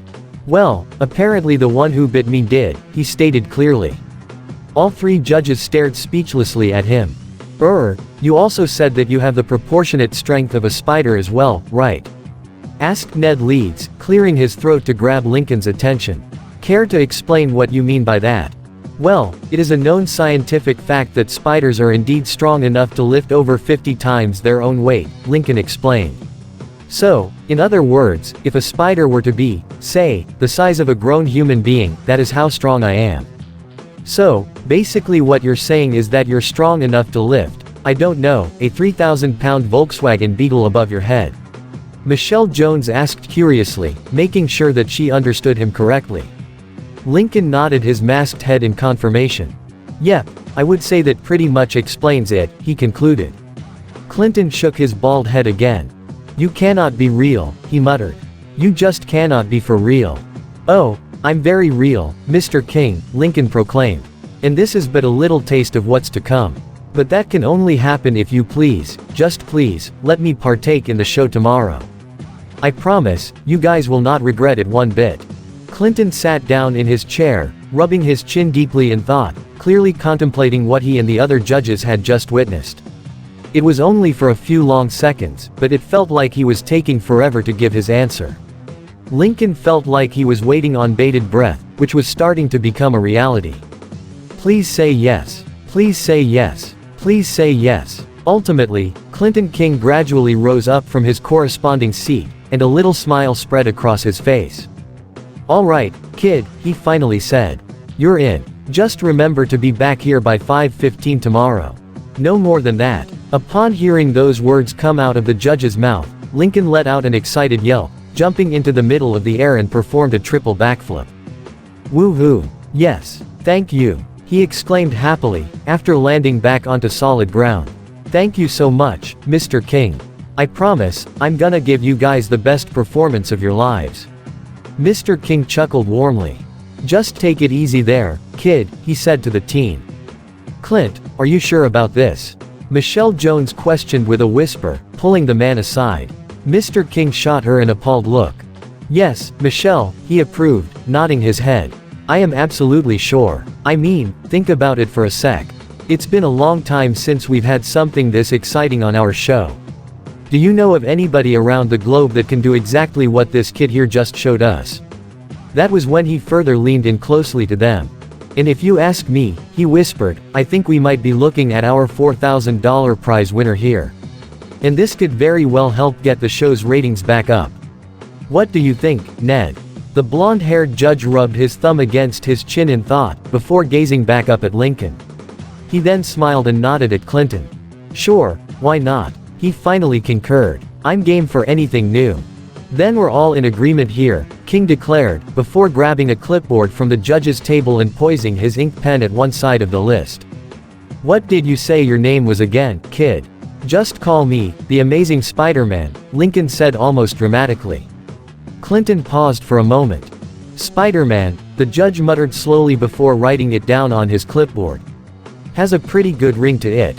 All right, kid. Go on home, get some rest, and remember to be back here by 5:15. No later than that. We'll have everything set up for you by then. I will be here, Mr. King, Lincoln stated excitedly. You can count on that. And with that, he threw his hand up again in a web-lined shout-out, sticking to the ceiling. And then he swung his way up and above the rows upon rows of empty theater seats and back towards the exit, zooming past the ticket booth man, and the three judges now watching him in awe from their table. See you guys tomorrow, Lincoln shouted to them before vanishing out through one of the theater doors. After sprinting back outside and then swinging greatly across the city again, the loud teen chuckled, the flames of excitement still burning within his heart like a giant bonfire. I haven't been this excited in such a super long time. Finally, everything is going to change. I'm going to be somebody. I finally know now what my future is. And its name is Spider-Man. It was happening. After so long, it was truly happening. He was actually going to make a name for himself. When he gets that $4,000 prize money, and when the world knows of Spider-Man's existence, things will never truly be the same again. And there was nothing on this earth that was going to stop him from achieving his long-desired goal. Fortune and glory, here I come. Later, back at the Loud House. It was almost getting close to evening by the time Lincoln returned home, back at 1216 Franklin Avenue. To go along with the audition that went down, and after having a big Belcher special or two over at the Burpin' Burger as a means of celebration, he just about completely lost track of the time. Hopefully, his family did not become pretty worried about where he had been for the remainder of the day. The very tip of the setting sun could still be seen as it was slowly disappearing off in the distant horizon. As Lincoln reached the front yard of his house, he could see through the curtains on the other side of the front porch windows that the lights inside the living room were on. He hoped to heaven above that they were not sitting there waiting for him. He could faintly make out the voices that were spoken aloud from the inside of the living room. Just as he reached through the door, he heard Lynn's voice spoke up. "I'm telling you, loons," the female jock said in bewilderment. "This is crazy. I've never seen anything like this before. I'm having a hard time believing it too, sis," said another girl's voice. One that was all too familiar. Lincoln furrowed his eyebrows closely together, their conversation now grabbing his full attention. Just what were they talking about exactly? Now very curious, Lincoln opened the front door into the living room, and he saw his sister, Lynn, and the other girl, who happened to be his other sister, Luna. Both girls were sitting on the couch looking at Lynn's phone in complete astonishment. Luna Loud, the third oldest and aspiring rock musician of the Loud siblings, was a young adult woman of 19 years. Her brown hair was cut into almost a pixie style, and she wore a pair of paper clips as earrings. Her choice of clothing mainly consisted of a purple leather jacket, a black Van Halen t-shirt, and a pair of dark blue jeans and black combat boots. A white-colored, double-buckled belt hung loosely around her waist, and she wore a pair of studded, black leather wristbands.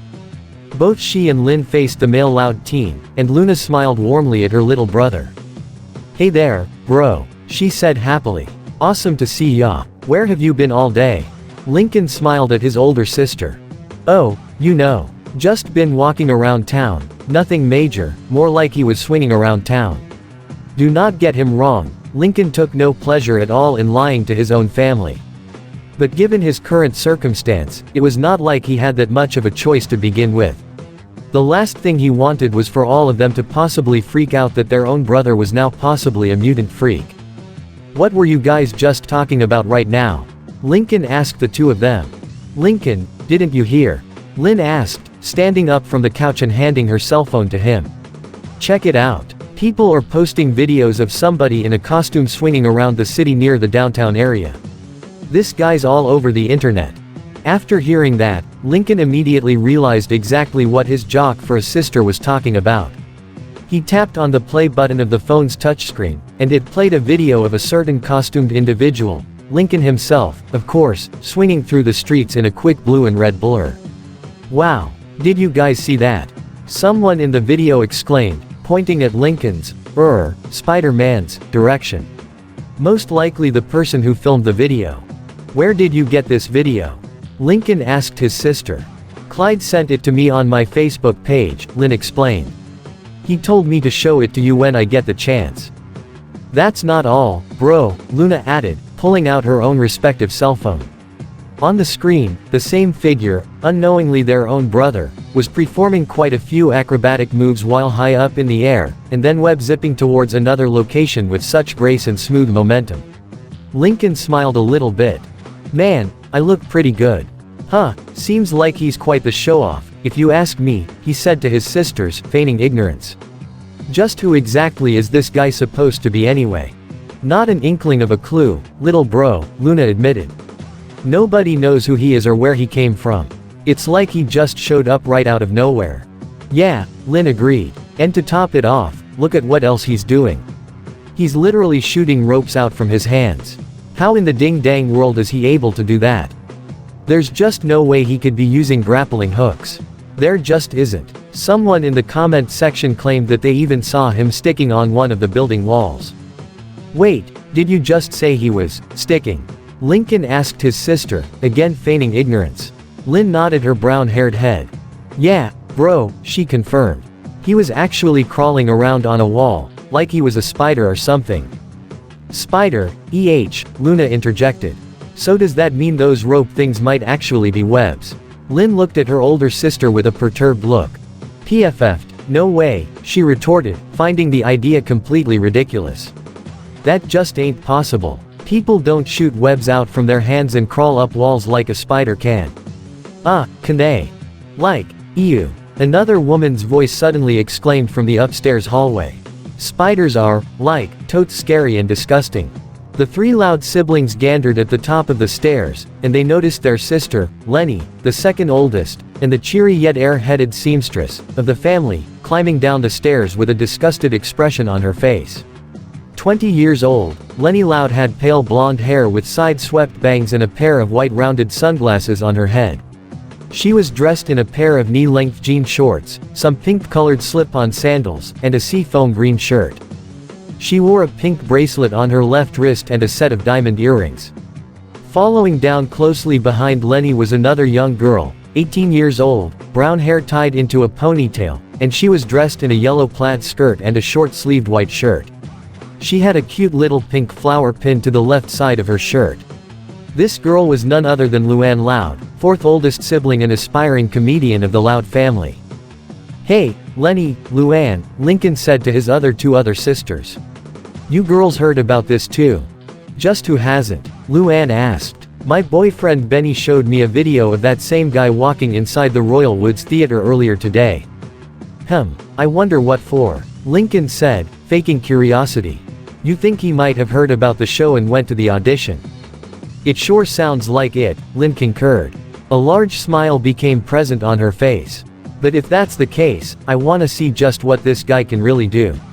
And another thing, what do you guys think he looks like underneath that mask of his?" Luna shrugged her shoulders. "Don't know, sis," the rocker said. "Maybe he just prefers to keep his identity a secret." "Nailed it right between the eyes, Luna," Lincoln thought. Luann's lips curled into a mischievous grin. A guy who dresses like a spider wants to have privacy, The aspiring comedian commented. "Sounds to me like somebody is a total recluse." "Ha ha ha, get it?" The Loud siblings groaned in annoyance from the bad joke. "Yes, Luann, we get it," Lincoln grumbled, before stretching his arms up into the air. "Well, I don't know about you guys, but I'm gonna go take a little nap. If anyone needs me, I'll be up in my room. We can talk more about this spider guy later." And at that, Lincoln trotted up the stairs, leaving his sisters in the living room behind. Right as he reached the top of the stairs, he zoomed to the side, pressing his back against the wall, and he stuck out his ear, wanting to hear more of what his sisters had to say. "You know," Lynn said, "if this guy actually does make it into the show, I am so looking forward to seeing him on TV tomorrow." "Count me in on that one, sis," Luna added. "If this dude wins, he sure is gonna go places. I wonder if he can sing. I wonder if he might know any good spider-themed jokes." Luann asked curiously. "I could definitely use some new material for my stand-up back at college. I just hope he doesn't come anywhere near me," Lenny squirmed. "Seriously, I like totes hate spiders." "We know, Lenny. We know," groaned Lynn irritably. After hearing all of that, Lincoln smiled big. It felt absolutely good to know that even before tomorrow, he was already becoming the biggest talk of the town. At least Spider-Man was anyway. In the world of the internet and social media, word got around pretty fast. They had not seen anything yet. When tomorrow's episode of So, You Think You've Got Talent airs at 6, he was going to give the world the best show that they have ever seen in their lives, and then some. And then after that, Hollywood stardom. Goodbye, Lincoln the loser, he thought as he quietly made his way to his own bedroom. Hello, Lincoln the winner. Issue 9, 15 Minutes of Fame, Sunday afternoon, 6:25 p.m. It was one thing to watch a highly rated American television show known as So, You Think You've Got Talent, in the comfort of your own home in the living room with the rest of your family. But that was absolutely nothing compared to how Lincoln was feeling right now when he was actually there in person, as one of the 4 main competitors on the show. It was quite a huge crowd tonight. Lincoln could not recall the last time in many years when he had seen quite a number of people in one setting. Well, except maybe for the times when he attended a Mick Swagger rock concert or two with his sister Luna over at the Royal Woods Arena. With the help of his enhanced sight, he could see that there was not a single dry seat within the theater that was not already taken. The entire place was packed to the brim. Every single ticket had been sold out, be it from paying for them through the means of the internet or in person at the booth in the theater lobby. And all these people came from almost every corner of Royal Woods City just to watch the same thing, to see the one lucky winner in the lineup win the $4,000 prize money. As he watched some of the other competitors after him do their own respective performances right there out on the stage, be it singing, comedy stand-up, dancing, and athleticism, Lincoln could already tell he was going to easily mop the floor with these clowns. Sure, they may be good, but when compared to the likes of him, they were not that good. But then, Lincoln's mind started to wander off a little bit. Instead of the competitors, who displayed their own unique talents to the applauding and cheering audience before them, he could not help but feel like he was watching his sisters out there. Always easily showing off their unique skills to the world, always proving that they were the best at everything they did without much effort, while he stood from afar on the sidelines, left behind with little to nothing. Lincoln's face glowered. Not this time, he thought as he pulled down his mask. Because tonight, this is going to be my time to shine, not theirs. After he returned backstage to his temporary dressing room, Lincoln stared at himself in front of the mirror with such level of intensity that he almost gave himself goosebumps, forgetting only a fraction of a second or two that it was just his own reflection looking back at him. He ruffled his snow-white hair and tapped his fingers anticipatingly on the counter. He took a slow deep breath as a means to try and calm his nerves down. "This is it, Lincoln," he muttered quietly, trying to ready himself. "The moment you've been waiting for.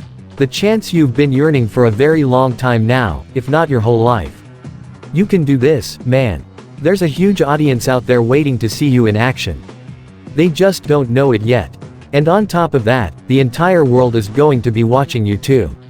You have absolutely nothing to worry about, because you are going to give them the best show of their lives." His concentration was suddenly broken when he heard a loud knock coming from outside his dressing room's door. "Hey, webhead," a man's voice called from the other side. "Are you ready or what?" Why yeah, ready as I'll ever be," Lincoln called back with a mild stammer. "Good, 'cause you're the last performance." "Gotcha," Lincoln said. With this, he took one final glance at himself in the mirror, a smile curling up across his face. He drew his aviator goggles and red ski mask over his head. Showtime. Meanwhile, back at the Loud house, Rita walked down into the living room from upstairs, and she noticed that her husband and 10 daughters were all seated closely around the couch, staring at the TV screen in front of them. She looked over and smiled, realizing what show it was they were watching. She shrugged her shoulders. Might as well join the crowd since there was nothing else to do at the moment. With that, the Loud mother sauntered over to the cushioned chair on the right side of the couch, right after picking up Lily from the floor next to Lisa and setting the 5-year-old toddler on her lap. "So, who do you guys think the winner's going to be?" she asked the group. "They haven't revealed it yet, honey," Lynn Sr. answered, his eyes still glued to the screen. "But I've got a pretty good idea who it will be. I'll bet it's gonna be that dude from yesterday," Luna added almost excitedly. "It's gotta be him. I can feel it." "Yesterday?" Rita asked, turning to face her rock star for a daughter. "Didn't you hear about it, Mom?" Lynn asked her mother, seated closely on her dad's right. "There's some guy dressed in a red and blue costume swinging around the city." Rita blinked several times, her mind trying to register what her 17-year-old female jock for a daughter had just told her. "Swinging around the city?" she questioned. "You heard her right, Mom," Lori chimed in, standing from behind the coach. "This guy's all over the internet. People also said that they literally saw him shoot ropes from his hands and climb up walls like a spider." Rita furrowed her brows. Lori knew that expression quite well, and to help give her mother some proof, the eldest Loud daughter showed Rita a recorded video of the costumed individual that was posted online. And sure enough, it was the costumed figure in question, landing perfectly on a streetlight on his hands and feet. And then, the video showed the figure throwing up his hands and these transparent ropes shot right out directly from his hands. He used them to pull himself forward, propelling up into the air with such speed that he was nothing but a blue and red blur. Rita could not believe what her eyes were even seeing. This was so unreal. But then, she had a thought. "How do you all know these videos aren't fake?" the mother questioned cautiously. "They're not fake, Mom," Lana half exclaimed. "We swear, they're real. People even saw him walk inside and out the Royal Woods Theater just the other day. He's the reason why we're watching the show right now. We think he might be competing for the $4,000 prize money. Heck, they even recorded him doing some of these awesome acrobatic moves and tricks while in the air." Sounds like this costumed weird is a real show-off, if you ask me, Lola commented, as she combed her long blonde hair. Lana turned her head and gave her twin sister a deadpanned expression. Do you wanna be the pot or the kettle? Asked the 10-year-old grease monkey. Before the young pageant queen could snap back at her twin, Lenny, who sat down next to her father's left, spoke up to grab both their attention. Can you two, talk about costume parties some other time? The airheaded fashionista asked, totally misinterpreting what Lana just said. The show is going to come back on. Lenny, that's not what she meant, Lori said. But then, she was cut off when the show had abruptly returned from a commercial break. The live recording camera panned over to an applauding audience who cheered and raised their hands in utter enjoyment, followed by dramatic background jazz music. And then, the screen switched over to a well-dressed man, close to his mid-30s, with a fashionably cropped head of blonde hair. He had the most shiny-looking smile that just screamed Hollywood. This man was none other than the host of the show himself, Roderick Kingsley. Hello, everybody, and welcome back to So, You Think You've Got Talent. He announced in a richly deep-sounding voice, holding the microphone close to his handsome face. Here, where people of all ages show off their most amazing talents in the hopes to win and go home with $4,000 as their prize. So far, we have seen the first 3 contestants give it all they have got. Kingsley continued. One made us laugh out of our seats, the other made us cry, and the third made us all dance our hips off as well as raise our hands in the air like we don't even care. But then, Kingsley paused for dramatic effect. However, there is but one final contestant whom I think you all may find to be quite fascinating.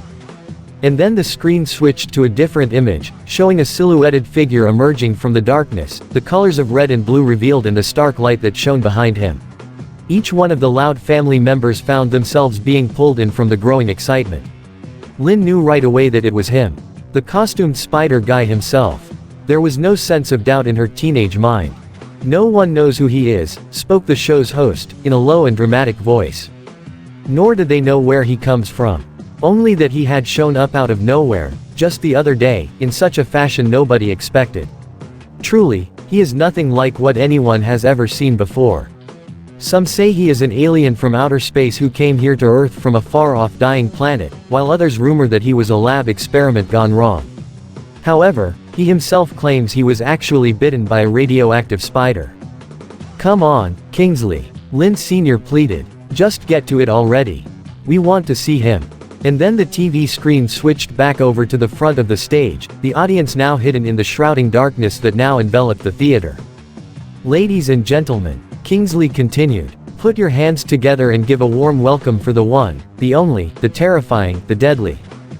Just get on with it, dude. Luna shouted at the screen, shaking in her boots with impatience. The amazing Spider-Man. The crowd clapped and cheered in excitement. And then, right before their very eyes, a red and blue costumed figure suddenly emerged from the darkness of the ceiling above, carefully gliding down on a transparent rope all the while hanging upside down with his legs crossed. This sent the audience into a near-wild frenzy, as they all screamed much louder and with even more excitement than the last. And so, the aforementioned masked marvel further glided down on the white gossamer rope closely to the ground until he was now close enough to safely vault himself to his feet, now standing right in the center of the stage itself. He now fully displayed himself in full view of the cheering and screaming audience and the 3 judges themselves, Clinton King, Michelle Jones, and Ned Leeds. That's him, Lynn practically shouted, pointing a finger at the screen. That's the guy. Cool. Lana ogled. Wicked, Lucy muttered drearily, a big smile on her face. Ew. Lenny almost exclaimed disgustedly. There's, a giant black spider on his chest. Why doesn't somebody help him? Lenny, relax, Luann said to her sister, trying to get her to calm down. That's not a real spider. Try and look closely at it. See, it's just part of his costume. And it looks like it was spray painted too. Lenny paused for a moment. Oh, she muttered in realization, but then tried to brush it off like it was nothing. PFF'd, I knew that. Sure, you did, Lenny, Lori muttered sarcastically, rolling her eyes. Okay, that outfit is something I would not in the least bit call impressive, Lola commented. I mean, just look at it. It's like he put it all together in the last minute or so. Lola, shush. Lynn hissed at her little sister. The little pageant queen grumbled under her breath and crossed her arms with a pout. Lincoln smiled as he spread his arms out, drinking in the adoration that poured directly from the cheering crowd, the spotlight from above the second-floor balcony of the theater shining down upon him. He did not even perform any of his stunts and tricks yet, and already they seemed to love him. Now that he thought about it, the audience did seem to have cheered and clapped and such for the other players after him, but they were not with such a level of craziness as he was seeing right now. They felt more mechanical, almost like some kind of teleprompter was telling the audience when to clap and not. Right when he himself appeared on the stage from his web, every single person within the theater screamed and cheered as loud and wildly as they could, even going so far as to stand up and raise their fists into the air. That was when he realized that they were being genuine. Guess these people must have seen the videos of him in his red and blue costume on the internet the other day and wanted to really see him in person, to see what he looked like now that he was not swinging at full speed across the city. So, that would mean I'm the sole reason this place is packed to the fullest, Lincoln thought. Wow, I am really on a lucky streak right now. All right then, Clinton King said into his microphone, his voice booming nice and clearly throughout the theater. Why don't you tell the audience who you are?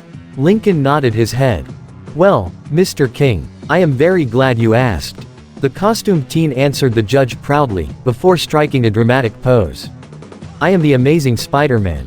Right when he said his alter ego's name, the full crowd went wild once again, so loud that it almost shook the entire theater, and then everybody calmed back down again.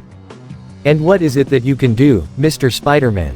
Michelle Jones asked into her own microphone. Well, Mrs. Jones, Lincoln said, as my name implies, I can do whatever a spider can. What that means, my dear audience, is that I have the ability to crawl around on almost any surface. Walls, ceilings, you name it. I even have the proportionate strength of a spider, which means I can lift anything that's 50 times my own weight. And, I kid you all not, I'm also able to literally produce organic webbing out from my bare wrists. And what is it you're hoping to do with these powers, Mr. Spider-Man? Ned Leeds asked into his microphone. Like, what is it you hope that they will lead you to? Lincoln slightly froze for a moment.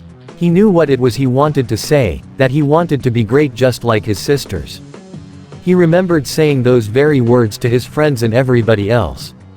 How long would it take for them all to connect the dots and immediately figure out who he really was underneath that red ski mask? The more he thought about it, the less confident he was starting to become now. But then his bravado quickly returned when an idea came to him.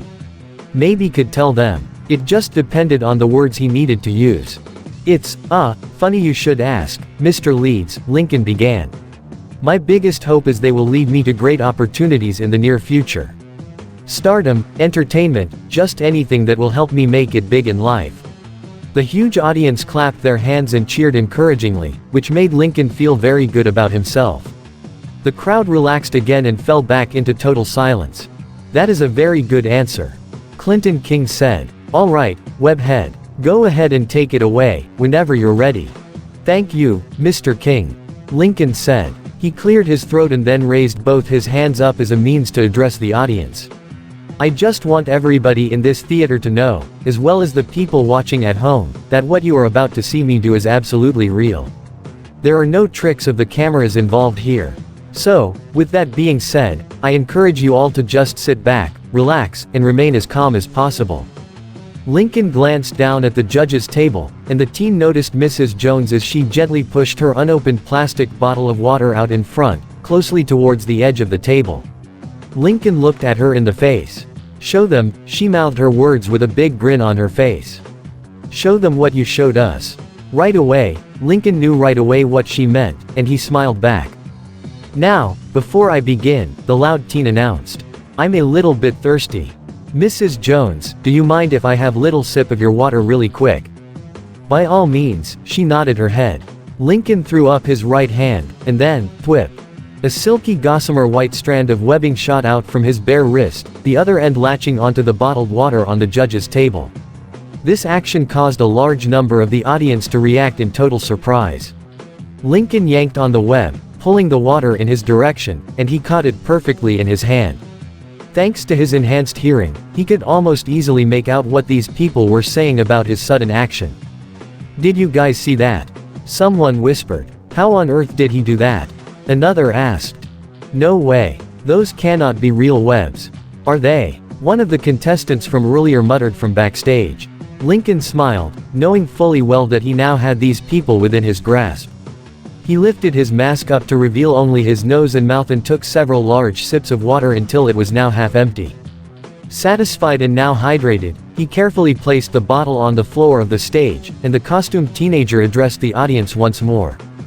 In case you're all wondering, he said to them, I am not wearing wrist-mounted web shooters. This strand of webbing is real and organic, straight from my bare wrist. See?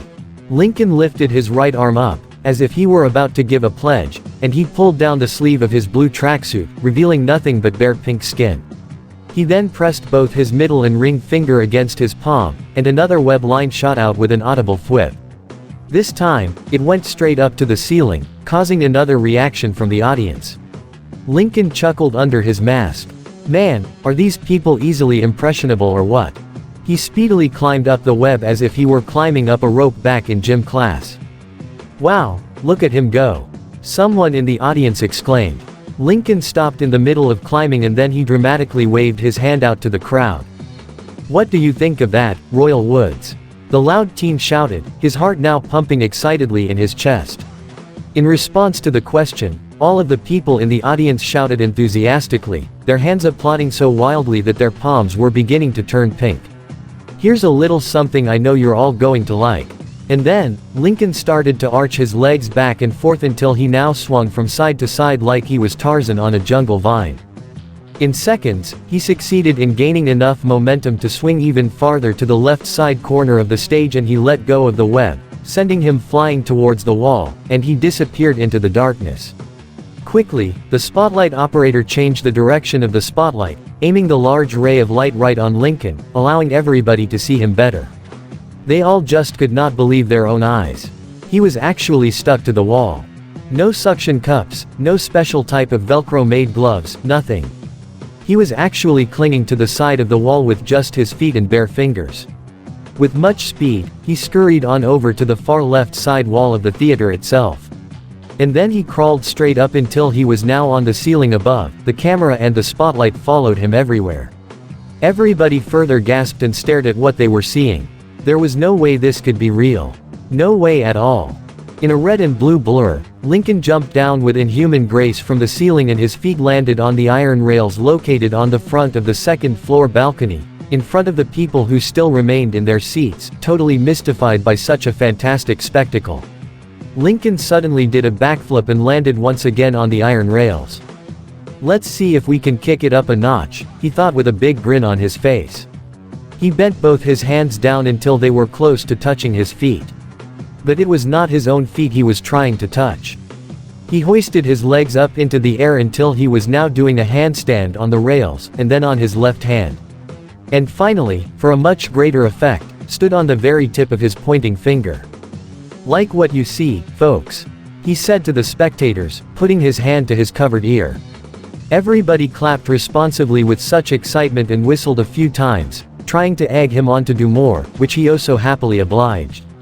He vaulted his feet back down onto the rails, and then from there, he ran across the iron bars to the right side of the theater, not even once losing his equilibrium. He had full coordination of his entire body. He shot out another web that stuck itself to the ceiling, and he began to swing around the theater, right above the people's heads. In midair, he performed double backflips and front flips and then he slid across the iron rails that led back down to the stage like he was a skateboarder. With a single web zip, he zoomed back onto the stage, and he raised his hands up to get more cheers from the crowd. Everybody leapt from their seats and roared wildly with enthusiasm. Lincoln could not believe it. They loved him. They actually loved him. Even the judges themselves stood up from their own seats and were whistling and applauding him. And heck, to Lincoln's further surprise, the other competitors from behind the stage were cheering him on. It was awesome. The whole lot was just so awesome. The loud teen was so moved by all of their positive responses that it almost brought a tear to his eye. Finally, he reached his long-awaited goal, to become great, to become somebody who was truly special, just like his 10 sisters. It felt so good to have the spotlight shine down upon him for once. From here, he looked down and saw the half-empty water bottle that was close to his feet, exactly where he left it. He turned back to the audience. "And now," he shouted, picking up the bottle. "For my next trick." He swiftly turned around and faced the far wall of the stage. With grace, he tossed the bottle high up into the air. He waited for the right moment, as the bottle started to fall back down, gravity taking control. With excellent precision, when the bottle was close to where he wanted it, Lincoln drew his hand up and shot out a single web ball like a gunslinger. The web ball hit the bottle perfectly, sending it flying to the opposite wall of the stage, and the silky stickiness of the web stuck the bottle to the flat surface. This sent the entire audience into a near riotous frenzy. "Now this is what I like to call showbiz," Lincoln thought. "Nicely done, Webhead," Ned Leeds said into his own microphone, once after the audience had calmed again. "But I am still curious about one thing. You claim you can lift anything that's 50 times your own weight, am I right?" "That is indeed correct, Mr. Leeds," Lincoln confirmed. "Well, it would seem you're in luck," added Michelle Jones. "For the sake of this performance, we brought in someone I think you might be familiar with who can help you demonstrate the power of your strength." Lincoln looked at the female judge a tad bit confused. "Somebody?" he asked. "Yep," she stated. "And believe me, he is really eager to meet you." Suddenly, the lights dimmed down a little bit, creating a great sense of moonlighting all around the theater. Lincoln could not help but feel just a little bit put off by this abrupt action. And then, from the corner of his eye, he noticed a giant silhouette thumping towards his way from the back of the stage, a figure that was wide, tall, and virtually growled like an angry giant gorilla. Standing at 6 feet 9 inches tall, Roderick Kingsley's voice boomed across the theater. Weighing in at 300 pounds of pure muscle, he is one of America's greatest wrestlers of all time, and the winner of 5 consecutive wins in the ring. Ladies and gentlemen, put your hands together and give it up for the one and only Crusher Hogan. The lights brightened back up, revealing the silhouette to be a giant burly man, his long black mane of hair and massive chest glistening with sweat. His face was covered by a thick black beard, and he was dressed in a stylized black wrestler's outfit. Veins almost the size of lead pencils rippled in his thick arms and neck. Lincoln looked at him almost wide-eyed. Of course, he had heard that name before. Crusher Hogan was one of Lynn's favorite wrestlers. She would always get excited whenever she saw him walk down that ramp on those wrestling shows that she liked. Lincoln never once thought he would ever see the day where he would actually meet the one and only Crusher Hogan himself in the living flesh. The loud teen turned back to face the judges. Should I be a bit worried here?" he stammered a bit. "Don't worry, Spidey," called Clinton King. "All you're going to do is lift Crusher up into the air. You two are not actually going to fight each other." Lincoln suddenly felt a large meaty hand resting tightly upon his shoulder, causing him to nearly flinch before gazing up at the side and seeing the smiling bearded face of Crusher Hogan. The wrestler loomed over him like a giant black shadow. "Just relax, kid," assured the towering Goliath in a rich baritone voice. "You said it yourself that you're as strong as a spider, right?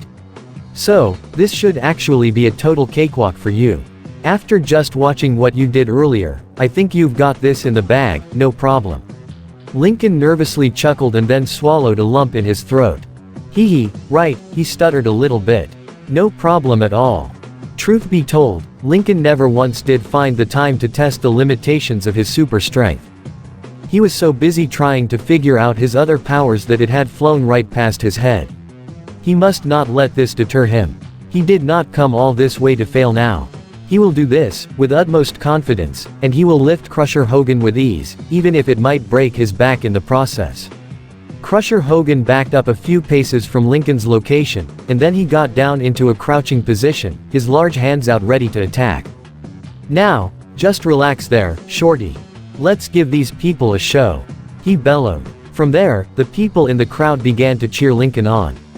They shouted out loud, "You can do it, Spidey. And also, show that meathead you've got this." And then the entire audience followed suit. This was all the encouragement Lincoln needed as he steeled himself for what was next to come. The teen lifted his hands up and beckoned Crusher tauntingly. The wrestler grinned really big, and he let out a mighty battle cry as he charged head-on at Lincoln's direction like a raging bull in a Spanish bullfight. With the guidance of his spider sense, Lincoln ran forward and gracefully jumped over Crusher's shoulders, leaping into the air and landing on the other side. Confused, Crusher turned around to face the costumed teenager. But before he could even get a single word out, he found himself being quickly lifted up into the air. Crusher looked down and saw to his shock that the scrawny little masked marvel was holding him straight up with both his hands. Lincoln was showing no sign of straining his muscles. He held the famous wrestler up with not a single bit of effort, and Crusher could have sworn that he saw the outline of a large grin spread underneath Lincoln's mask. "Let's make this a little more interesting, shall we?" Lincoln shouted. Now carrying Crusher over his shoulder, Lincoln moved over and then crawled up to one side of the stage until he now reached all the way up to the very top of the ceiling. Crusher Hogan let out a frightened yelp and covered his eyes fearfully. "What's the matter, Crusher? Don't you like the view from up here?" Lincoln taunted. Okay, put me down. You've made your point," he cried out beggingly. Granting his wish, Lincoln smoothly crawled back down to solid ground, and then he maneuvered the wrestler back to his feet. Crusher Hogan, knees nervously wobbling like gelatin, bent down and gratefully kissed the floor in relief. After that, the immense roar from the massive audience had gotten so loud in the theater that nobody could hear their own voices or hear themselves think in their heads. Lincoln turned back around to face the constantly moving ripples of the spectators, breathing in the sweet and savory feeling of fame and success. "I wonder what Mom, Dad, and the girls think of this right now." Issue 10. With great power. The entirety of the Loud family stared at the television screen in complete awe, unable to believe what they all had just witnessed. As the adoring audience chanted rhythmically to Spider-Man's name over and over again, Lynn Sr. pressed the mute button on the remote control, turning the sound off from the TV. A deafening silence was all that filled the whole living room. That was until one of them had finally decided to break the ice with a very excited yell. "Yoo-hoo!" Lynn bellowed loudly, jumping up from the couch and raising her arms into the air in exhilaration. "Best show ever! Spider-Man!" Rita vocalized, the name rolling gracefully off her tongue. "Spider-Man!" Lynn Sr. chuckled, shaking his head at the whole thing. "I guess he really does whatever a spider can," the Loud father commented. "I'll say he does," Luna said very excitedly. "Did you guys see him swinging around the theater like that? That was so totally awesome." "Yeah," Lynn added. "I cannot believe he was able to easily lift Crusher Hogan up with only his bare hands. And Crusher is one of my favorite wrestlers. And the way he was crawling up the walls and ceiling." Lana spoke with a pretty big grin. "Just absolutely amazing." The 10-year-old grease monkey turned to face her twin sister and looked at her expectantly. Lola, still sitting close to her father's feet, folded her arms across her chest, a little frown on the pageant queen's face. All right, I'll admit it," she said, rolling her eyes. "That actually was pretty good." Lana shot her fist up into the air, and muttered, "Yes. Who a few Spidey man." Lily cheered in her mother's arms, giggling adorably, and clapping her little hands together. Lisa Loud looked at the television screen in curiousness. The 8-year-old child prodigy hummed, rubbing her chin.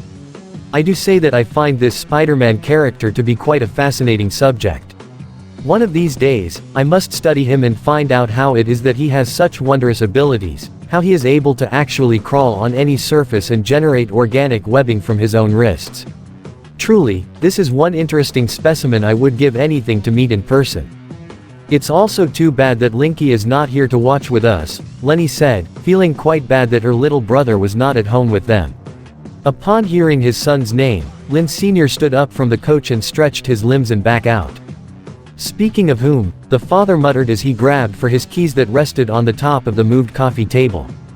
"Where are you going, Dad?" Lori asked curiously. Lynn Sr. turned to face his firstborn daughter. "I promised Lincoln that I would pick him up from the downtown library by 8 o'clock, the family patriarch stated as he grabbed his brown leather coat, hanging on the coat rack next to the front door. "He should be finished with the last bits of his homework by this point." "But couldn't he have taken the bus instead?" Luann Loud wondered. "I mean, it pretty much would save you the effort, Dad." For a second, Lynn Sr. stopped and then contemplated what his comedian for a daughter told him before deciding to brush such a notion off. "Nah, I think he would really appreciate it more if his old man came and got him," the father said just as he opened the front door.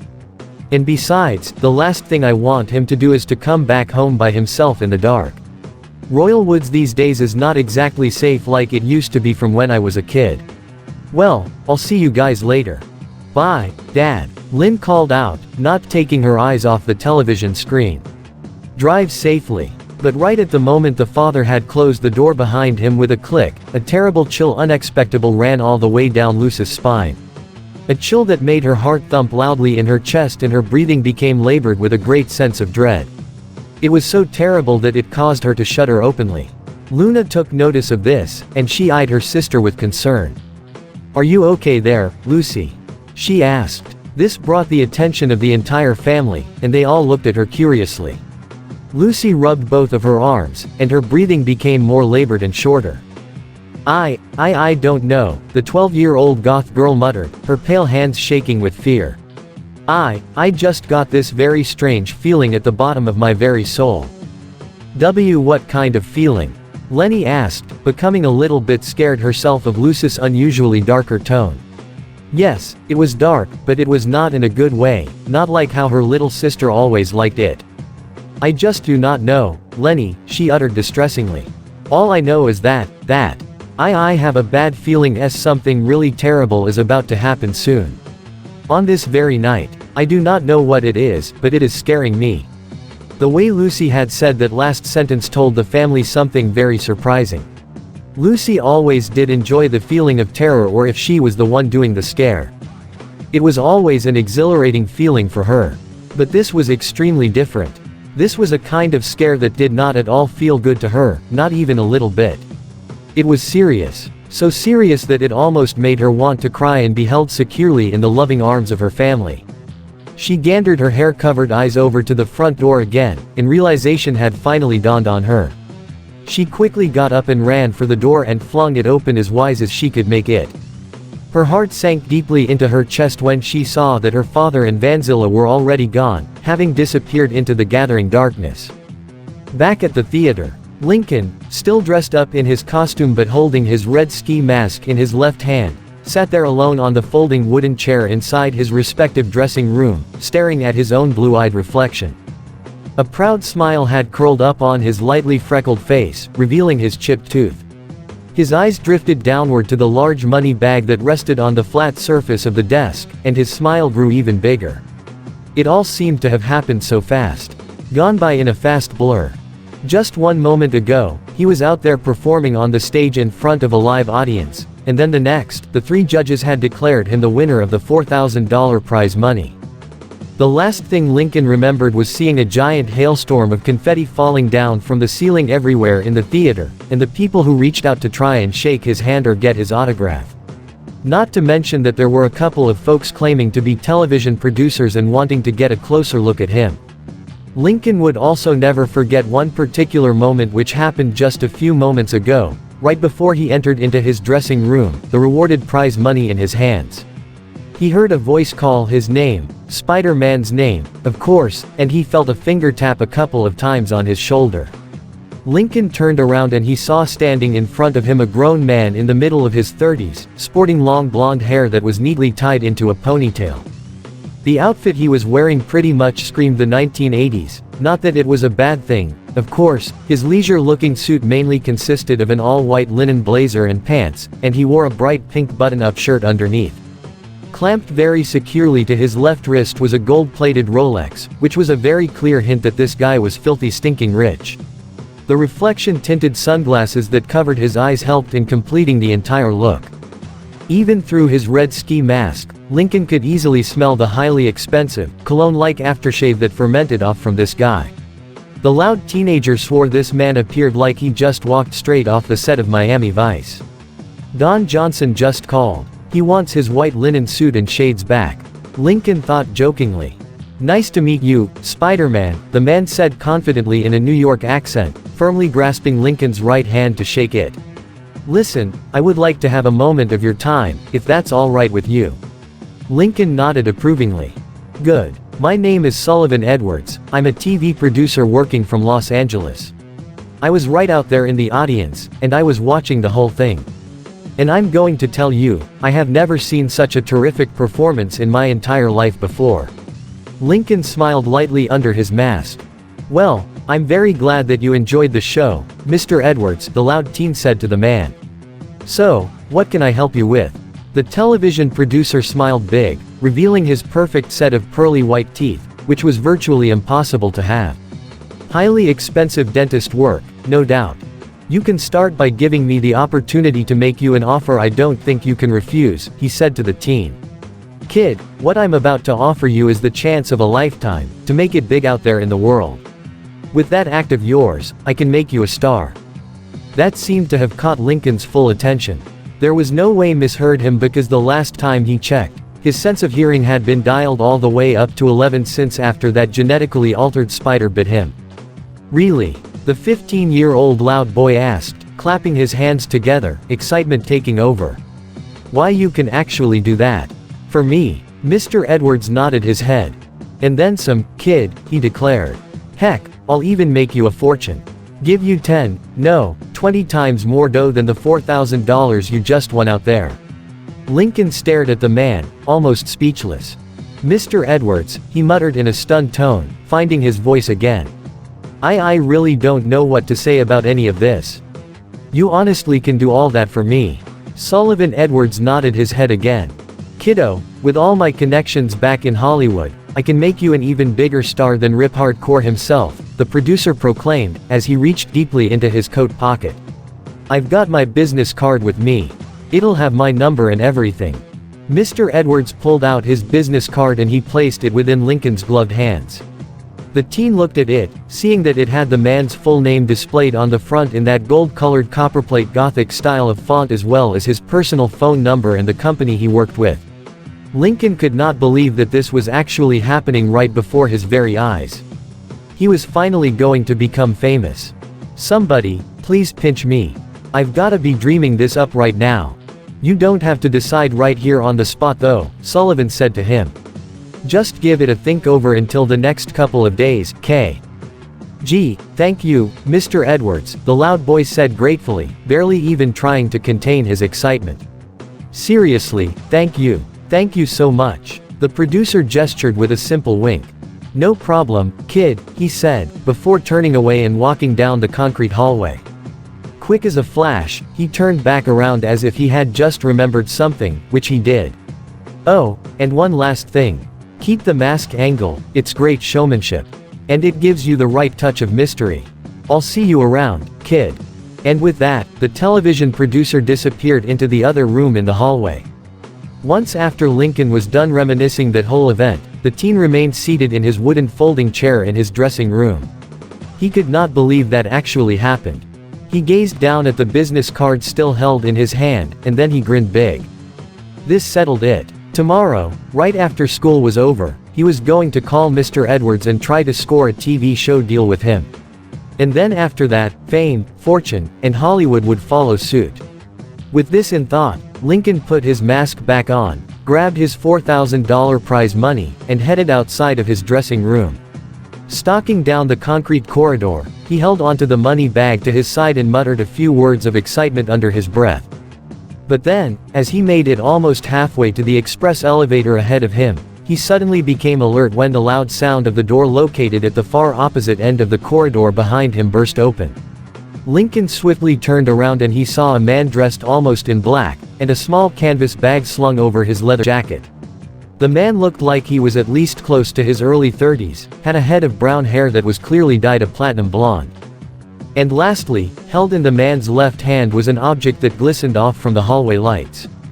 Lincoln quickly realized that the object was actually a gun. To be more specific, it was a Beretta 92 pistol, and it appeared like it might be loaded. Bursting through the same door were two more people. Lincoln saw the gold-colored badges on their chests and realized that they were security guards. One was an older male, a little bit heavy-set and out of shape, and his dark hair was graying. The other guard was a younger-looking man, more fit and nimble with golden red hair and light freckles on his face. "Stop that guy!" the older guard shouted, his deep voice echoing across the concrete-made corridor. He broke in without clearance. Right away, Lincoln realized that he was now witnessing two guards giving chase after the desperately fleeing man who clearly appeared to be a thief trying to make his escape from the long arm of the law. and the thief was racing head-on towards Lincoln's direction. And 10 feet behind the loud teen, the elevator door slid wide open. "Hey, you in the costume. Grab him," the younger guard shouted, waving his hand out at Lincoln. "If he makes it to the elevator, he'll get away." However, what the guard had gotten was the total opposite of what he wanted. So instead, not wanting to get involved in this kind of situation and believing that this was not at all his problem to begin with, Lincoln casually stepped over to the side and did absolutely nothing, allowing the armed crook to zoom right past him. The criminal continued to dash head-on through the hallway and he made it inside the elevator. After desperately pushing a button, he glanced back at Lincoln as he held his Beretta closely to his side and then flashed the teen an appreciative nod, right before the elevator's double sliding doors sealed completely shut. Within a heartbeat of the doors closing, the younger security guard slammed his hands against the elevator door and then he uttered a cuss word in frustration, while the older and out-of-shape guard stood closely in front of Lincoln, trying to catch his breath. He looked up at the teen with a not-so-happy expression. "What the heck is wrong with you?" he chastised him in between breaths. "Why did you let him go? Yeah, why didn't you stop him?" added the younger guard, approaching the loud teen with a matching flustered countenance. Lincoln only shrugged his shoulders. "Hey, sorry, boys. I'm a TV star, not a cop," he said to the guards, his tone overseasoned by indifference. "And besides, isn't it kind of your job to catch criminals and stuff? You heard us cry for help, didn't you?" grunted the older guard. "You could have at least maybe trip him or hold him for just a few seconds," the younger guard said, poking a finger into Lincoln's chest.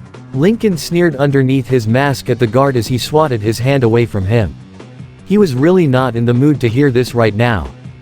"And risk the possibility of getting shot and lose my chance at becoming famous," he argued. "PFF'd, not on your life, bub.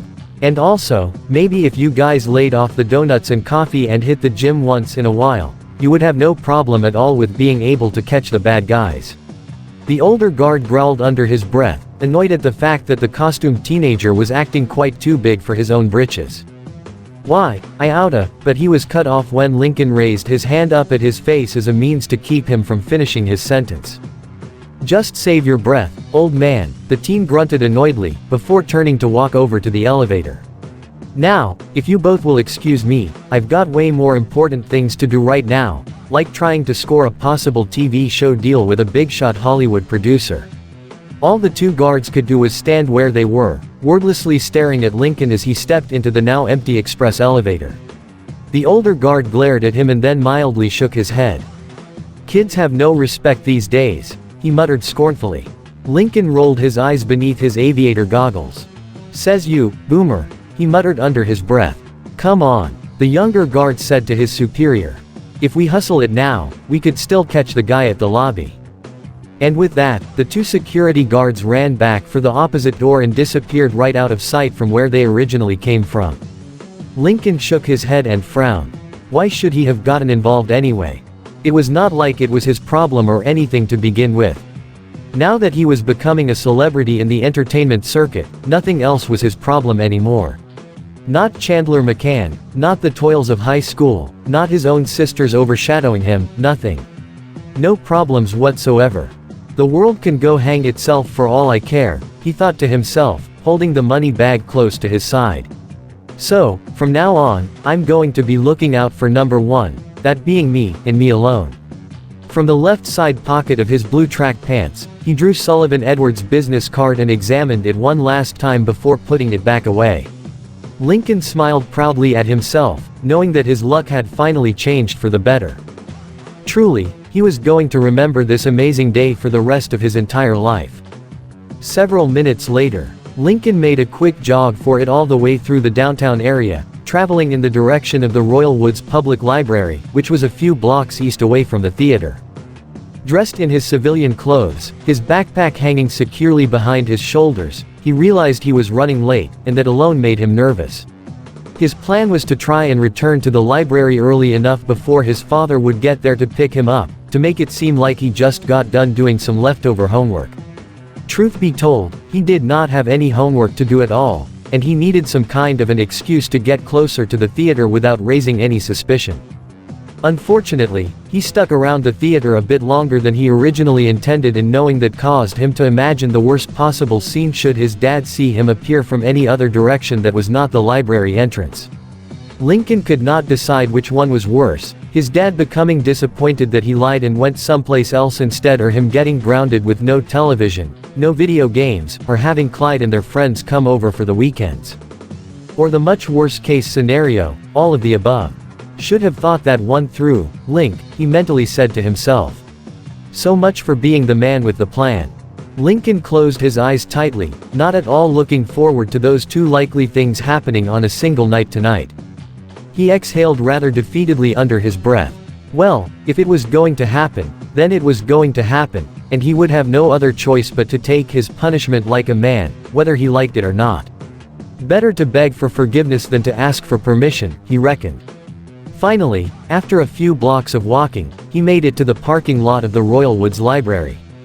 Thankfully, much to his relief, Vanzilla could not be seen anywhere within the vicinity, which meant that his dad was not here to pick him up just yet. But then, he took note of something from the corner of his left eye. Located near the sidewalk, at the opposite side of the parking lot from the library, a large number of people were gathering around one spot. It became much weirder when he noticed a couple of police cruisers that were closely parked in the general area. Whatever happened looked pretty darn serious. Lincoln glanced around, trying to get a good beat on wherever Vanzilla was parked. How strange. His father should have been here by now. Wasn't this the spot where he was supposed to pick him up? Lincoln's eyes drifted to his wristwatch. It was already 8:30 o'clock. Just where the heck was he? Surely, he could not have forgotten about his own son, could he? Lincoln tried to think rationally about the situation. Maybe he came across traffic and was running late himself. Two more police vehicles raced past the area, sirens wailing loudly, and they both drove off and disappeared into the darkened streets. Lincoln's furrowed eyes drifted back to the still gathering circle of people near the sidewalk. Now, a sense of curiosity was beginning to take hold of him. But then, that curiosity increased tenfold when a scary thought came to his mind. The police, his dad having not shown up yet, the distant wailing siren of an approaching ambulance. A gnawing and uneasy feeling started to fester within the pit of his stomach. This just had to be a coincidence. There was no way that this was all connected. No possible way at all.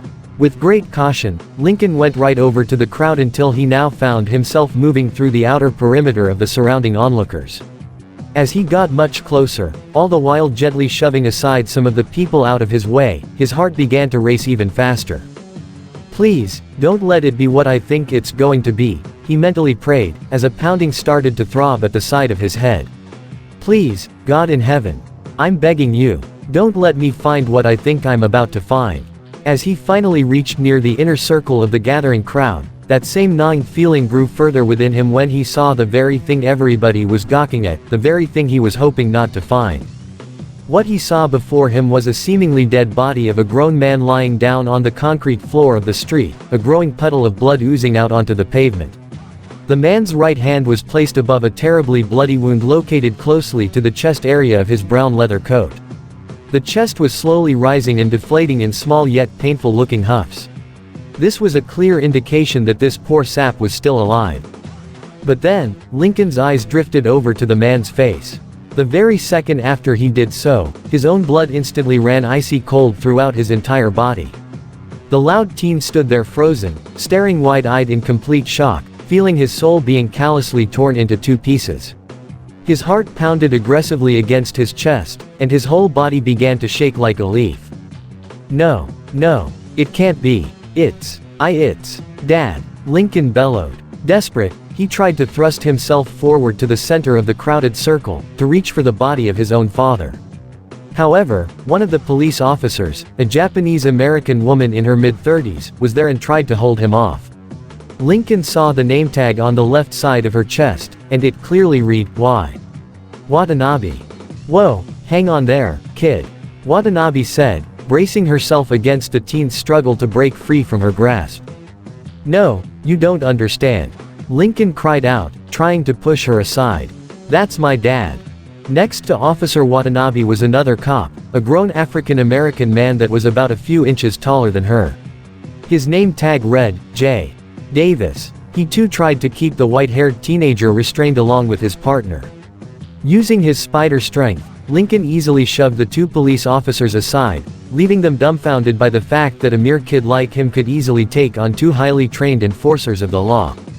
Lincoln quickly maneuvered over to his dying father, kneeling down beside him. He shook his head disbelievingly, his breathing becoming short and labored, and his throat started to tighten around itself. He felt the entirety of his body quivering with emotional turmoil. He could not believe what he was seeing. How? When? How did? Lincoln turned swiftly around to face the female officer. What happened? He asked Officer Watanabe. How did this happen? Who did this? The policewoman faced her partner with a grimaced frown before turned back to Lincoln. It was a carjacker, she explained to him. He shot him in the chest. Lincoln looked back down at his dad, gently cradling his head up in his arms. Dad! He cried out, fresh tears now falling down his face. Dad, wake up. Please, wake up. It's me, Lincoln. From hearing the sound of his son's voice, Lynn Sr.'s watery eyes slowly yet struggled to open. He tried to pinpoint the location of the voice that had spoken to him just now until his gaze came upon the sight of his own son. L. Lincoln, he uttered weakly, a small smile starting to form on his face. Lincoln smiled back at him, tears continuing to drip down his face, two of them landing on Lynn Sr.'s right cheek. It's okay, Dad, he said with a whimper, a small hitch caught in his voice. You're going to be okay. An ambulance is coming, we'll get you through this. But only to Lincoln's further growing dismay, Lynn Sr. frowned at this information and then the loud father struggled to shake his head left and right. This told Lincoln very clearly what this gesture meant, and it made the loud teen feel very helpless to do anything to save his old man. The family patriarch held his weak hand out to his son, and the boy took it and held it tightly with as much love and tenderness as he could give. I love you, Dad. Lincoln whimpered, his bottom lip trembling. Lynn Sr. looked at his son straight in the eyes and then whispered very softly into the boy's ear the very last words that he would ever use again. I'll love you, son. Right after he finished uttering those words, Lynn Loud Sr. took his one and final breath.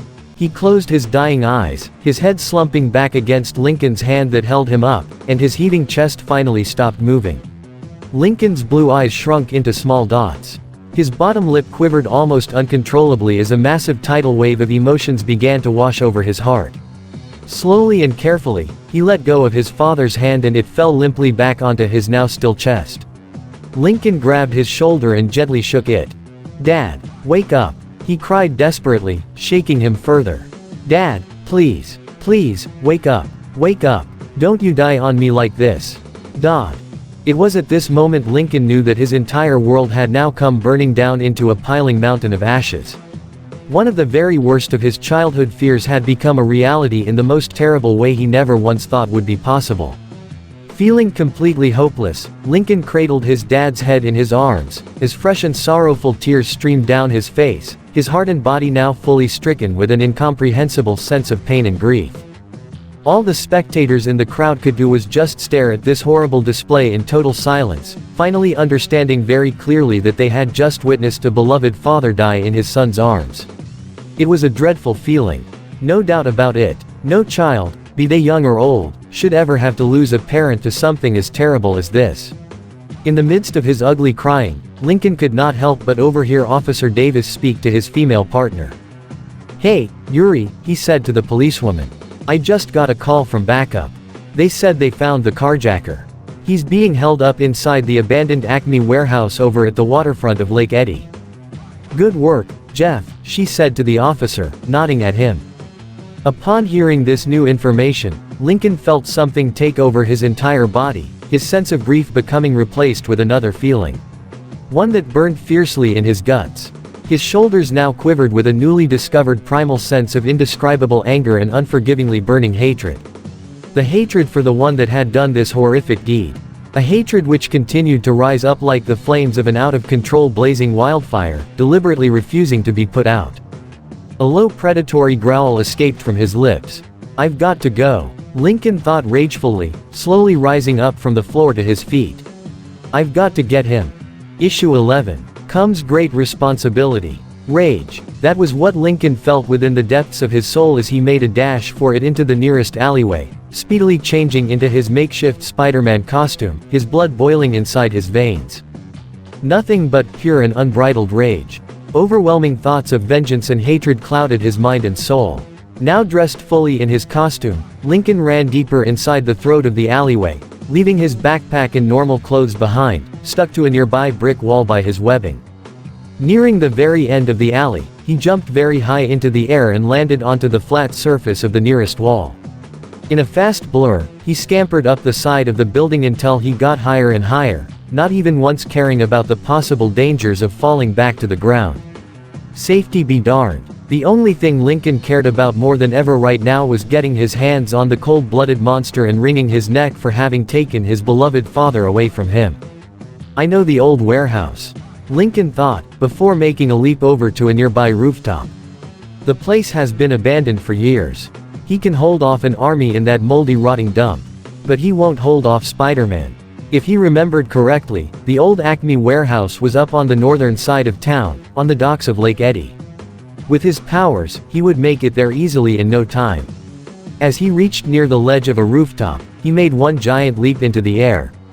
He swiftly threw up one of his hands and a long gossamer line of webbing shot out from his wrist, the end of it sticking to a nearby building.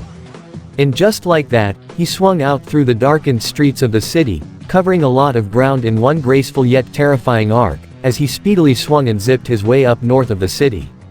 As he was doing all this, flying across the air, and swinging from one street to the next, all the loud teenager could think about was his now dead father. Lincoln could not believe it. He was gone. Just like that, Lynn Loud Sr. was truly gone. Forever. His life having been stolen away from him by some heartless killer who had little to no regard for other human beings. Now his father was never going to be there to see the rest of his children graduate and go to college, never to see them grow up into adults and then become parents themselves one day, never to be there and grow old along with his wife and see his future grandkids.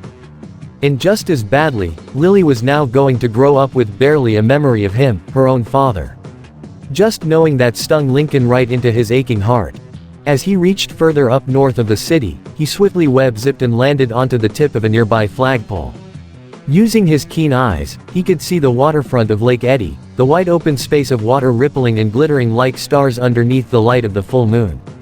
Situated closely near the edge of the docks was the abandoned Acme warehouse itself. The old place appeared to be about 2 floors high, stretching out closely at the length of a football field. A large number of aged wooden crates were placed around here and there, a single streetlight illuminating closely near the front entrance. Lincoln could undoubtedly tell this was the one also because of the ring of police vehicles that surrounded the place. He gritted his teeth when he spotted Vanzilla, or whatever was left of her, having crashed head-on into a telephone pole close by the warehouse. The grill and front passenger seat were totally devastated. Almost beyond recognition. That was his father's family vehicle, a wedding present passed down to him by his own dad, Grandpa Leonard, and his own father before him. To see such a beloved piece of his family's history having been transformed into almost nothing but metal and scrap sent Lincoln into a volcanic fury that could almost rival the flaming depths of Hades. He was going to make this soulless monster pay dearly for this unforgivable crime. Not just for having murdered his father, but for Vanzilla's untimely destruction as well. A small squad of police officers were positioned around the warehouse's door entrance. A couple of searchlights swept across the exterior of the building as a means to try and find any physical trace of the carjacker. Lincoln jumped off from the flagpole and web-zipped his way up to another building that was a lot closer. And then from there, he web-zipped himself forward up again until he was now on the roof of the warehouse. As stealthy as he could be, he crawled closely to the edge of the rooftop, getting a much better look at the small army of cops. "He's in there somewhere, boys." One of them, the police captain most likely, said to his men. "Grab your gear and let's head inside." "But sir," another officer said to his superior, his voice seasoned with worry. "He could be hiding behind those windows up there. If we charge him, he'll pick us off one by one like flies." The police captain took a moment to think about this, and he begrudgingly agreed with his deputy. "You've got a point," he relented. "Looks like we've got no other option but to wait him out, I guess." Lincoln's eyes narrowed into slits. "Oh, sure, wait until he finds a way to escape, you mean? Not me. I'm going inside." Lincoln stealthily crawled on his hands and feet to one side of the dilapidated structure, taking quick notice of a blown-out window close to him. With incredible ease, Lincoln crawled silently inside through the window and into the warehouse itself. Thanks to the bright light which poured inside from the full moon, he could easily see his surroundings. The place virtually stank, giving off a really musty smell in the air. Dust and cobwebs were littered around almost every corner of the rusted metal shelves, and some of the wooden crates and boxes looked like they could easily fall apart from the softest touch. There was a second-floor walkway, two of them, one on the left and right side of the spacey room. Lincoln's senses were jolted when he suddenly heard the sound of a box being knocked over in one corner. It was close. Very close. And then, the unmistakable resonance of a gun being reloaded. The costumed teenager nimbly jumped up to one of the suspended steel beams close to the ceiling above, his eyes carefully scanning the floor below. And sure enough, he spotted him. The killer sat there huddled, clutching onto his gun closely to his side, trying to conceal himself in the middle of the rusted-out equipment, peering around in a state of fear. The light of the full moon, along with the searchlights that poured through the windows, revealed only his outlined figure. Upon closer inspection, the carjacker was wearing a black balaclava ski mask that concealed his entire head, except for his eyes and mouth. And he had absolutely no idea that he was no longer alone inside the warehouse. In that moment, Lincoln's rage and hatred grew even further by the second, like an erupting and out-of-control volcano. "There you are," he thought, gritting his teeth. "Just calm down, man," the killer muttered to himself, trying to relax his shaken nerves. "All I gotta do is wait until the moon goes behind a cloud. And then, I'll be able to slip away in the dark unnoticed." Lincoln's free hand tightened into a balled fist, his anger burning within his guts. There was no way this man was going to escape. Not from him. Not ever. "Stop right there, you murderer!" he shouted, no longer caring about giving himself away. The armed carjacker frightfully jumped to his feet, and he trained his gun in the direction of Lincoln's voice. Sensing a dark flash of movement, the carjacker pulled the trigger of his pistol, shooting directly up at the steel beams high above. Bang, bang, bang, bang. To his surprise, nothing was there. However, a stray searchlight spilled across the ceiling, and what the carjacker saw practically made his heart skip a beat. He saw Lincoln crawling above on both his hands and feet on the surface of the ceiling, staring down right at him with those big, goggled eyes. "This can't be real. I must be seeing things," the carjacker exclaimed, rubbing his eyes with his free hand. "Who's up there? Who are you?" Lincoln swiftly jumped out to the side, landing down all the way to the floor with cat-like reflexes.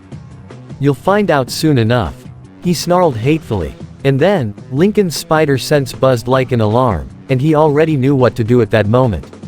Before the killer could get the fraction of a chance to pull the trigger, Lincoln quickly shot out a single web line, the other end sticking around the firearm, and then he yanked it forcefully out of killer's hands. Now, it was time to let the costumed teen's fists do the talking for him. "I don't believe what I'm looking at," the carjacker cried out, fear beginning to creep up inside him. "A guy who crawls on walls and shoots a web like a spider. Somebody help me." The carjacker frantically ran in the other direction, past the rusted steel shelves and wooden boxes. Lincoln sneered at the man's pathetic attempt to try and escape. "Don't even bother running," he shouted, chasing after the man, and cornering him on the other side. Desperately, the carjacker pulled one shelf down in front of him, causing all of the old items and tools to fall down to the concrete floor in front of Lincoln. The killer made a dash for it through one aisle and stacked shelves until he came upon a small but barren hallway, leading into another room filled with more forgotten supplies and storage boxes. His eyes trailed off to a nearby door located far to his right. But just when he was about to make a break for the door, the killer felt a sticky substance latch onto his left foot. He looked down and saw that it was more webbing. And then, the web pulled his foot away from under him and the carjacker fell to the floor, flat on his stomach. He turned around and his blood became cold as ice when he saw Lincoln slowly stalking in his direction, like a menacing predator cornering its helpless prey, like a spider after a trapped little fly. "There's no place on earth where you can hide from me," Lincoln hissed, his voice dripping with pure venom. What do you want from me? The carjacker cried out, trying desperately to crawl away. Don't hurt me, man. Please, just give me a chance. Just give me a chance. Lincoln snarled through his nose, unable to believe what he had just heard this wasted piece of human skin say. What about that man you killed? Lincoln seethed, tears threatening to escape from his eyes. The one you shot down in cold blood. Did you give him a chance? Did you? Please, why you don't understand? The carjacker pleaded, fumbling to get back up. Oh, I understand all right. Lincoln growled in a dangerously low tone, the entirety of his body quivering with barely controlled anger. I understand that you've taken the life of a good man. A man with a loving family. Before the killer could get back up to his feet, the costumed loud teenager was already on top of him, and he effortlessly lifted him up into the air, shaking him like the wind blowing against a tree. And you did it just so you could steal his car. Lincoln virtually screamed at the killer's face. His dad's killer stared into the teen's goggle-covered eyes, fear-stricken tears starting to well up behind his black ski mask. No. Pete, please, believe me. He cried. I swear, I didn't mean. Shut up. Lincoln hissed before tossing the masked criminal over at a pile of crates, the impact causing the aged and rotting wood to splinter into chipped pieces. By doing so, he knocked the carjacker out into unconsciousness. It was more evidently so when the carjacker let out a small yet pained groan. Save your pathetic excuses. The only thing I want to hear is your screams. Lincoln grabbed his father's unconscious killer by the collar of his brown jacket, hoisted him into the air once more, and then he webbed him up against the brick wall, entrapping his whole body in a silky gossamer white cocoon of webbing. Only the black ski masked covered head was left untouched. Lincoln heaved through his nostrils, his growing anger knowing no sense of its own limitation. With every fiber of his being, he was going to show this filthy rat, this miserable and pathetic excuse for a human being, the definition of what pain and loss really felt like. He was going to make him suffer. Make him wish he were dead. And Lincoln was going to take great pleasure in granting that wish. He suddenly stopped himself for a second. But first, I want to see the man behind the mask. He thought, as he reached his hand over to grab the black balaclava. I want to remember what you look like before I make you suffer slowly and painfully. With no sense of hesitation, Lincoln pulled the carjacker's mask off completely. Thanks to the bright light of the full moon from outside, he could see the face of his father's killer more clearly now. But when he did so, Lincoln's anger and hatred quickly dissipated, like cold water poured onto a hot iron skillet, and it was replaced with confusion. He blinked a few times, and his brows knit together, not exactly sure if he was seeing correctly, despite his crazily enhanced vision. Wait a minute. As he peered closely at the features of his father's murderer, after taking off his own mask as a means to try and see better, that was when he took a good long look at the carjacker's familiar-looking head of dyed platinum blonde hair. Lincoln's eyes widened, a small yet very surprised gasp escaping from his throat, his body beginning to tremble with emotion like a shaking leaf. His heart pounded strongly against his chest. That face, to his own surprise, Lincoln actually did remember this man. He had seen him before. But the really big question was, from where exactly? Where did he know this guy from? And that was when the answer finally hit him. His mind started to rewind back to earlier from tonight, to a very certain memory that now played out before him like a classic black and white 1940s movie. The Royal Woods Theater. The backstage hallway. The two security guards. And the...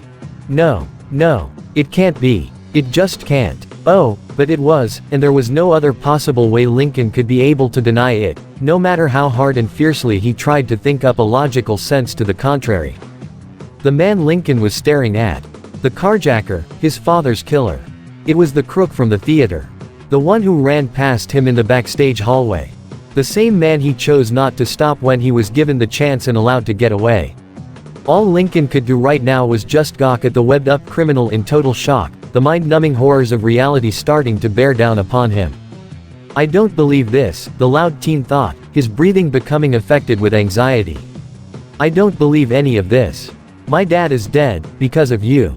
But then, an even more horrifying thought came upon him, a shocking truth that violently struck him like a cracking lightning bolt that pinpointed straight to his beating heart. No. Because of me. After those words had escaped from his lips, he felt both his legs turning into gelatin and he dropped to his knees. His watery eyes drifted down to look at his trembling hands, finally understanding the horrible realization of the nightmare his inactions had unknowingly created. Fresh tears of anguish came bursting from his eyes and streamed down across his reddened face. "What have I done?" he whimpered sorrowfully, an enormous tidal wave of guilt washing over him. In a quick flash of movement, he slammed his tightened fists so hard against the pavement of the ground that they cracked the thick concrete into splintered pieces. And then, he let out a blood-curdling scream into the air, so loudly that his voice echoed almost through the entire warehouse. "What have I done?" But then, his senses were jolted when he heard a distant yet commanding voice coming from behind him. "This way," it said. "I think it came from over here." And within a matter of seconds, a small army of policemen and women came pouring out into the room as quickly as they could. Their loaded Glocks were aimed at the ready, and their flashlights beamed everywhere at every single corner around the spare storage unit of the warehouse. The only thing they were able to find was the escaped carjacker now tied up in thick layers of spiderwebs. And Lincoln Loud was already gone, not a single trace of him to be seen or found anywhere. A long distance away, Lincoln could not exactly remember the last time he cried this hard before in his life. This was not at all like crying after getting stung by an angry bee or reading the most beautifully heartfelt poem anyone in the world has ever written. This was very different. This was more like the result of watching a very sad scene played out from a William Shakespeare tragedy. A scene which Lincoln himself had created. Dressed back into his normal clothes again, he walked down the sidewalk that led towards home, his mind still lingering on what happened earlier. He shook his head and wiped away a few more tears from his blubbering face. He wanted so badly to believe that what he was experiencing was nothing more than a bad dream. That this was not real at all. He desperately wished to wake up in his own bedroom and he would see that his dad was in the kitchen, alive and well, no gun wound found on the chest, with that same chipper and can-do attitude like he always had, cooking up another wonderful family dinner. But no, he knew for a fact that this was not a dream. This was reality. His own father really was dead. Shot by the loaded gun of a petty criminal, whom Lincoln had allowed to escape. That moment at the theater began to repeat itself relentlessly in his head. The thief that ran past him, the two guards who scolded him for not doing anything about it. And himself brushing them off, being more concerned with his career as an up-and-coming television star. Lincoln let out a guilt-ridden sob, wiping away more tears that came pouring down his face. My fault, all my fault. If I hadn't been so selfish, if only I'd stopped that crook when I could have. And he knew that it was true. With his spider powers, he could have easily stopped the thief from escaping. He could have tackled him to the floor with no problem at all and the long arm of the law would have taken care of the rest. And his father would still have been alive as well, waiting for him at the library with Vanzilla, ready to pick him up. But Lincoln did not. And it was all because of his selfishness, his own ego, that this mess happened. And for that, his beloved father was now dead. Yes, Lynn Loud Sr. was dead, and in a very twisted kind of sense, it was really Lincoln, his own son, who killed him. Just the mere thought of that idea made the white-haired teen feel even worse, making him cry even harder, not even caring anymore if somebody within the perimeter of his location heard him. But then, a scary thought instantly came to him. One that filled him with a lot of dread, causing a bone-chilling shiver to run all the way down his spine. How was he going to break the news to his family? How was he going to explain all this mess to his sisters and their mother? How would they react upon learning that their loving father was shot? Worst of all, how would they react if Lincoln told them that he was responsible for it? For sure, they would be more than likely shocked. But what would come right after that? Would they be disappointed in him? Yell at him? Hate him? Disown him? Kick him out of the house, and proclaim that they never want to see him again? These many possible outcomes effectively scared him to death. But then, as he reached closer to his respective part of the neighborhood, straight up ahead of him, his blue eyes spotted flashing red and blue lights in the distance. As he got much closer, he saw that there were two police vehicles parked directly in front of his house. The front door was left wide open, and he could easily make out one of the two police officers standing in the living room from the window. His heart sank when he saw his mother sitting on the couch. Her face was buried in her hands, and her shoulders trembled with sorrow. And every one of his sisters were gathered around her, crying themselves out and trying to comfort their mother, as well as each other, as much as possible. Lily, who was still too young to truly understand the situation but could still feel the emotional turmoil around her, wept in Lenny's arms, her little blonde-haired head resting on her shoulder. This was not exactly how Lincoln wanted them to find out. Guess he now had little to no choice but to brave the storm. The loud teen took in a very deep but slow breath, trying to steady himself as he slowly marched through the front yard up to the patio and silently walked inside the living room.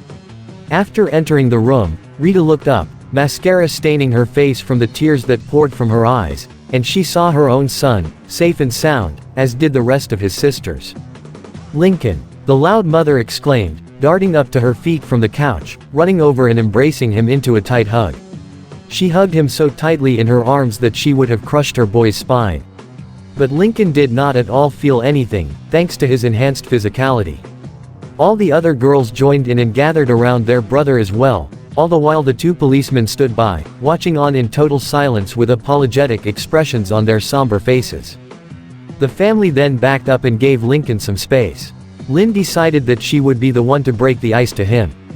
"Lincoln," the female jock whimpered, wiping fresh loads of tears from her freckled face. "You won't believe what just happened. It's Daddy," Lola cried, before making a hard sniffle. The cops said he got shot, bro," Luna said, sobbing the heaviest out of all of them. "He was killed by a carjacker." All Lincoln could do was stay silent, and they started to wonder why he was not saying a single word to them. When he looked up at them all, they saw that his face looked tired and red, and his eyes were quite bloodshot. This gave them all the same terrible idea as to why he looked this way. "You were there, weren't you?" Lucy questioned her brother, her melancholic voice dripping with emotional pain, which was saying quite a whole lot considering where she stood in her profession. The 12-year-old goth girl approached her brother and she held onto both of his hands. She did this all the while looking him straight in the eyes, despite her raven black hair concealing the top portion of her face. "Is it true, Lincoln?" she uttered, losing whatever strength she had in controlling her emotions. "Is Dad really? Is he?" All Lincoln could do was just silently stare back down at his little sister. And then, his bottom lip trembled once again. In that very moment, he could not hold back the pain any longer. His legs gave out and he fell to his knees, and then he wrapped his arms around Lucy's waist into a gentle embrace, sobbing almost uncontrollably as more tears dripped down his reddened face once again. Watching him like this told Rita and the girls everything they needed to know what ensued, wordlessly confirming the very horror they never once imagined they would ever have to go through in their life cycles. Lynn Loud Sr., their beloved father, their now widowed mother's husband, was gone. And he was never coming back. And so, the remainder of the Loud family huddled closely around Lincoln, and all of them cried in an overwhelming storm of their own grief. Issue 12. The Birth of a Legend. The light gray clouds above blotted out the sun and blue sky. A gentle wind brushed against Lincoln's white hair as he, his mother, his sisters, and almost all of their friends stood in a near circle around the black wooden casket that carried inside the body of the recently deceased Lynn Loud Sr. Next to a towering oak tree. Black umbrellas were held over their heads as a precautionary measure in case it started to rain. But then again, the rain would have been very appropriate to what the Louds and their friends and family members were feeling at the moment. Clyde stood directly behind Lincoln, placing a gentle hand of condolence and comfort on his best friend's shoulder. He made a hard sniff as tears of his own poured down his face, almost staining his glasses. Lincoln put his own hand on top of Clyde's, a gesture of thanks. On the direct opposite side of the coffin, there was the Pingree family, Carol, Connor, their younger sister Cassie, and their mom and dad standing closely next to each other, umbrellas above their own heads. Connor held Carol's hand tightly, doing everything he could, and was failing miserably, to try and keep his emotions under some level of control. This told Lincoln that the Pingree teen was taking Lynn Sr.'s death just as badly as he and his family were.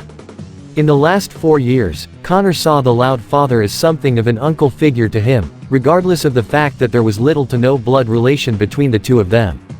Knowing that the man was now gone hurt Connor very deeply, as it also did with his sister Cassie. A lone figure emerged from Rita's side, and walked up to the side of the casket, dressed in a black suit like all the other surrounding attendees. Their grandfather, Leonard Loud, placed a trembling hand on top of the polished wooden lid, heavy tears dripping down his aged face and landing on the surface of the coffin. When he got the phone call from Rita, when she told him about her husband's unfortunate passing, the Loud grandfather felt like he had to be dreaming. It was one thing to hear about a recent tragic death, but to be told that it involved your own son getting shot by a petty carjacker was another. For Leonard, this information cut very deeply into his aging heart. No loving parent should ever have to bury their own children. It was an indescribably terrible feeling. "My boy," Leonard muttered sorrowfully. "My dear sweet boy." Hearing his grandfather say those things made Lincoln feel absolutely terrible. If only he knew. If only any of them knew. He watched as Lucy, as well as the members of the Morticians Club, approached next to the black casket, and she held up 2 pieces of paper in her pale, fishnet-gloved hands. Out of all the funerals she and the club hosted over the last 4 years or so, this was one funeral the 12-year-old goth girl never once thought that she would ever have to host one day in her entire melancholic life. The many funerals they hosted involved having to bury beloved family pets that passed away and such. But to host a real funeral, for your own father no less, this was possibly the most difficult one Lucy ever had the displeasure of doing.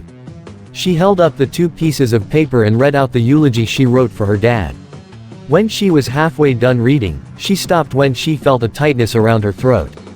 Her hands trembled as she struggled to hold the papers up until she couldn't take it anymore. It took the comfort and support from her fellow club members to try and have her finish reading the last remainder of her eulogy. She took in a few deep yet shaky breaths, finally calming back down, and then she finished reading the last written paragraph. Every person in attendance clapped their hands, not a single dry eye was accounted for after hearing such heartfelt words the Loud goth girl had written for her daddy. And then at last, when came the time to lower the casket into the ground, Luna came forward, faced the crowd along with her guitar, and she started singing her own rendition of Amazing Grace. When she was halfway through the song, she abruptly stopped when her voice was caught in a hitch, and she covered her red-cheeked face, whimpering heavily. And that was when her family came in, gathering around her and started to sing as best they could to help her finish. And then, the rest of the attendees sang along with them. With the casket having now been placed deep into the ground, it was all finally over.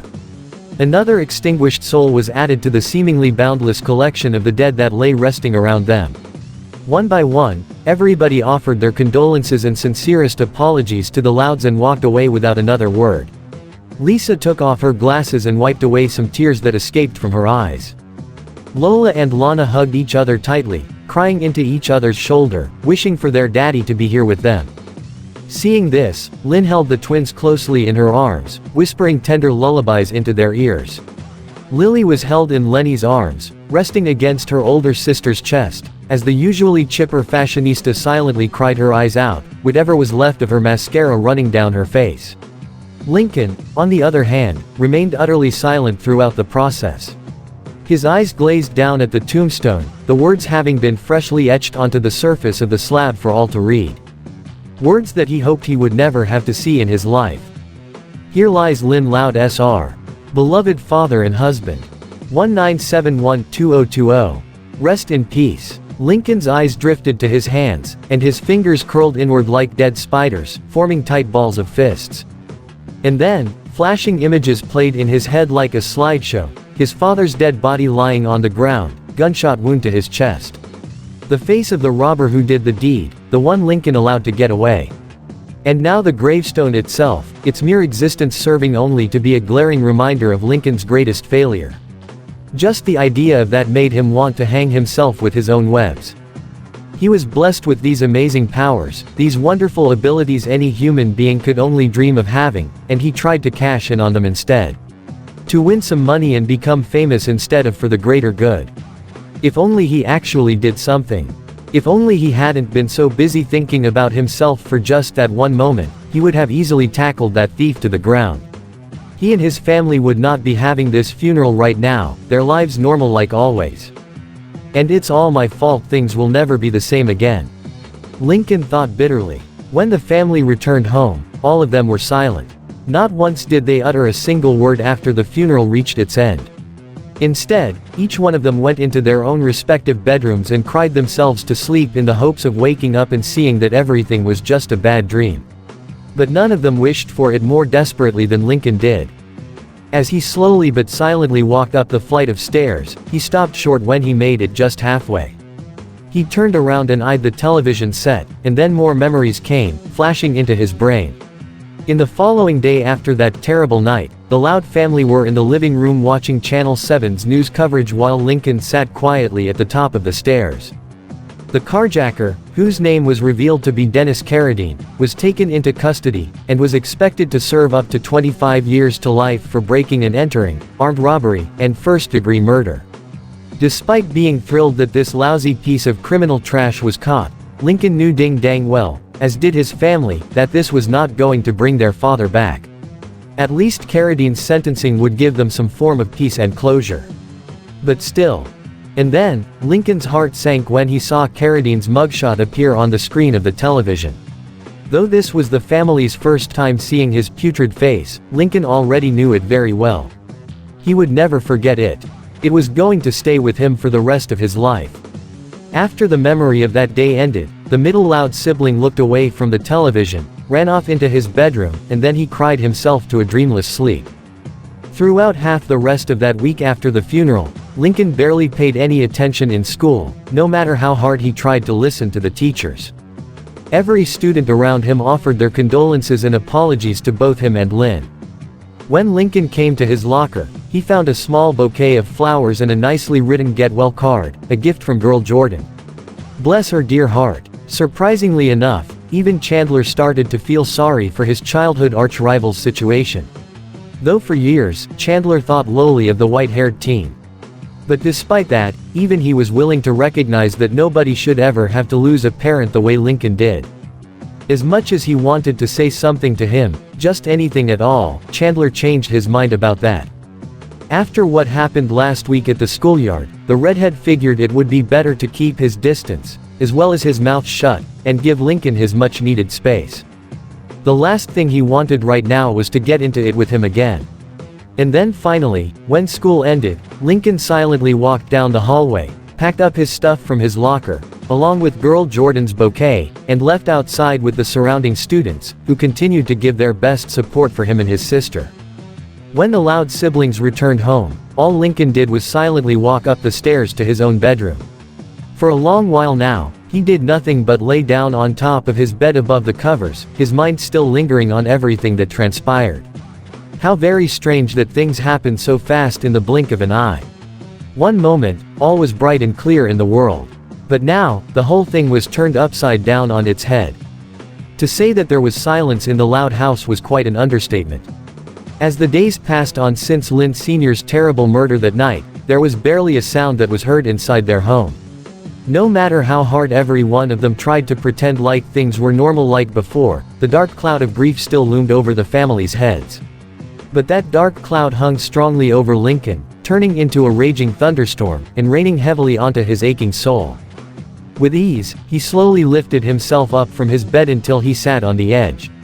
He glanced over to one of his spare backpacks placed on the side, and then he grabbed it and opened it up. Inside rested his makeshift Spider-Man costume as well as the money bag that contained his $4,000 prize money.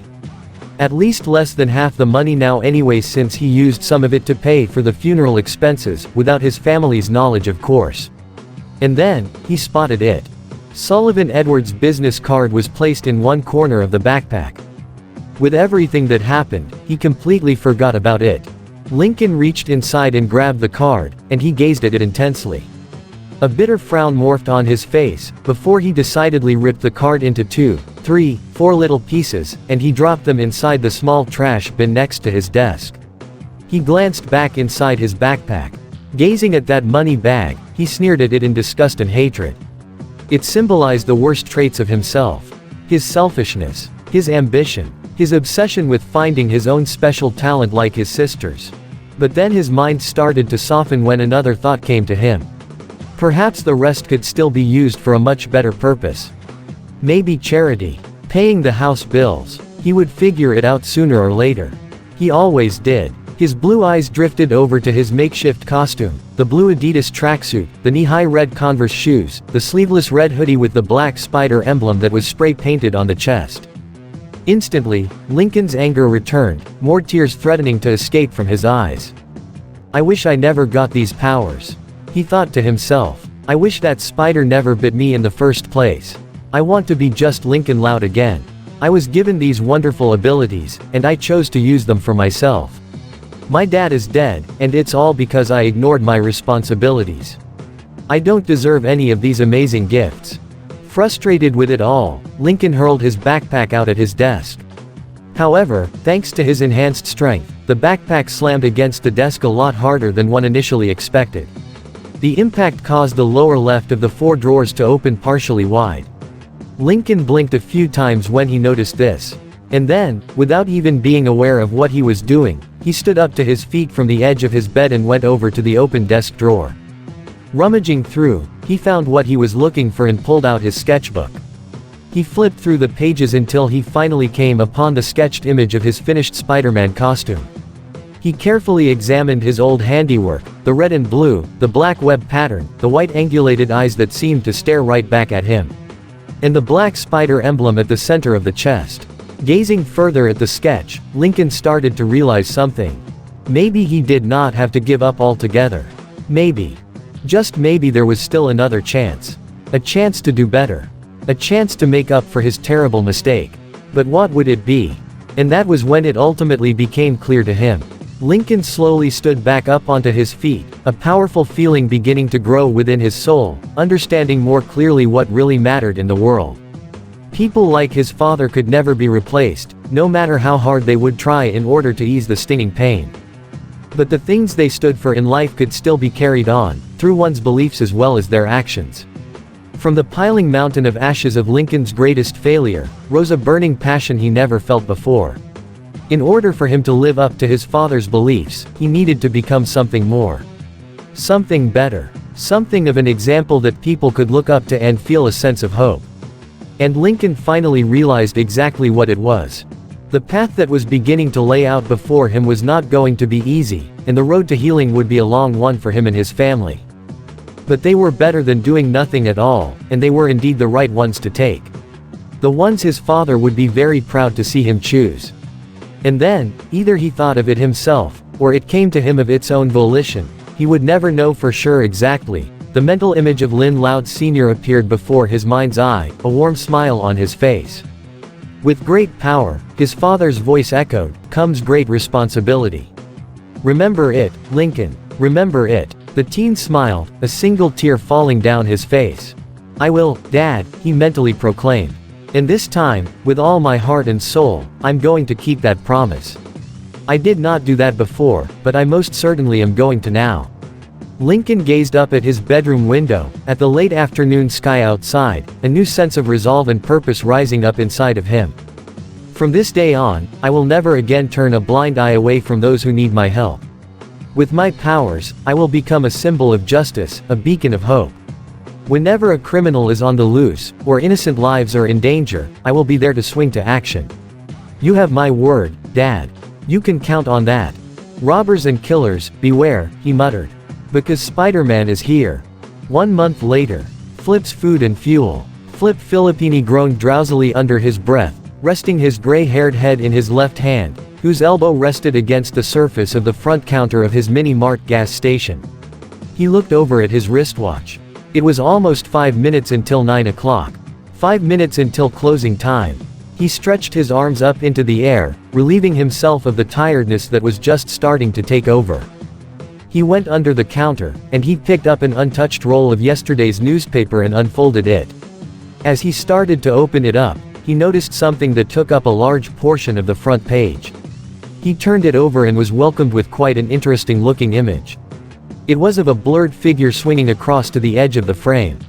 Above the image was yesterday's headline that read, "Costumed Hero Saves Bus Victims." And above that was an even bigger headline, "WHO as Spider-Man," which was scrolled across one side of the front page to the other. He became a little intrigued by what he was reading, stroking his gray bushy mustache. As he looked deeply at the swinging figure in the picture, he began to contemplate if this could possibly be that peculiar spider guy from that talent show he saw a month prior. Sadly, his little break time was interrupted when the clear sound of "bing bong" abruptly rang throughout the store. He noticed that there were 3 individuals who walked inside the store. They were mature-looking, possibly close to their 30s, all males. They were dressed in dark clothing, black beanies covering the top of their heads. One of them carried a small canvas bag slung across his shoulder. Flip looked at them quite strangely, but then he decidedly brushed this aside, smiling mentally that he was about to reel these suckers in for their money. "What can I do you boys for?"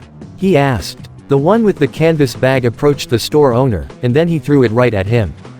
Flip looked at him with an appalled expression. "Hey, what are you?"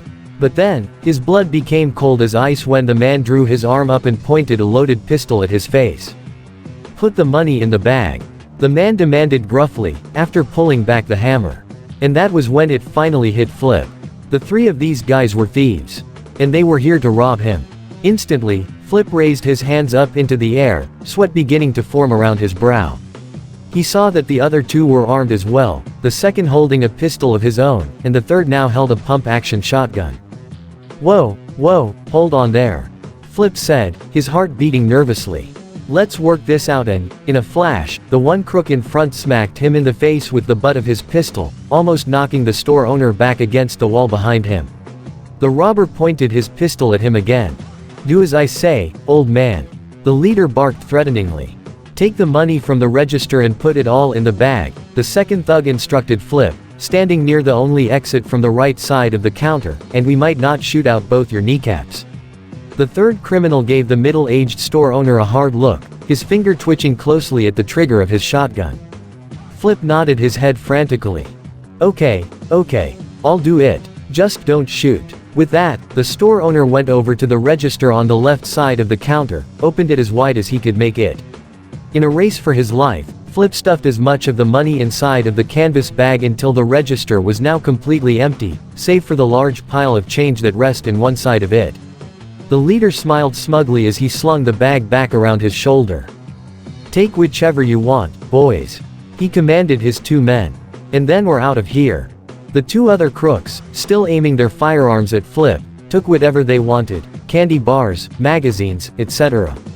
Heck, the third thief grabbed for a packaged muffin, looked at Flip with a grin, and he stuffed it inside his brown leather coat. Flip watched rather helplessly as the 3 scoundrels headed out the door. But right after they did so, Flip saw something strange happen. Watching from the glass window, right at the moment the 3 made it outside, strands of white shot down from above, adhering around the third criminal's shoulders. The thief let out a yell as he was suddenly hoisted up into the air, disappearing behind the glass window. The 2 other crooks turned to the direction of the screaming. And before either one of them could say anything, a silhouetted figure jumped down, knocking the second crook to the floor. Flip squinted his eyes, and he could have sworn that he saw a large red spider located on the figure's back. Not to mention he could scarcely make out the red and blue of the newcomer's outfit. The criminal leader, now in a panic from what he was now seeing, tried to make a break for it to him and his gang's getaway car with the full canvas bag of stolen money. But the red and blue figure threw his right hand up and another transparent rope shot out, ensnaring the fleeing man at his feet, and causing him to fall to the concrete floor. Without having to move, the figure yanked on the rope, pulling the leader towards him. He then grabbed the second crook, holding them both underneath his arms. And then the red and blue figure jumped up into the air, vanishing above past the windows outside. Flip blinked a few times, trying to register what he just saw, and then he ran out through the front door. He glanced up above and he was welcomed with quite a sight. Hanging by a single gossamer white rope were the trio of criminals all stuck together, entrapped by a strange and sticky substance that enclosed around them. A substance Flip swore looked a lot like a spider's web. Hanging from a thick strand beneath the crooks was the canvas bag of his stolen money. And only then did he notice a small note stuck to the side of the bag. He grabbed it, and read the words written on it. "Courtesy, your friendly neighborhood Spider-Man. Closing parenthesis. The peaceful mid-afternoon sun shined across the sky. Crusher Hogan walked down the streets of Royal Woods' Lower West Side, wearing gray sweatpants and a hoodie, and his long black hair was tied into a ponytail. Held in his hand was a large and juicy hot dog covered in ketchup and relish on a hoagie bun, and he just finished eating half of it. He may have been trying to be fit and healthy like his fellow wrestlers, but everybody has their own cheat day once in a while. Besides, he was not going to become fat the very second that he ate one hot dog. And since he just got done working out at the Royal Woods gym, it was only fair that he rightfully earned a delectable reward for his hard work of building muscle.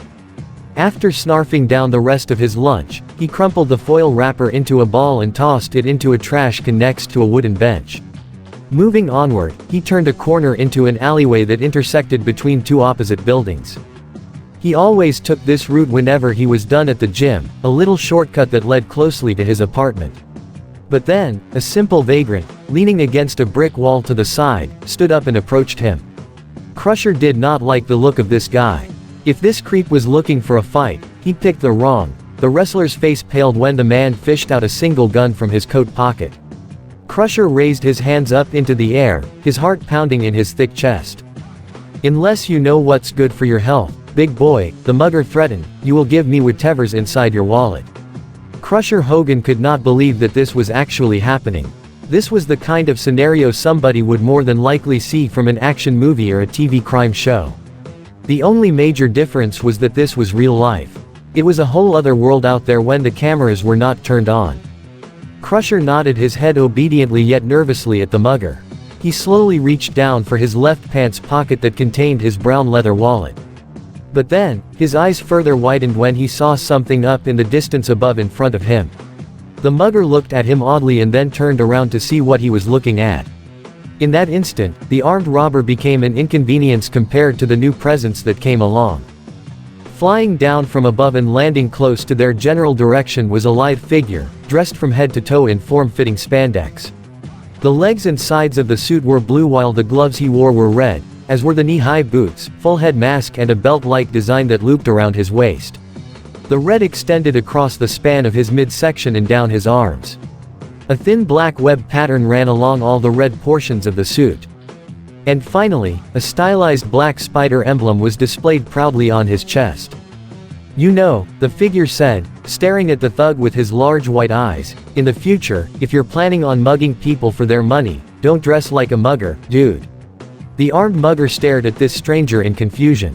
Using this opportunity, while the crook was distracted, Crusher stealthily ran off to the side, hiding behind a large dumpster, and he peeked his head to the side to watch.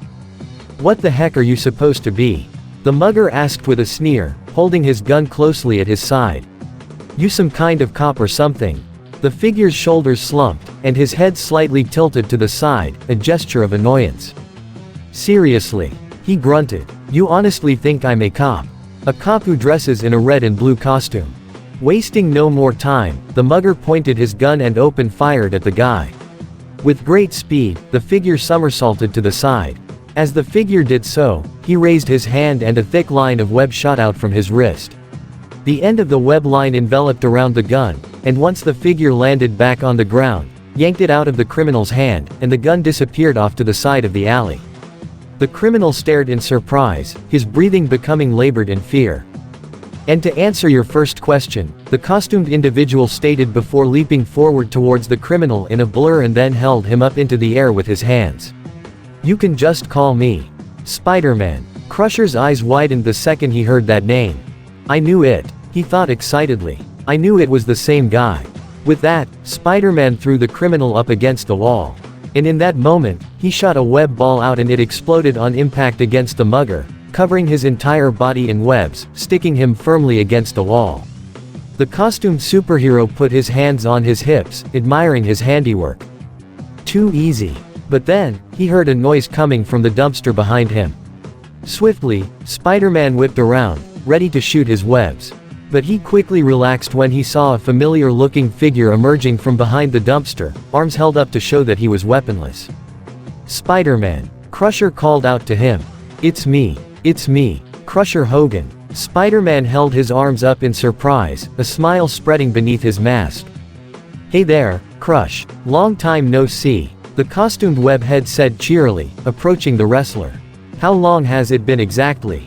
A single month by now. Yeah, and then some, Crusher let out, shaking the hero's hand gratefully. Boy am I so glad to see you. It was here that he got a good look at the wall crawler's new look, and he really liked what he was seeing. Gotta say, I'm really digging the new outfit, he commented. Pretty cool, huh? Spider-Man asked, showing the wrestler his suit as if he were on a fashion show. I made it myself. New suit, same old me. Crusher chuckled. Glad to hear it, he concurred. So, tell me, what have you been up to this past month? I mean, when I first heard on the news that there was a spider-themed superhero swinging around, I wasn't sure if it was the same guy. But after what I just saw, now I know. But seriously, what have you been doing? Spider-Man paused for a moment and then, in mild timidness, rubbed the back of his masked head. Oh, you know, the wall crawler said to the wrestler. Spinning webs of any size and catching thieves just like flies. Crusher let out another chuckle. I can clearly see that, he said, gazing over at the webbed-up criminal, still struggling to break free. But why did this instead? After the show, you kind of disappeared for a little while. Although, I kind of thought you'd be over in Hollywood by now. What made you change your mind? Spider-Man let out a calm yet somber breath as he slightly hung his head low. You heard about what happened last month, right? He asked. Crusher looked at him confusingly, but then it started to come to him. He frowned. Oh, the wrestler muttered solemnly. That loud guy getting shot. Yeah, I heard. Man, it must have been seriously rough for his family. You don't know the half of it, Spider-Man whispered grimly. So anyway, after what happened, it got doing a lot of thinking. I realized that I should be out there using my powers for something greater. To stop something like that from happening to other people. Why waste my talents at trying to get famous when I could be using them to help make a real difference to the world instead? So, from then on, I chose to become the amazing Spider-Man you see me as now. Crusher smiled approvingly at the costumed superhero. That's good to hear, kid, he replied, nodding his head. I hope everything works out for you. Thanks, Crusher, Spider-Man said, shaking the wrestler's hand again. Well, I gotta be off. A hero's work is never done. Coolio, Crusher said. Be seeing you around, webhead. With that, Spider-Man jumped into the air and fired a single web line. An instant later, he swung out to the side and disappeared from view, leaving behind the webbed-up criminal for the police, and Crusher Hogan. Crusher remained where he was, his thick arms folded over his massive chest and a proud smile plastered on his bearded face. Go get him, you little masked marvel. Elsewhere. Lincoln sat on the ledge of one tall building, looking down at the screen of his cell phone in his right hand and finishing up on a hot dog in the other. He was quite amazed at what he saw. Scrolling through his phone, he saw from articles on the internet to newspaper headlines from the Royal Woods Gazette talking about the new phenomenon that seemed to have taken the city, if not the entire world, by storm. The new sensation that was the red and blue costumed superhero everybody now knew as Spider-Man. All of them were heavily in talks about him. Masked Man foils robbery at Flip's Food and Fuel. The headline of this morning's front page read. He found one video from Channel 7's official YouTube channel where Catherine Mulligan, Royal Woods' famed news reporter, was going around the city interviewing a multitude of eyewitnesses who claimed to have actually seen him in action. A couple of pedestrians claimed that he was not human, one of them being a middle-aged cab driver. This is not a man. The driver explained to the reporter. My cousin saw it building a nest near the Royal Woods Mall. Lincoln chuckled when he heard him say that. The video then cut away to a young female teenager who had an excited smile on his face. I see the web, she said, and it's, like, his signature. He throws up his hands and these ropes come out, described a construction worker. And he climbs up the ropes like a spiderweb. The guy protects us, you know. Spider-Man protects the people, said one other pedestrian. Some kind of freaky loo or something, one police officer stated. A real whack-a-do. He stinks, and I don't like him, growled a frustrated worker. Just who is this masked hero? The news reporter asked, now facing the camera. Who is the amazing Spider-Man? And where did he come from? And where will he appear next? No one knows for certain. The best that we can do now is wait and see. I'm Catherine Mulligan of Channel 7 News, signing off. Back to you, Jake. When the video ended, Lincoln put away his cell phone and he finished the rest of his hot dog. He then stood up to his feet and gazed out into the surrounding Royal Woods city skyline. He closed his eyes as he allowed a gentle breeze to brush against his face and white hair. If his father could see him now, to see what he was doing, he would be absolutely proud of him. But Lincoln knew within the back of his head, as well as deep down inside his heart and soul, that somewhere in heaven above him, his old man truly was looking down on him with a proud and loving smile on his face. This brought a small joy-filled tear to the teenager's eye. Boy, he missed him very much. Lincoln grabbed for his mask, and he gazed down at the two white eyes that stared back at him. His smile grew bigger, knowing that he had made the right decision after all. It was worth it. However, Lincoln had a strange feeling that this was only the beginning. Of what exactly, he did not know. But whatever it may be in the nearest future, he would find the strength and the courage to face it head on. And with that, he pulled his mask over his head, and he was now off, falling down from the ledge of the building, and he fired another line of webbing. As he swung a great distance to one part of the city, the people down below in the streets noticed him and they waved their hands up and cheered for the costumed wall crawler. Just as he was about to make it across the midtown area, he spotted a small squad of police vehicles intersecting from one left corner of a street, heading out in the direction from the main city itself towards Tall Timbers Park. Lincoln quickly swung after the speeding police cars, following them from a short distance behind. Whatever life holds in store for me, I will never forget these words. With great power comes great responsibility. This is my gift. It's my curse. Who am I? I'm Spider-Man. And so, a legend was born, and a new name was added to the roster of those who made the world of fantasy the most exciting realm of all. The end. And this is the end of the movie of This What If. Do not forget to leave a comment down below and subscribe to the channel.